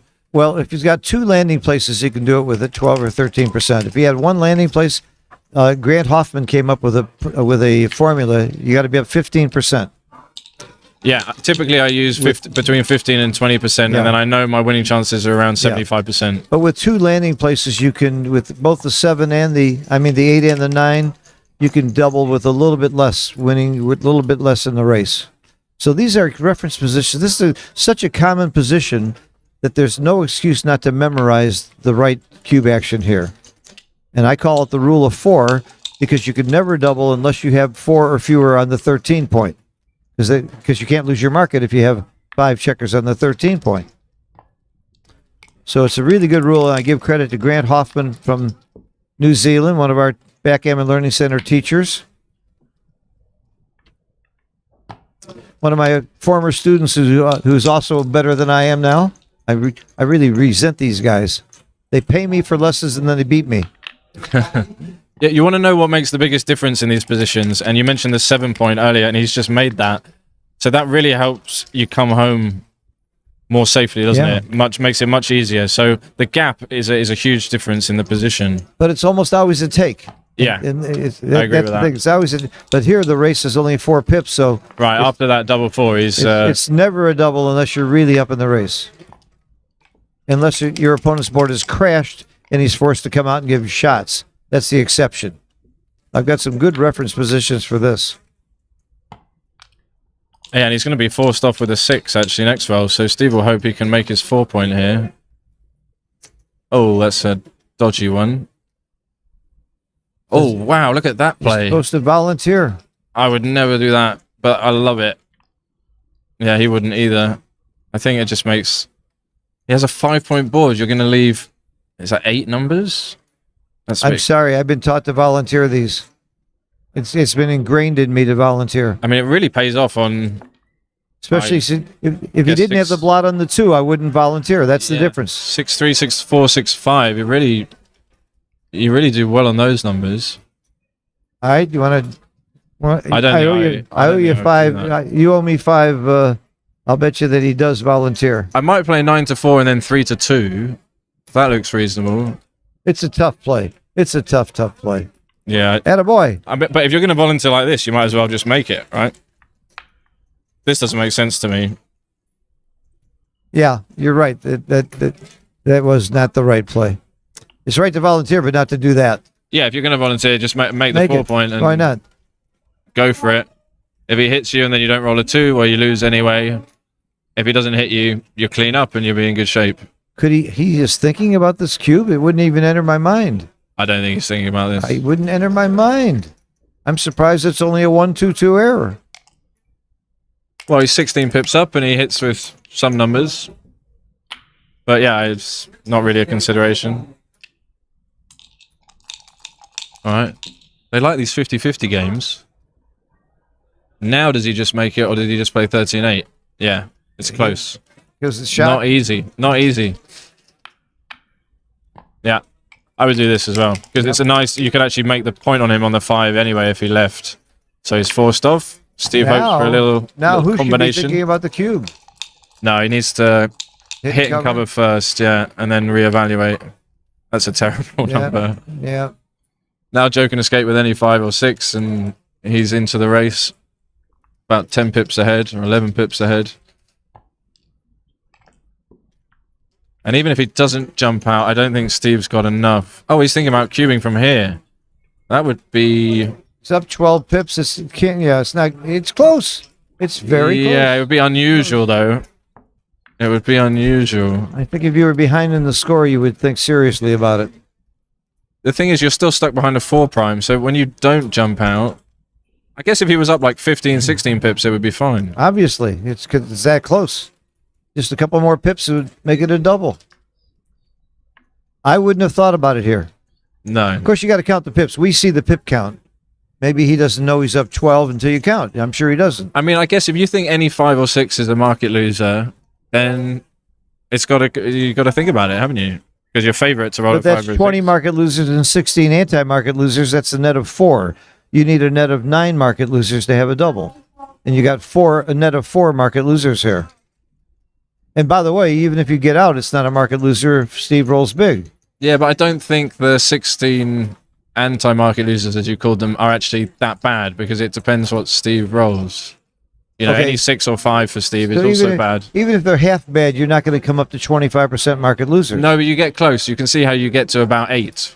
Oh, okay. Because any 6 or 5 for Steve. He He did give double. He gave it. Well, Steve has dropped before where he shouldn't have. He's not going to. He's not passing this one. I give you 1,000 to 1. He doesn't pass this one. No, I'm not giving you 1,000 to 1. That's silly. He took it. I can't give you 1,000 I didn't take the bet. You should have taken it. You should have snapped my hand off. Then I would have had a real sweat. Yeah, I figure what I got to lose, $1 to make you sweat. Yeah. It'd be worth it just to see you I sweat. would have cried if he passed that. I like that. Yeah. So he did roll the 6 or 5 that he was looking for, and he's feeling really good about it. He's up to like 85% now or something. 84%. Yeah, it wasn't a bad cue. No, it wasn't bad. It wasn't right, but it wasn't We should bad. give him credit, actually, for seeing the potential in the Not only position. that, he might have gotten a pass. Steve passed a worse one earlier. That's true. We have been surprised by some of the cube action. All right, so he's giving her a chance. Yeah, I actually like playing 6 to 5 here. I wouldn't have thought of the 6 to 5, honestly. Yeah, he's just less likely to leave a gap on the 5 point, which would be costly. Double 5 also. It makes sense now that I see it, but it's not. It's not a big deal, but it's just a visual thing that you get used to. More efficient structure. So Steve's up to 20%. It's going to need some help though. that's not a lot of help. Slightly below average roll. We've had some close races. Yeah, a lot of the games have ended in this fashion. Oh, That's a great roll for Steve. yeah, he's over Great 30% roll. now. We might get into another redoubling situation. Yeah, give him a chance to miss some more redoubles. All right, Steve, now's the time to perform. If you're the real Steve Sachs, that's not bad. 2 off is good. Yeah, these pair-off positions can prove very difficult sometimes. 8 checkers to 8 checkers. And he's down in the pips, so he can't double, of course. Losing by 7 pips. That's a good roll. 8 pips is okay. Yeah, he's hanging in there. He's over 40 now. He's on the right trajectory. Not anymore. Just got shut. He just got shut down and shut through the out. heart. Shot through the heart. And I can't sing. I'm quite happy to break out into song anytime you like, Phil. Yeah, he really needed double 4 there to catch up, but he's still in with a chance. Oh, that helps as well. That hurts too. So double 4 really, or better.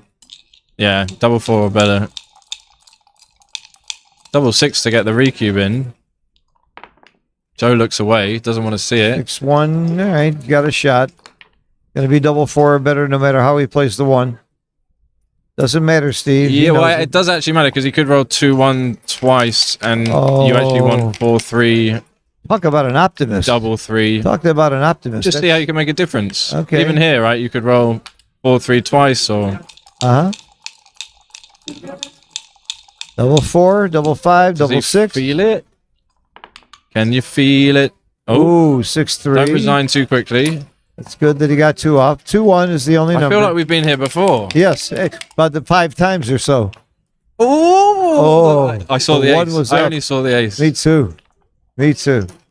All right, they continue to play very well. Very close, exciting match.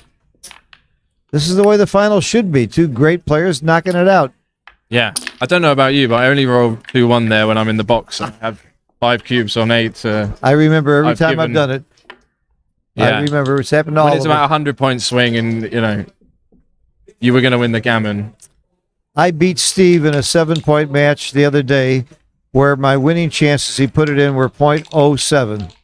I had 0.7% to win. That's and more I than won. you usually have. Okay. That's more than I have starting out against Steve. Right. And I won that match from him. He took it like a man.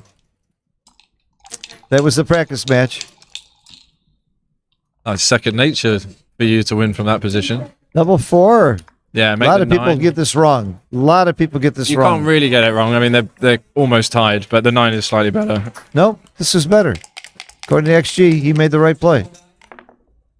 Yeah, you're right. It said make the 9. I think DMP is also really close, like much closer actually. So he anchors, he's happy. So Steve looking to cut back in this match, being 6-4 down. If you're just joining us, this is the final, as you can see from Look the top at of the this screen. play. That play was very right. Lots of people would hit there. You just automatically hit, and you're up in the race by 25 pips. It's silly to hit and leave the shots. Yeah, that's a good point. You don't need to. You already won the race, essentially, and you just come home safely and you win the game. Well, here's the best lesson ever. Strategy trumps tactics. Think about your game plan. That's more important than the tactics of how you play the checkers. And you have only major game plans are racing, blocking, hitting, and anchor games are your major game plans. I have to say, when you said the best lesson ever, I was hoping for a little bit more than that. Well, that was so basic for you. But I'm joking. It's one of the key lessons I give every beginner. It was great. It's a good start. I like to say, run, baby, run. Well, Steve Sachs loves to say it's as easy as 1, 2, 3. Can I hit? Can I run? Can I escape a back checker? Can I hit? Can I make a point? That's it. Can I escape a back checker? That's really true for the early game. But that's one of Steve's favorite. He wrote an article about it. He has to hit here, though. Yep. Try and stop him making the 5 or the bar. He can't do everything here in terms of hitting him back and covering, unless it's even double 4's blocked. Double 1 would do it. You come in and make the bar? No, you just hit. Just Oh, hit you him. hit? Yeah, just Yeah, hit him on the bar. Yeah. Tit for tat.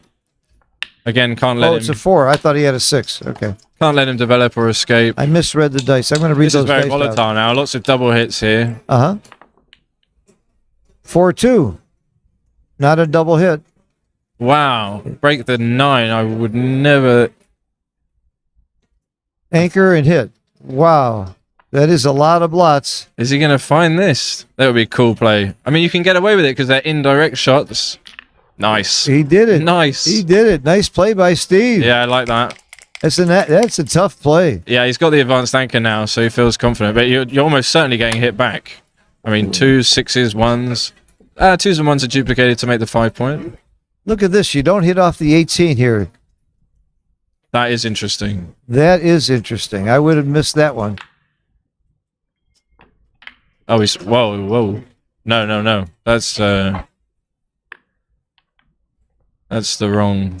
Yeah, almost everybody reflexively would make this play, hitting off the 18, because that's what we're used to doing. Yeah, but with all the blots around, he takes the anchor. He's not getting hit back with 1s, 2s, and 6s. Good play. Yeah, very good play. Very good play by Joe. Like to see that. He really thought about that. I would have missed it. I got to admit it. So he makes the 7, but then you get to make the 5 and maybe the 7 as well. 6-1's lovely here. Double 6 is nice. 6-5's kind of fun. Yep, swinging around. Dodge the 3.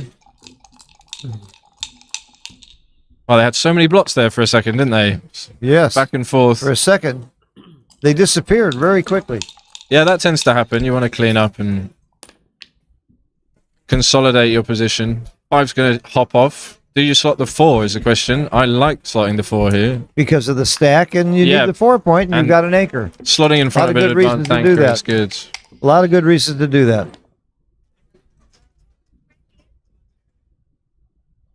Oh, look at this. I thought it might be jumping off the anchor. It's a good time. Butterfly to get out of there. Really? I wouldn't have thought of it. It's a blunder. I would not have done that. Yeah, it was a really good moment Wow. to jump out and duplicate some Very numbers. cool.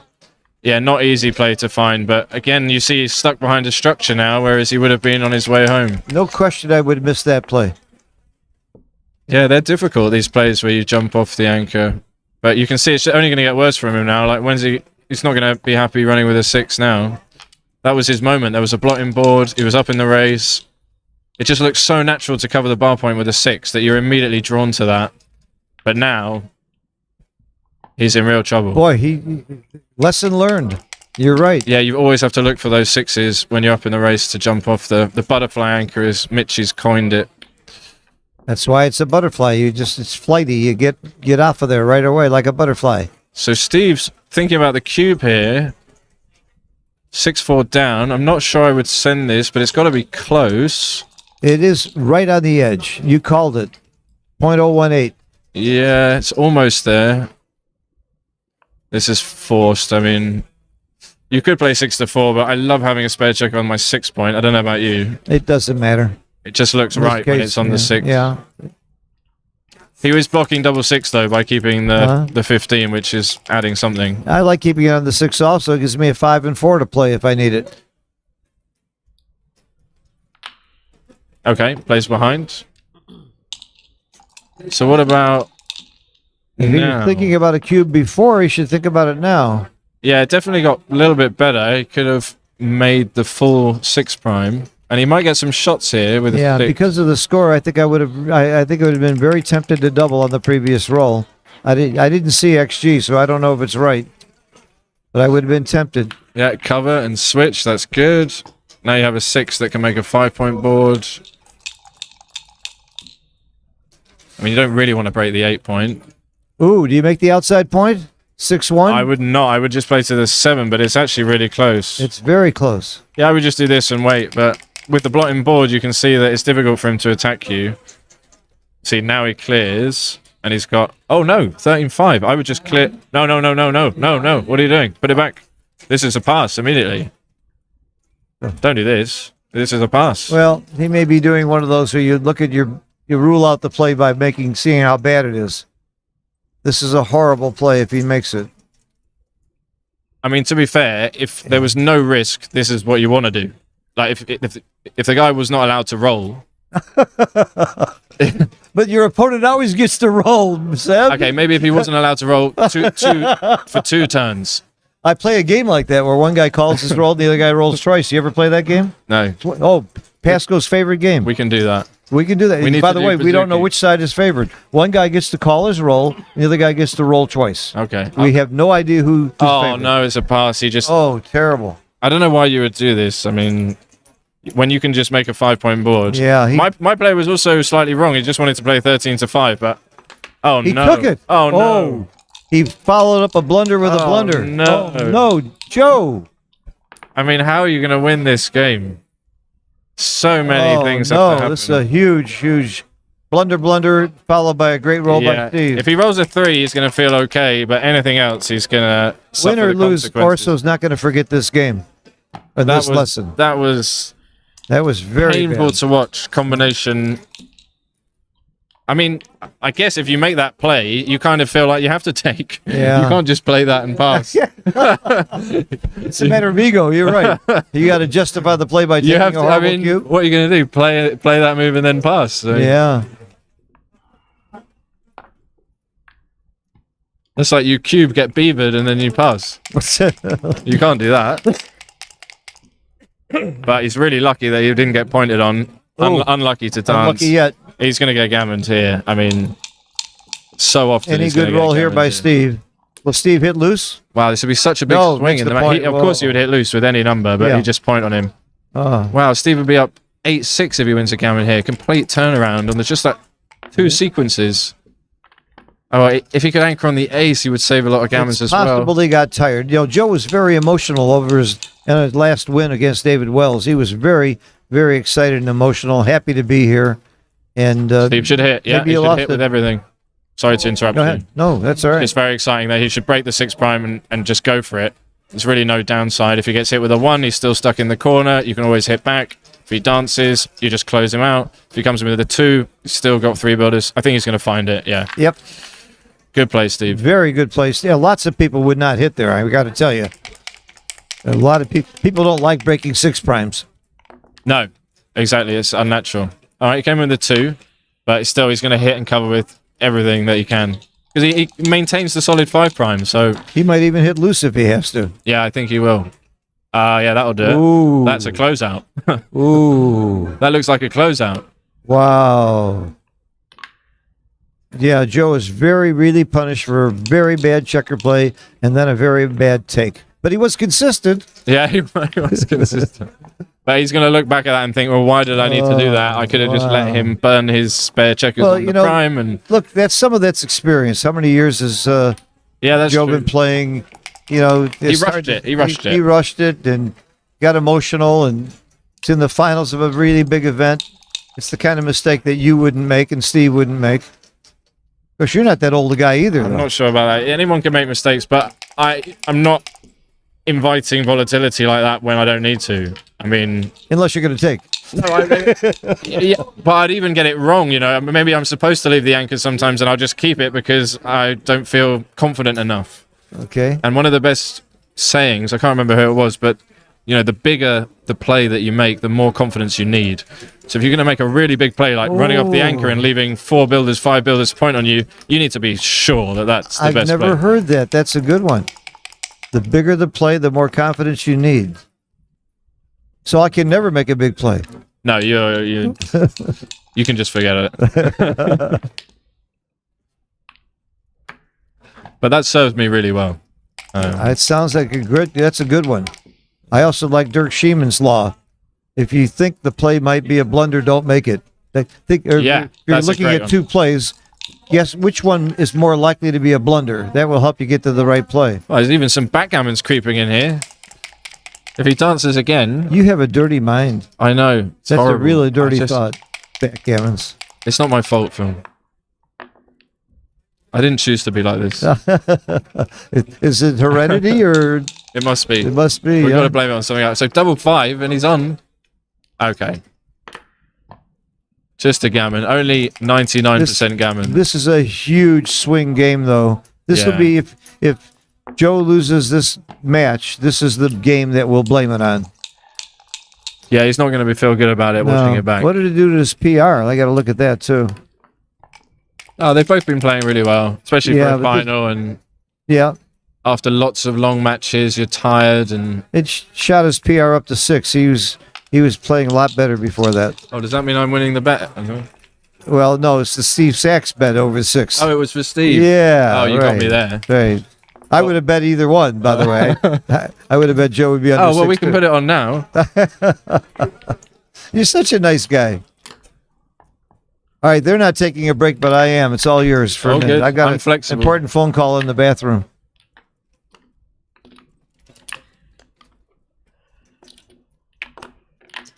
That's where all the important phone calls seem to be taking place these days.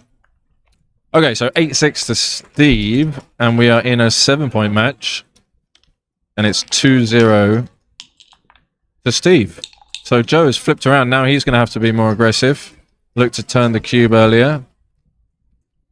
3-2 again. We saw him play that correctly earlier. You almost always start with this 3-2, regardless of the score. Sometimes you play 3-2 down if you're trailing by a lot and you want to win a gammon or get in an early cube.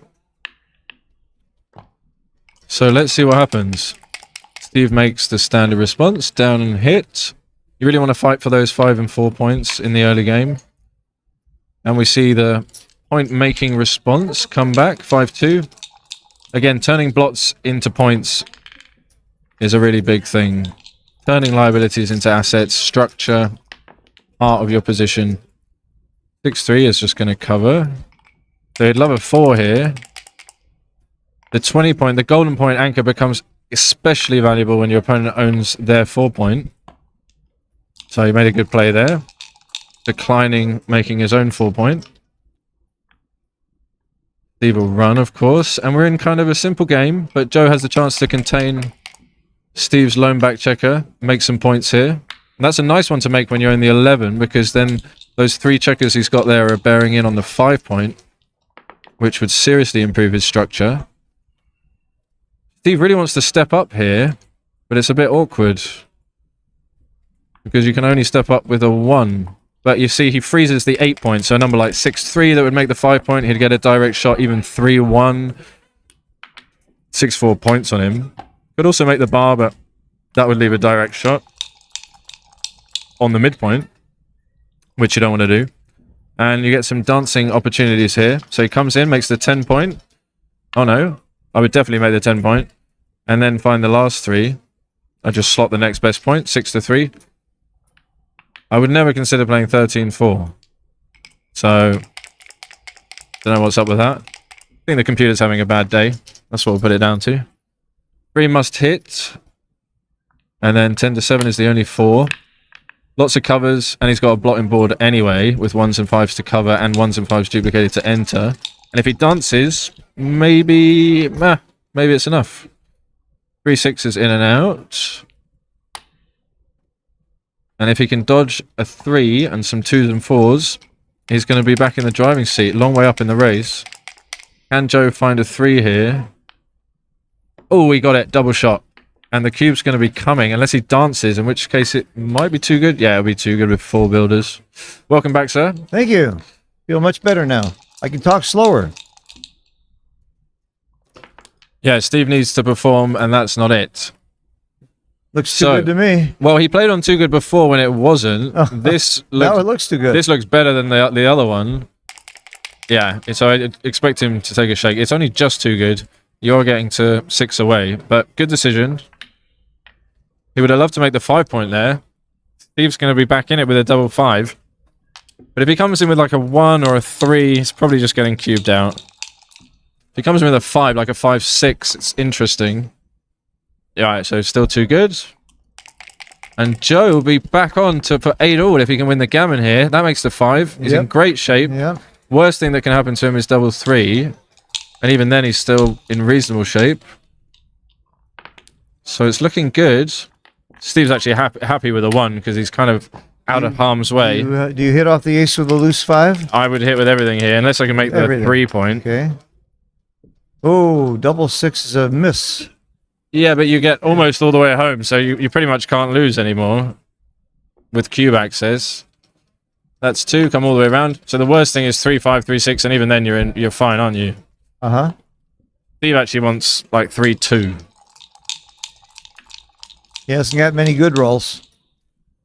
Not many. 3-2 would make it. 3-6 is not bad. So now this is interesting. Do you play on here or do you cash? I think you cash. I think it's double pass. Yeah, because you could dance. You could roll 6-4 and then the whole game could swing. What else would be bad? Double pass is correct. Something like 2-6 would be bad if you came in from the bar.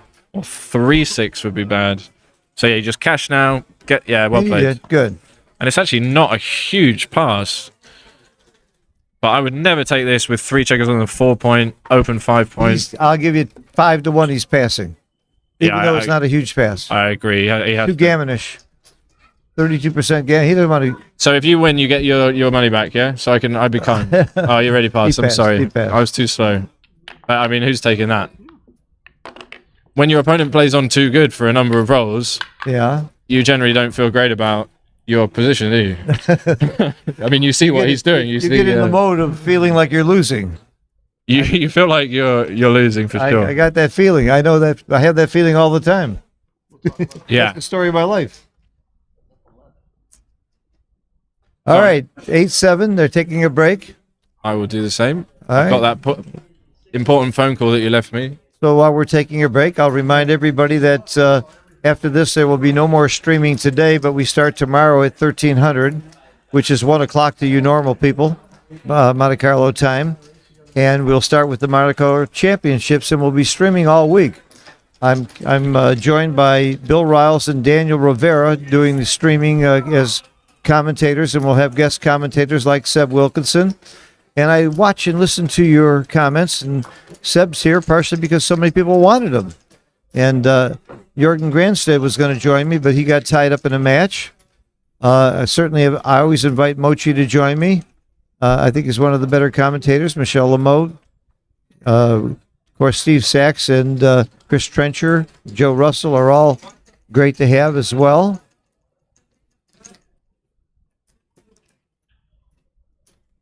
Thank you for your comments, and any constructive criticism or ideas are welcome.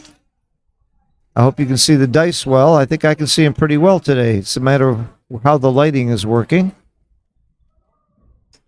So 5 away, 6 away. We got a close match here.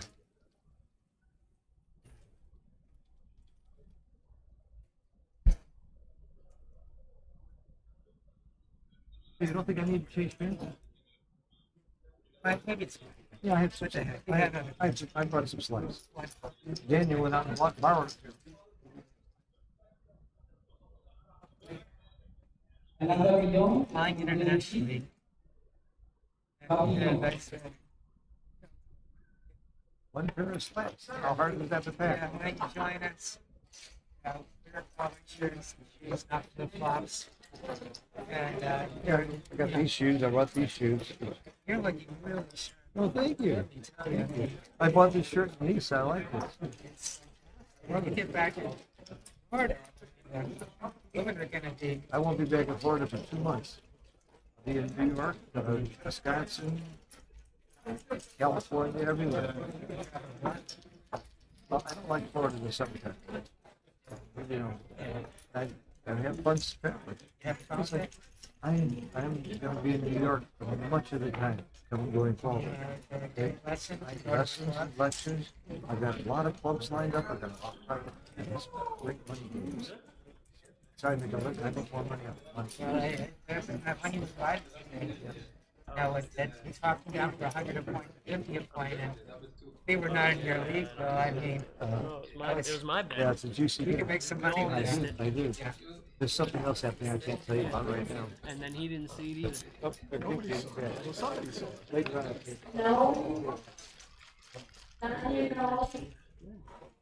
Okay, I see they're back at the table, still joking around and friendly. They're old good friends, and again, Steve has been Joe's teacher for 3 years, and Joe says his PR has come down about a point or point and a half, which is a lot at his level of play.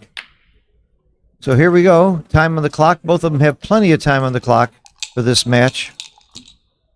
If you do clock out, though, and it happens, you lose the match if you're running out of time. And Steve was in a match with Kazuki, and they were both down to less than a minute. You see some very fast playing there at the end of that match, and it was a close match. They went to DMP.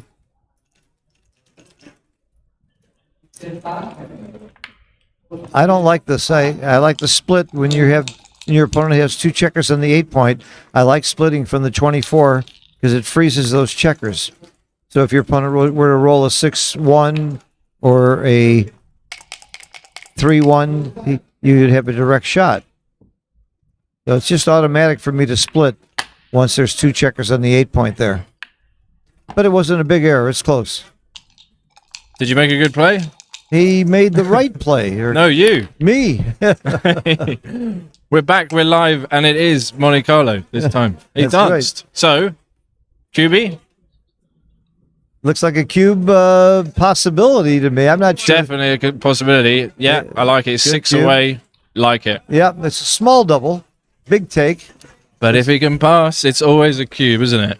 And Steve passed a big take before, so it's another reason to get the cube. Yeah, 2 times. Yeah. By the way, Urso had the same thing happen when he played David Wells. David Wells dropped a big cube. So Urso's getting rewarded for being aggressive with the cube. Maybe he gives off an air of confidence over the board that his position is far superior than it really is. You know, Joe does not lack confidence. Oh, he's going about this in the wrong order. Oh, we played that too fast, I think. Yeah. Yeah. Make the 3-point and hit loose on the ace. Yeah, just leaves a better structure. Yeah, I understand why he's done this, but It's not a big mistake, but it's not good. it's not as good. Yeah, because then he'd actually have a 3.5 point board, and he would have danced, so that would have been better. But this could go really well. He could win 4 points here. He's going to keep attacking if he He's got can. 9 checkers in the zone, so Oh, it's a switch. I love this play. Look at this. Oh, he sees it. it's the Oh, right no, don't play. put it back. It's You the got the right play. idea. There is no other way to hit him, is there? No, it's the right play. You can't let him anchor. Yep. You must deny the anchor here. Yep. And then you add another builder, play 13-7. Nice play, Joe. It's a good spot. Nice play all the way. Good spot. Beautiful Like that. play. A lot of people would not find that play. Yeah, a lot of times you feel like your 6 points almost Yeah. in cement, frozen to its original position, but there we see. In my book, I say the 6 points one of the most important points. Oh, Steve. Oh, Steve. No, you don't need to step up. You don't need to step up. You just unstack the mid, and then you counter the 2 checkers that Joe has at the back. He doesn't need this. The anchor's enough on its own. He's so happy to roll it, he doesn't care. I know, but this is like more of the same good thing. He already has an anchor. The 11 point is like an additional good thing, and like a really good thing, because it's builders for the 5, it's builders for the 7. And that's how he's going to win this game, isn't it? He's going to trap Joe's 2 back men. So I really didn't like that play. And he played it kind of quick for Yeah, Steve. he played it too fast. There was Played such it a too good fast. option. There's such a good alternative there. And now he doesn't really have a lot of options. And he was so stacked on the midpoint, that's another reason why the 11 was a good play. Okay, he can hit now, but he would have just made the 7 point quietly and had a lovely prime, easy game. Now he's kind of opened himself up to some return shots, but he's still favourite. That was a big double 2 roll. Yeah, big swing. Big swing roll. Yeah, huge swing. I mean, he goes from losing a gammon in 4 points to potentially winning this game. Yeah, I think I'd make the same play. Computer likes anchoring, which is a small improvement. I would not have anchored.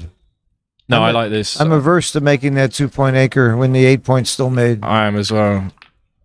So if he'd made the other player double 2, he'd have a solid 5 prime now, and it would have been easier. Uh-huh. But it's still looking really good. Ooh, that's going to help. Oops. Yeah, all the way out.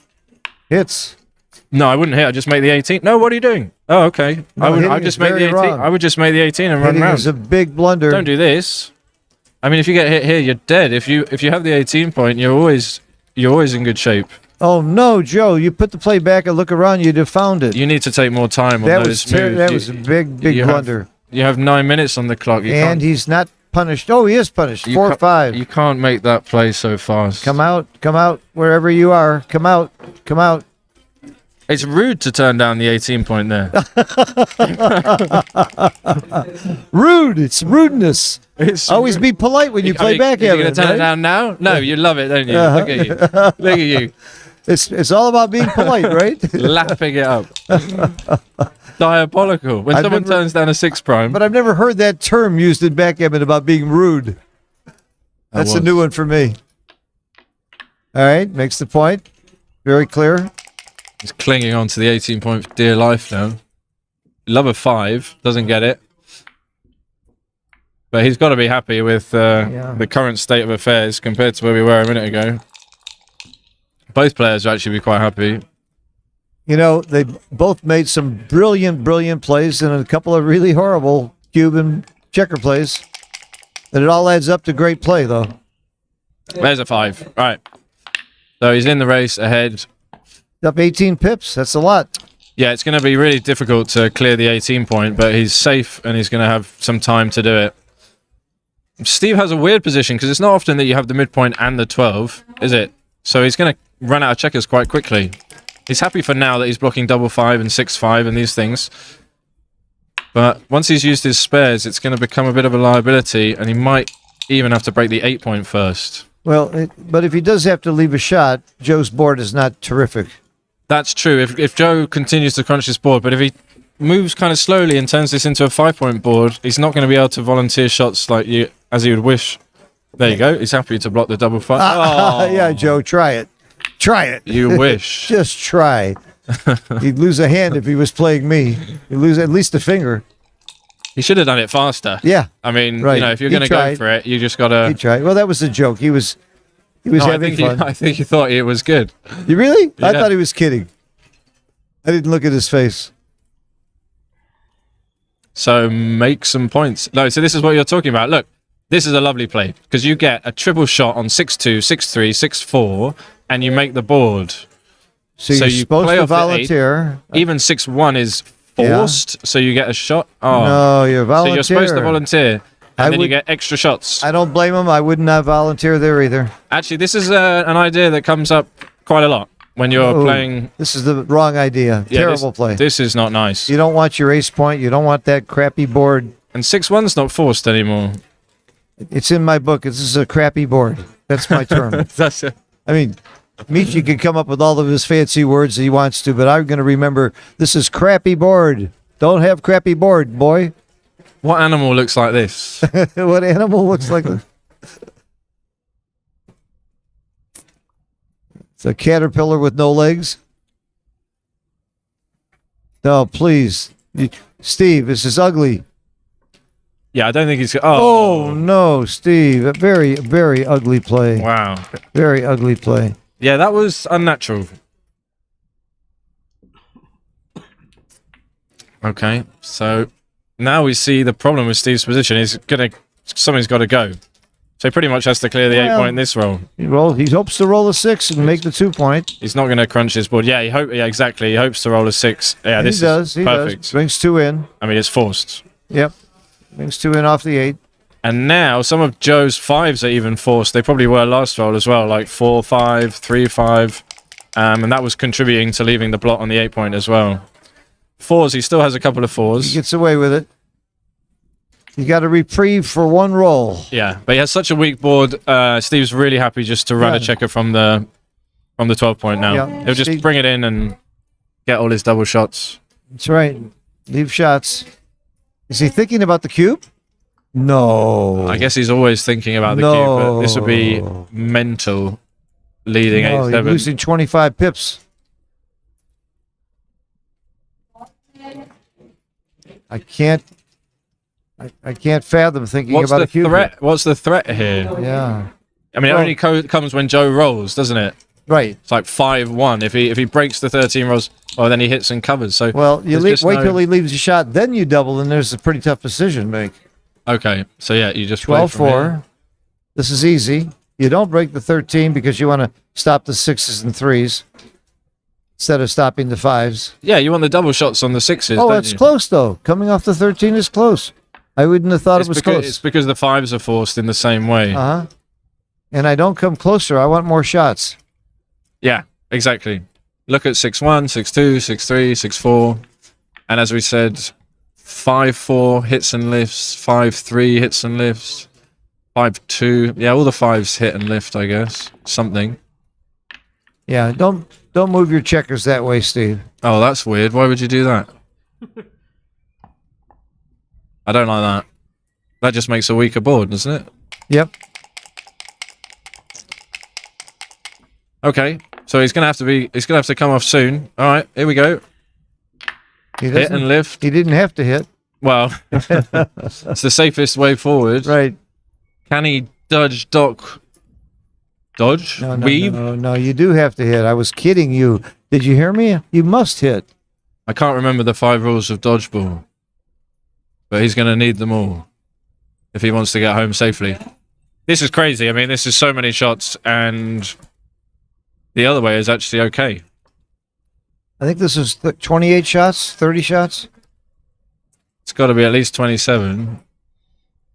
I think it's 28 shots.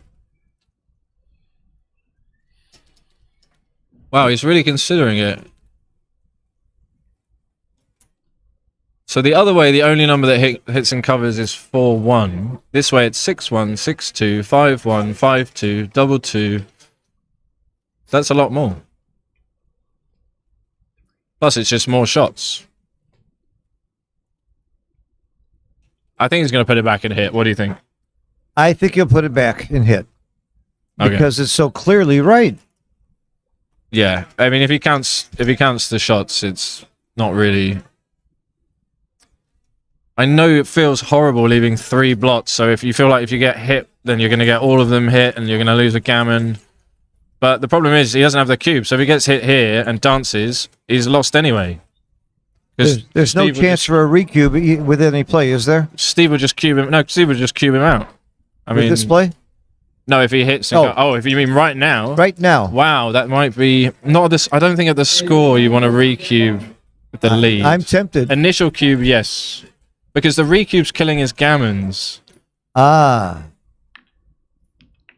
He's finding the right play. A recube like this, 5 away. Oh, that's not the right play. No, don't do Pick that. up the blot. That's it. That's the right play by far. So yeah, Nothing else is 6-5 is duplicated. It's only 5-1, 6-1 extra, and then you get return shots on the 5. Yeah, this is clear. Yeah. There's no formulas for this. You just count shots. That's it. But it does lose a lot more gammons, so maybe at a different score, there's something going on here. Maybe it's not as easy as we think, but we'd already discussed how we were going to play the 5s, so we kind of saw it come, didn't we? And we just said, yeah, hit and lift. Because we'd already thought about it. The other play, I'm not sure that Steve wouldn't have a double if he made the other play. Well done, Joe. Well done. Okay. Good. He did Good. it. Yeah, not the score. He can't double at the score. It's a redouble at the score as well. Right. You see, it's not Look, far he's off. almost got a redouble here. I Yeah, bet you but- with the other play he'd never redouble. Yeah, I would okay. make that bet. That's probably a good bet. Probably a good bet. But you kill your gammons. If the cube's on 4 and you need 5 points, you're only playing the winning chances, really, aren't you? Because 4 points gets you to 12, so the gammon's only worth 1 additional point. It's almost a redouble now. So if it was 7-all, it would definitely be a redouble. Yeah. Any other score where he's further away from the finish line, it would be a redouble. It's definitely a redouble if you think the guy will pass. Well, there's a 13% chance that he'll pass, it's right to redouble. But remember, he switched 5 to 3. If he had the 5 point and the 3 point was open, the position would be better. Yeah. So maybe then it would be a redouble. Why did he do that switch? I don't understand why he did that. I think he's thinking, like, if this goes well, I am going to gammon him and I'll be at 12-7. Oh, wow. Oh, look at that roll. Yeah. And he covers. So now he covers. He's almost and out. certainly. Yeah, out. Wow. That's the roll of the match, isn't it? Wow. Wow. This is like a victory lap. You just kind of bring it home. That's a bad miss. How do you play it? Maximize. You play a 3 and then go 6-2? Yep. Yep, you do. You maximize. Yep. You're right. Then you get 1s, 2s, and 6s. You're right. For an extra roll. I don't like the checker on the 2, but No, I like me to hit neither. another checker or 2. I'm with you on that. I hate playing those spares deep in the board, but I like hitting checkers. Especially in this position. 1s, 2s, 6s, and 7s. He'd like to pick up both of them, though. Yeah, 7 got picks the up 7. that. That's not the one he wanted to pick up. Now he has to roll a 1. That's right. Yeah, he's not favourite to get this one now. But he's still got a lot of gammons. Still got a lot of gammons. He doesn't get it. He's not going to get any backgammons. You think without it'll the stay? third Yeah. chicken. Yeah, of course. Why not? Right. No bad numbers from here. Oh, right? yeah, that's right. I mean, 6-2. 6-1 is okay. Yeah, it doesn't matter. Everything's good. Wow, luxury position to be in. Luxury position. Okay. He still has maybe 55% gammons here. Yeah, very close. Almost 60%. Oh, that's not what he wanted. Wow, look at this. Love this. Can he find this? Because he owns the cube, right? So he can't lose the game. That's the most important thing. So he can leave take a one shot. off and volunteer. And if he gets hit, maybe pick up the other guy or just cash. Actually, if he gets hit, maybe just even double 6. He could probably. Wow, love it. Oh, 2 off. wow. He's gone the other way. 2 off is. This doesn't win as not many too bad. gammons. It's not too Yeah. bad. Not too bad. Not too bad. But So- he is punished for it. Well, he'll keep playing on. He'll keep playing on. I would double here. Well, you can't lose, can you? You just roll and... I guess so. Yeah, you just keep rolling. Pick up the other All guy. right. It's all part of his plan. Ah. Even if he comes in now. Ooh. Okay, mate. Now you double. I think it's still too good. Really? Because you just roll a 2, you could hit the other guy. Really still too good. Yeah, just roll and... All right, what's the market gainer is the question. How many rolls are there where he can take next time? Yeah, imagine he hits you now with a 7. He's still passing, isn't he? Now? Yeah, now Now? it's interesting, but it's still Steve? no real risk. 2-1. Ferris, Bueller, Still Bueller. gammons. Still gammons. Good No. decision by Steve. Wow. And the gammons are really valuable going from It was right to 10-7. go on, play on? Yeah, I think so. Wow. Now? It's still good. I got an itchy trigger finger here. I'm sorry. Wow, look at this. He's rewarded. Oh, He's rewarded. Shift with 3 and then 1 off? Yeah, you want to put him on the bar against 5-point board and then take 1 off. And you're looking good. Almost 20% gammons you can't lose. Wow. Oh, 5. Even here I'd play on. Yeah, 6-1 and 5-1. Oh, you could just roll double 6. I mean, Yeah. Yeah. you don't care if you roll 6-1, 5-1. Double 6. You called it. What a monster. Joe's going to blame you for that one. You called All it. right, well, I give Joe a double 5. Oh, there's 1 5. Trying to make it up to him? I am, yeah. Let him save it by 1 pip. So then we get more action. Whatever's the coolest for both players is what we're rooting for, right? That's it. We just want action. We just want action. Just want somebody to be really sad. That's what good backgammon is. No, they're both delighted to be playing the final, especially against one another. Right. With their history and relationship. All right, let's see. Does he stick the dagger in here? Oh. Big. There's the dagger. So is it double 4? Even Oh double my 4 doesn't God. save it. Double 5. Okay, it's only fair. Double Gammon 5. doesn't win the match, though. Only fair. Not Double. over. Ay, ay, ay. Not over. Steve. Yep. But he played it really well. 1 away. He did play it 6 really away. well. He did play it well. He refrained from recubing, got the maximum. I have to admit, I would not have won that gammon. I would have recubed somewhere along the way. That's why Steve is Steve and I'm Phil. He's much better than me. I admit it. Yeah, but it's difficult sometimes when you feel your opponent coming back in the game and you feel maybe Yeah. it's slipping through your fingers. You want to guarantee yourself those 2 points. Now you know why I've been playing him gin rummy for the last 2 weeks. Sounds like I would like to play him at rummy as well. He's so much better at me than backgammon. Although I did win our big match, our 7-point match with that. What I is had he? He knocks for 60, does he? Yeah. 0.07 chance of winning. Well, it's been a wonderful match so far, and they've both played Oh, yeah. great backgammon. So, Exciting match. all right, Joe needs to win out from here. A gammon would help him save a game, and the comeback being 6 away, being even away. Steve's That's just the- looking to bring it home. So Seb just hit the nail on the head. When it's Crawford, the one thing you think about most is, do gammons matter or not? And when you're even away, it does. When you're odd away, it really doesn't. Not very much. It just affects the free drop. So I always think about that when you're starting in a Crawford game, whether you're the leader or the trailer. Yep, double hit here. Sure, we'll see that. That protects him anyway. Just kind of like a little bonus. If he wins this game, winning an extra point will save him a game in the comeback. So, and it's shaping up that he's got an attack. He'll hit and cover if he can. Mm-hmm. Or just point. That hits and covers. Hits and covers. Right. Clearly right. Great match. Great, exciting match. Yeah, really diverse games. Good distribution of positions. Very nice roll for Steve. Coming in and hitting. Stop the party there. Very nice roll. Double 2, best response. 5-4, not bad. Anchor or hit? I'm going to hit.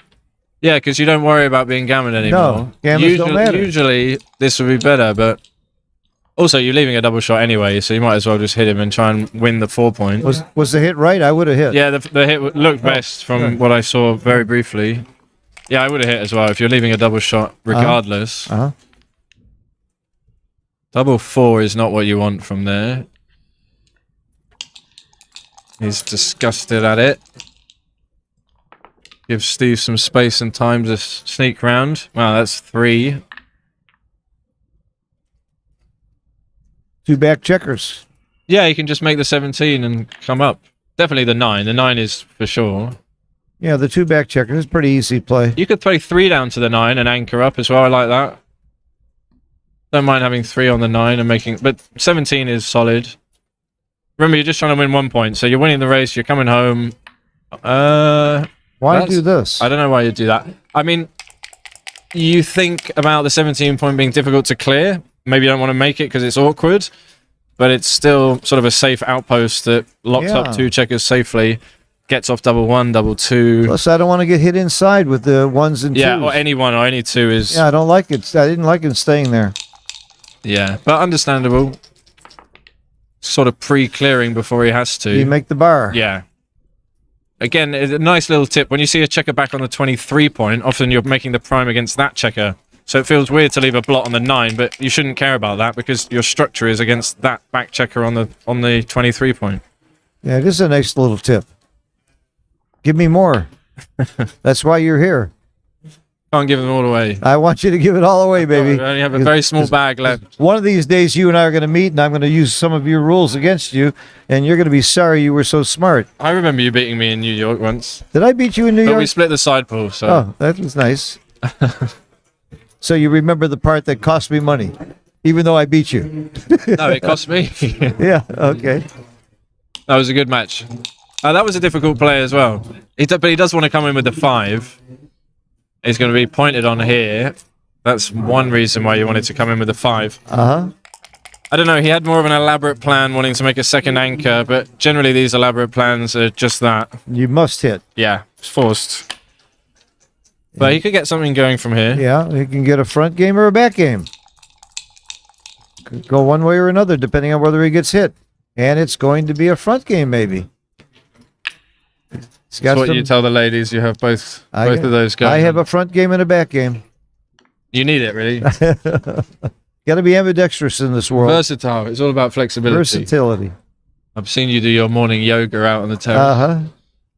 All right, 6 out. Not easy. I might just run with the front checker. Duplicates a 3 and away.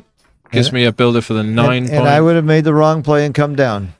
Okay, another tip. In general, you don't want to have a man on the 18 point when your opponent is slotted on the 5 point. Because there's lots of numbers that hit and cover. Lots more numbers than you think. Wow. In this position, he doesn't have the 8 point. So he doesn't have like 2-1, 3-1. But he still has 6-1, 6-2, all these extra numbers. 4-1 would have made the 4 point if he had the 8 point. So that was a really good play by Steve. It was a good play. All right, he loves the ace, loves the 4. It's pretty close now. If Steve can't manage to roll a 3 or a 5, Joe's going to have some chances to attack. That's perfect. 4-1's good. Makes a point.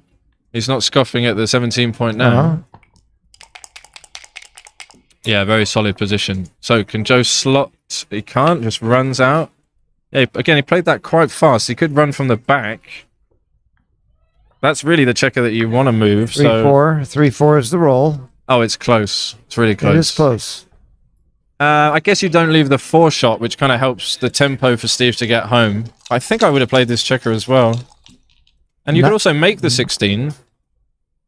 Oh, that's not actually that good. Not a good roll. Not a good roll. Because that disconnects his checkers. Yeah, and he was already up enough in the race where you didn't need that, so... Yeah, but it's still nice to clear a point, like the midpoint, when you're coming home. Oh, now I've just slot the 4.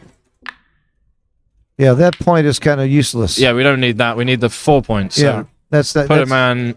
That's the wrong idea. Put a man where you want him. He's almost playing like that's in contact with the 17 point. Yeah. In which case, it would be great to make a 0.6 away, wouldn't it? Nah, this is not the right idea, Joe.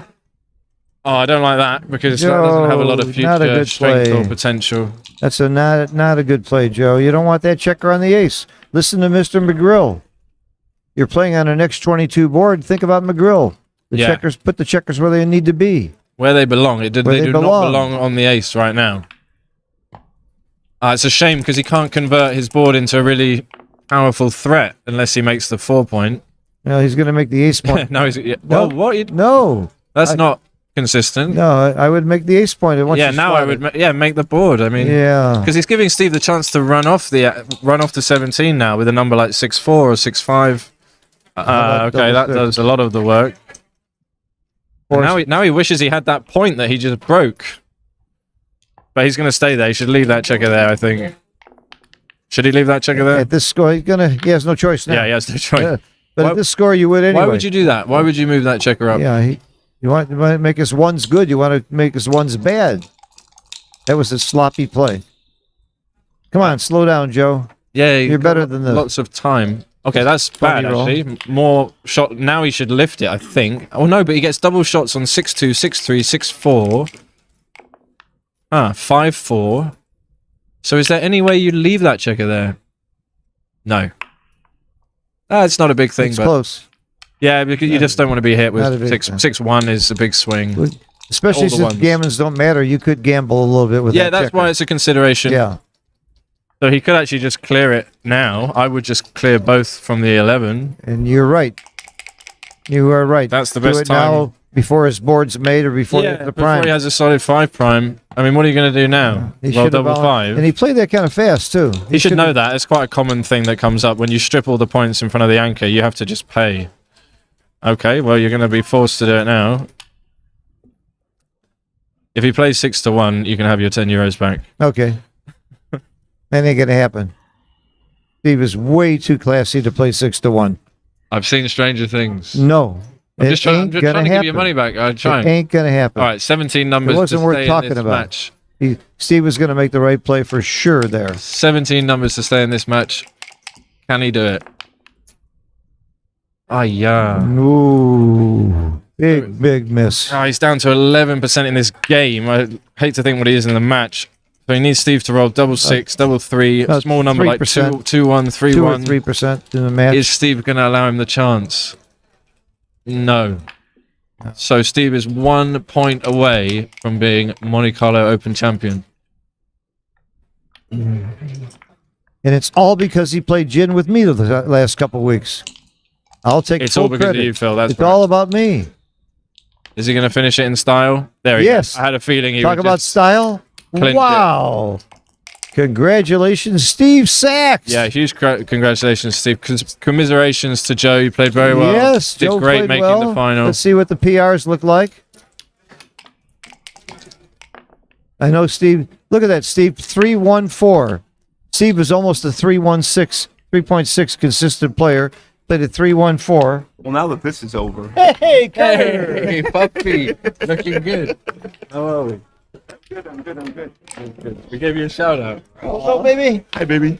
How are you? Great good, to I'm see you. good. My good friend Carter is here. Hey, ciao, bello. Great match. Very good match. Congratulations, Steve Sachs. Bravo, Steve. 2 p.m. tomorrow, we will resume. I was wrong. It's not 1 o'clock tomorrow. 2 p.m. tomorrow, we'll start with the Monte Carlo Open. Championship, I mean. This is the Open. Steve Sachs over Joe Urso. I'd like I to wanna- thank you, Phil, for for joining me joining on me. commentary. It was a pleasure. We're going to interview Are Steve. you going to even introduce Steve? I'll make a move. Okay. Best wishes to everyone watching. Lots of quality, Fantastic. great matches coming up. I hope I don't get another chance to do commentary. I hope you're too busy. There we go. But thanks for joining me. It was great having Cheers. you. Everyone, hit the like button. Go to the your apps and your on your smartphones and hit the like button on Backgammon Galaxy.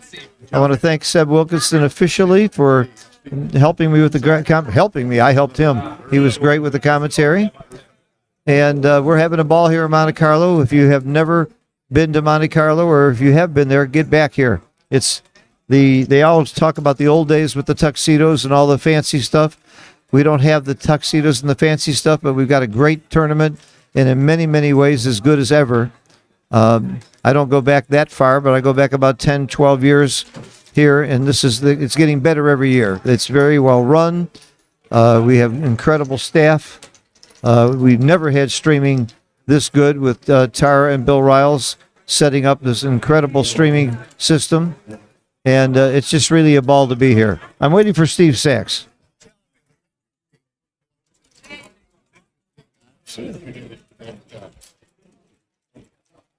Bill Riles has some comments to add here. Oh, I was just going to say, and you may well have known this. It was interesting. Sachs didn't get in the side pool. Oh, he's going to kill himself. Oh, that hurts. And to his credit, I'll tell you this. He apparently didn't have the cash on him, enough cash, and he didn't. And Joe Russell, who has a share of it, it's like, goddamn, anybody would have loaned you the money. Got 100 people, 1,000 people are loaning the money. So, but he didn't get it. But somehow there was a mistake, and they put a red dot by him that he did enter the side pool. And yesterday, Steve went That's up because to they him couldn't believe he didn't. Yeah, Steve, hey, I didn't enter the side pool. I'm sorry. Hey, did I hear that Steve Sachs just won? He did. The Monte Carlo Open. The whole Open? Yeah. Not the champion. The Monte Carlo championship. Not the world championship, but warm up at that. But so Urso had already won the side pool. So it balanced. Didn't know it.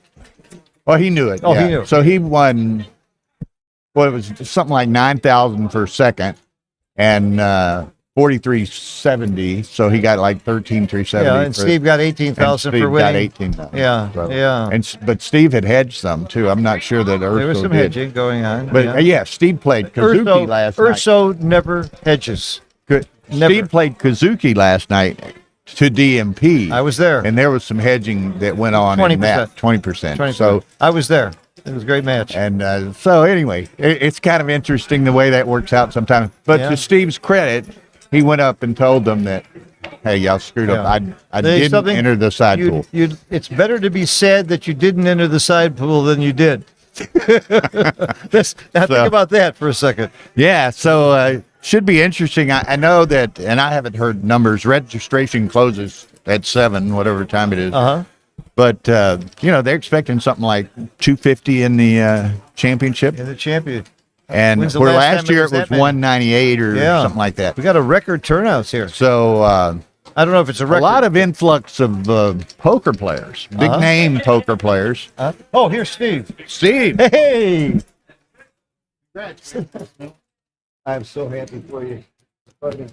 Thank you, sir. See. I'm a little choked up. I love Steve so much. I'm so happy to see him win.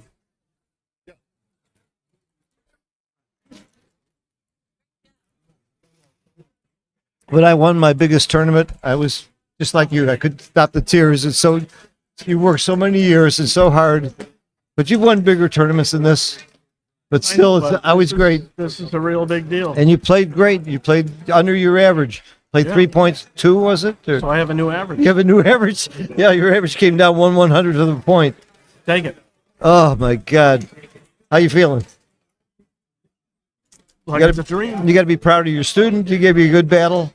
He fought hard. Yeah, I mean, very proud of Joe. Yeah, yeah. Well, I'm proud of you for being a great teacher and a great player, and we're thrilled that you won. It's a dream come true. It's Well, amazing. you represent your country and your friends and me very well, and you're one of my dear friends. I'm so happy to see it. Yeah, well, we'll be hanging around for many years to come. Yeah. Well, congratulations. Thank Enjoy you, your win, and then buy me dinner. Okay. Not tonight. There's a lot of McDonald's. Not up in- tonight. I know. All right, we'll see you all tomorrow at 2:00. The great Steve Sachs continues to prove he's great. And when it comes time to voting for Giants, he goes higher on the list. He's always high on the list, but he's going to go higher for me because it's what you do over the board that counts. I don't care what you say about PR. Of course, he has the great PR too, but over the board, this guy's a super giant and a super guy in my opinion too. So, good night, everybody. See you tomorrow. Thank you. Can't believe it. You're a big favorite going in. Okay. Good run, man.